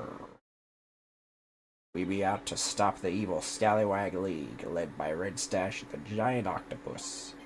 Well, I don't want to get in your way of the rehearsals. Guess I better go. Well, if it isn't Blue Boy. Did you come for my book signing? Oh, Mr. Plume, there's a book signing? Yes, my new book is just out. It's called Shipshape Aquarium. Don't pull the plug. The book signing will be held here in this room. After all, the vetoes me a favor. Yes, she got them to approve the use of the torpedo. I'm grateful. Why does she keep coming in my lab to bother me every single day?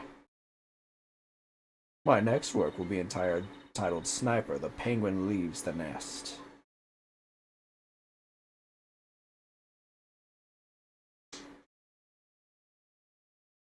That is a wig? Ah, stop this cacophony. Why am I surrounded by carping females? Gee, Dr. Crab gets all the ladies. I guess I'll leave him to it. Oops, it's almost time for the show. Where have you been, Nani? Polly and Athena already went in. While we were waiting, I bought some souvenirs to take back to the village. Sorry to keep you waiting. I bet they'll love your souvenirs back home, girls. By the way, I heard a certain someone is going to be in today's show. Certain someone? I wonder who it could be. Oh, it's almost time. The show's just about to start. Alright, let's go to the show stage then. I saved you all seats, Mr. Wright. Oh, I can't believe I get to see the show again. I'm so happy I want to dive in the pool. You better not. I think they'll call security. You're welcome in the pool anytime, Athena, but Red Stash is the best swimmer of all. Huh? Who have you got playing Red Stash's role? Sasha, Ora and Orla, ready to go. Hey, I know that voice. Yep, you may know it. Marlon is back and he's playing the role of Red Stash. It be the new Swashbuckler Spectacular. I hope you enjoy it, me buckos.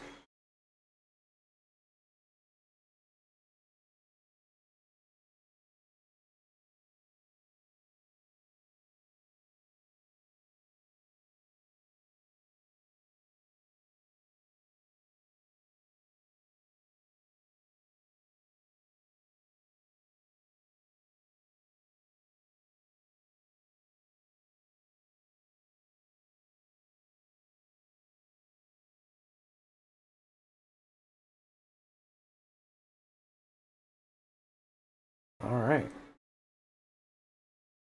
We did it. We finished Ace Attorney 5. Ooh.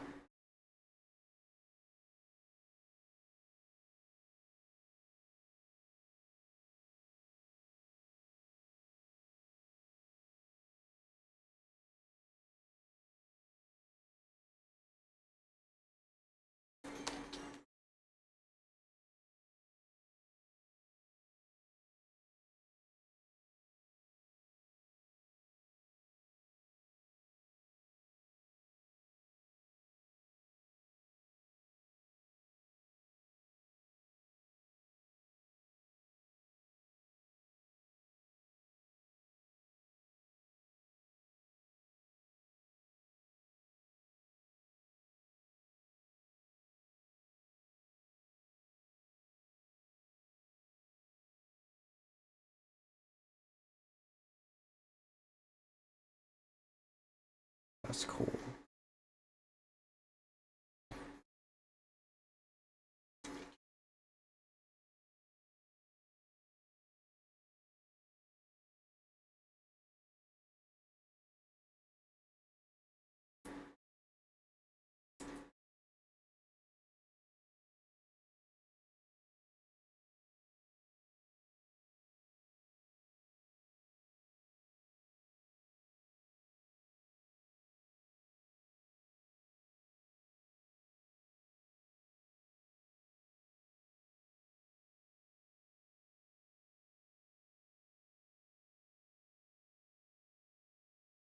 Alright, well, only one thing left to do.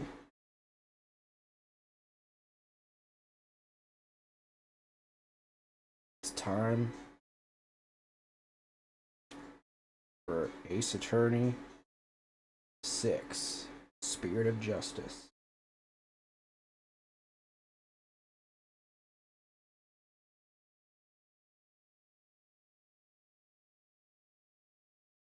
Oh my god, the tiger.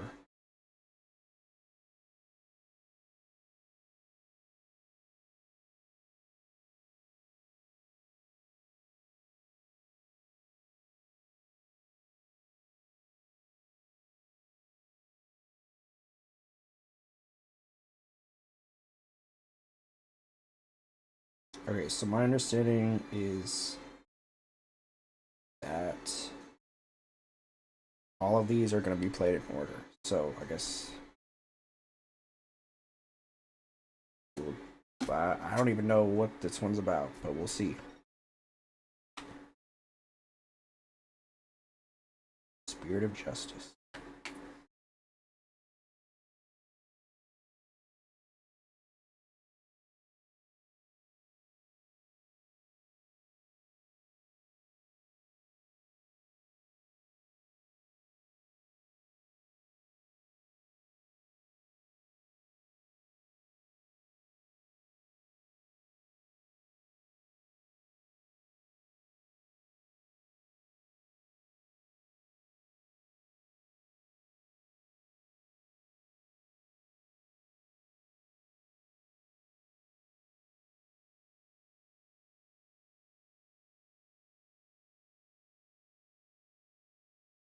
Whoa.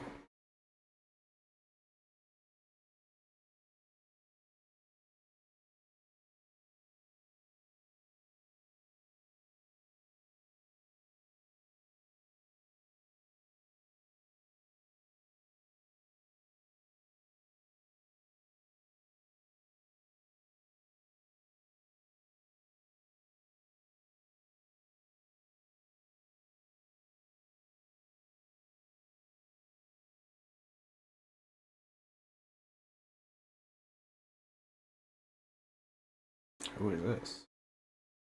Episode 1, The Foreign Turnabout.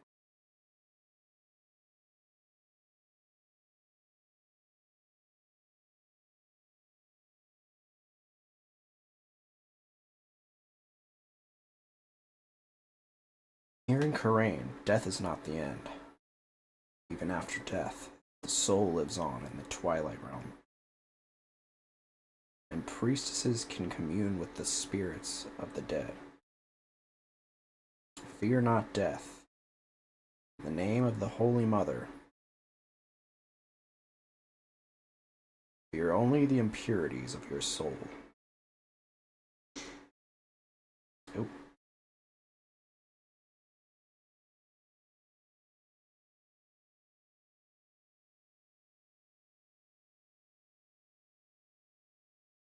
There's blight on my soul. I'll have the child take the blame.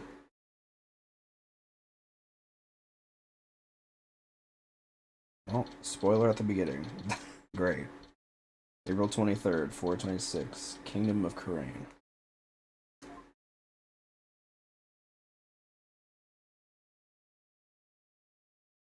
Oof, I'm finally here. So this is the Kingdom of Karain, huh? What a long trip. I wonder how many hours I was in the air. But just look at this place. Get a load of this street. Really feels like I'm lost in another world here. That gorgeous temple. I read that's the center of town.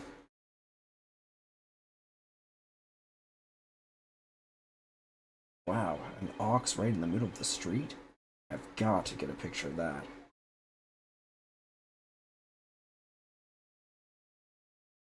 Excuse me, sir. I wonder what kind of bird that is. I've never seen anything like it. It's quite a crest it has on its head. Excuse me, sir. What? Oh, yes? Pardon me, but are you Mr. Wright? Yes, that's right. Oops, he hasn't been trying to get my attention all this time. Wait a minute, are you... That's right. I'll be your guide. I'll be your guide. Alright, man.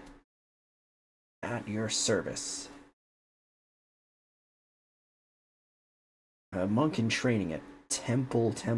Really? Really? We're... Okay. Not on the nose. And I'll be your guide around town. It's very nice to meet you. Happiraki.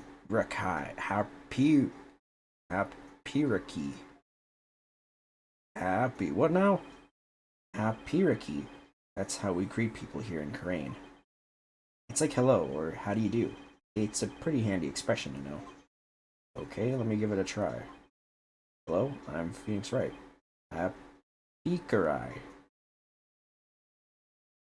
My name is Phoenix Wright, and I run a small law office. Oh, that's what I do back home anyway. Right now, I'm just a traveler, a stranger in a strange land. Welcome to our country. Welcome to the Kingdom of Crane, land of spirit mediums and mystery. This is for you. Celebrate your arrival. Speaking of mystery, what is this mysterious green lump exactly? Allow me to explain. This is a famous Kuranese sweet bun. It's called the Magataman, or soul bun. It's shaped like a Magatama. It's so yummy, it will send your soul right to the Twilight Realm. Ah, Jesus.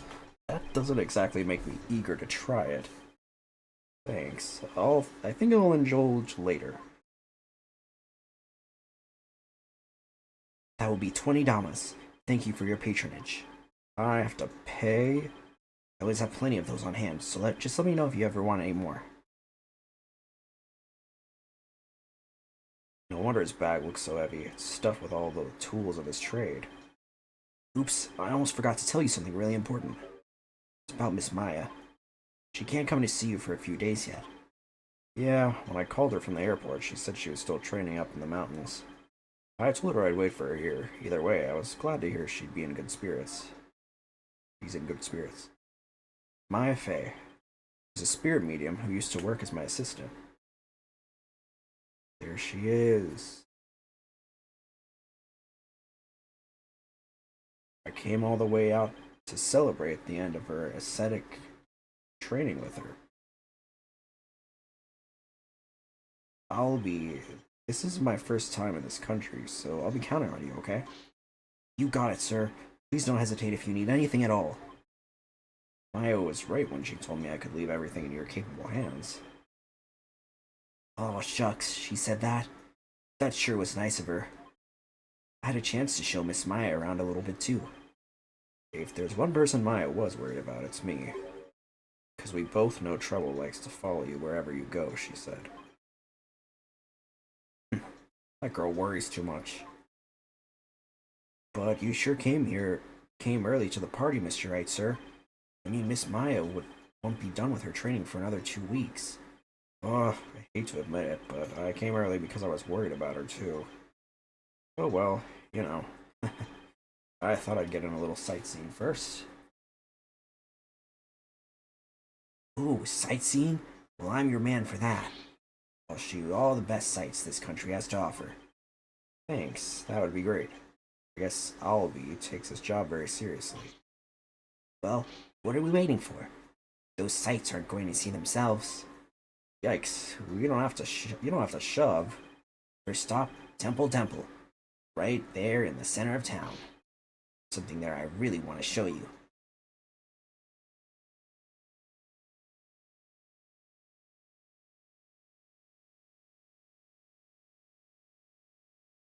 April 23rd, 4:45 p.m. Temple Plaza.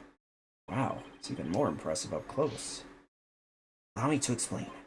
This is the heart of our town, Temple. It was created by the founder of Koreanism. The Holy Mother herself. I'm training right here at this temple to be a monk someday. I read that the people of this country are all adherents of Koreanism. According to my guidebook, it's a religion in which ancestral spirits are venerated. The Holy Mother was a great spirit medium who could commune with other ancestors' souls, and spirit mediums become queen to this day, direct descendants of the Holy Mother. Spirit medium rules the entire country, huh? Talk about power and influence. The main thing you'll want to see when you come to Temple is the Dance of Devotion rite. The Dance of Devotion takes place twice, once in the morning and once in the afternoon. This dance, along with the Song of Ceremony, is performed in offering to the Holy Mother. The Dance of Devotion has the power to summon forth souls. Hold it, slow down. I can't remember all that at once. Oh, I'm sorry. I guess I got a little overexcited. Anyway, the main thing I got from all that is that you really, really love your country. Well, that's sure true. I like this kid. He pours his heart into everything he does. Let's see. I guess I just explained about half of what I usually explain. So I'll give you a special discount and only charge you $10 for the tour fee. Thank you for your patronage. I guess he pours his heart into aggressive salesmanship, too. Come to think of it, Miss Maya told me she could tell I love my country, too. We stood here for about an hour while I told her about the Holy Mother. Really? An hour? Hope that counted as patience training. And she seemed really interested, too. She listened to my whole speech. Huh? That doesn't sound like the Maya I know. Miss Maya is so kind and nice. She treats me really well, like a little brother. It's kind of like a big sister to me. This is Maya Fey you're talking about, right? I think she's grown up since I last saw her.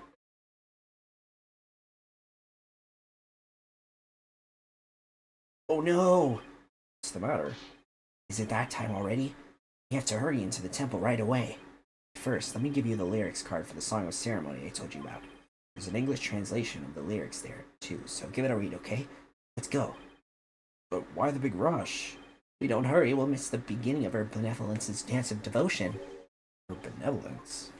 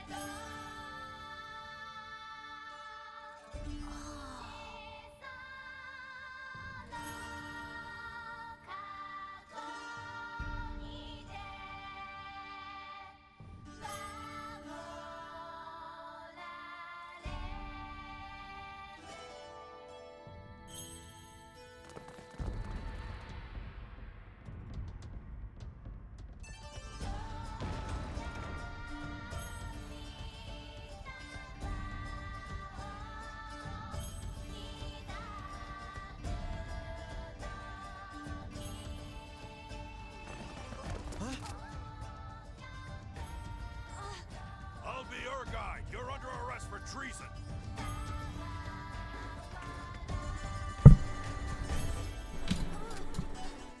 Uh-oh.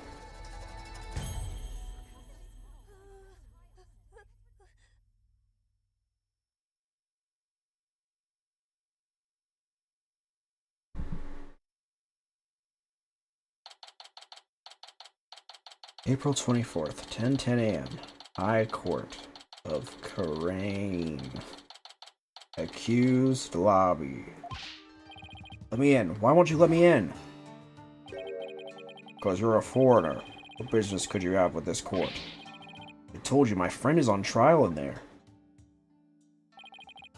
Police raided the temple in the middle of the palace, the dance performance yesterday, and arrested Albie on suspicion of treason. I was worried about Albie, so I just had to come see his trial. Trial isn't a tourist attraction, so clear off. You want a picture of for your scrapbook, take one of me and get out of here. Look, you got it all wrong. Just great. Well, I guess there's only one thing to do. Yes, I'm a foreigner, but I'm not your average foreigner. What? I'm actually a lawyer. Back at home, anyway. What? A lawyer? I can't. That's not possible. What are you so shocked about? Well, whatever. Now's my chance. Nothing wrong with a lawyer entering the courtroom, right? Wait, get back here, you!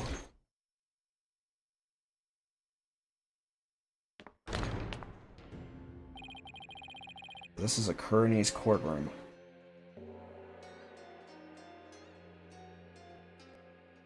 Oh my god. Wait, isn't that her benevolence? What's she doing here in court?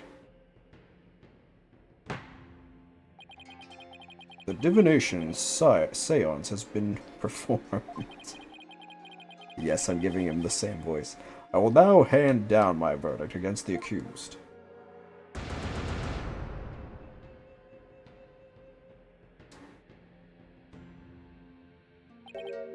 What? A verdict already? But the trial only just started. Guilty? There's gotta be some kind of mistake. Please take another look. Seances performed by Princess Rafa are infallible. They only show the truth. What right do you have to question her abilities? But I didn't.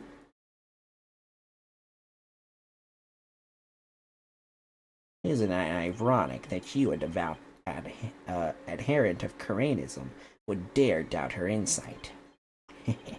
Non-believers will only be met with suffering in the Twilight Realm, you know.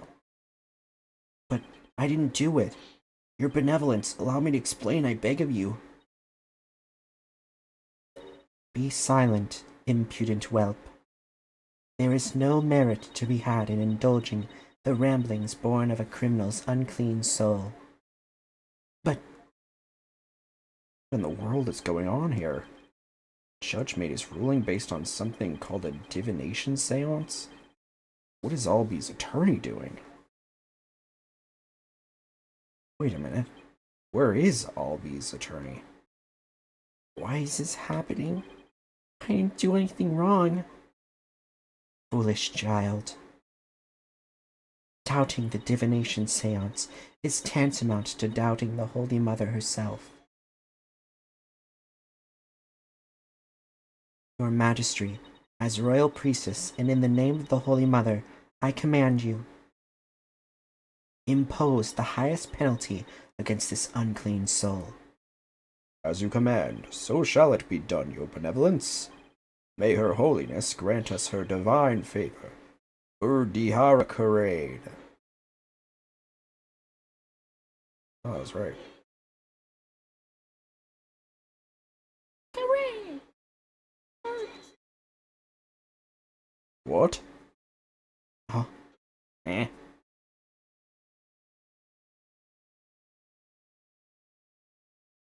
Wait just one moment. You're... Ugh, me and my big mouth. Now what? Mr. Wright? What are you doing here, sir? Well, I'm in it now, so I have to do this right. Your Honor, it's too soon to give your verdict. This trial has only been underway for a few minutes. Excuse me, who on earth are you? I'm, well... an ordinary tourist, Your Honor, just passing through. Ah, a tourist, are you? Hapikarai. But most importantly, where is this boy's defense attorney? Defense attorney? Whatever are you talking about? He doesn't need a defense attorney. Wait, what? Of course you wouldn't be aware, being a foreigner and all, but we have no need for defense attorneys here in the Kingdom of Kharain. We leave it all up to her benevolence's sacred power of spirit communion. Her divination seances determine all. What? But surely you see how unfair that is. What kind of insane court system are they running here?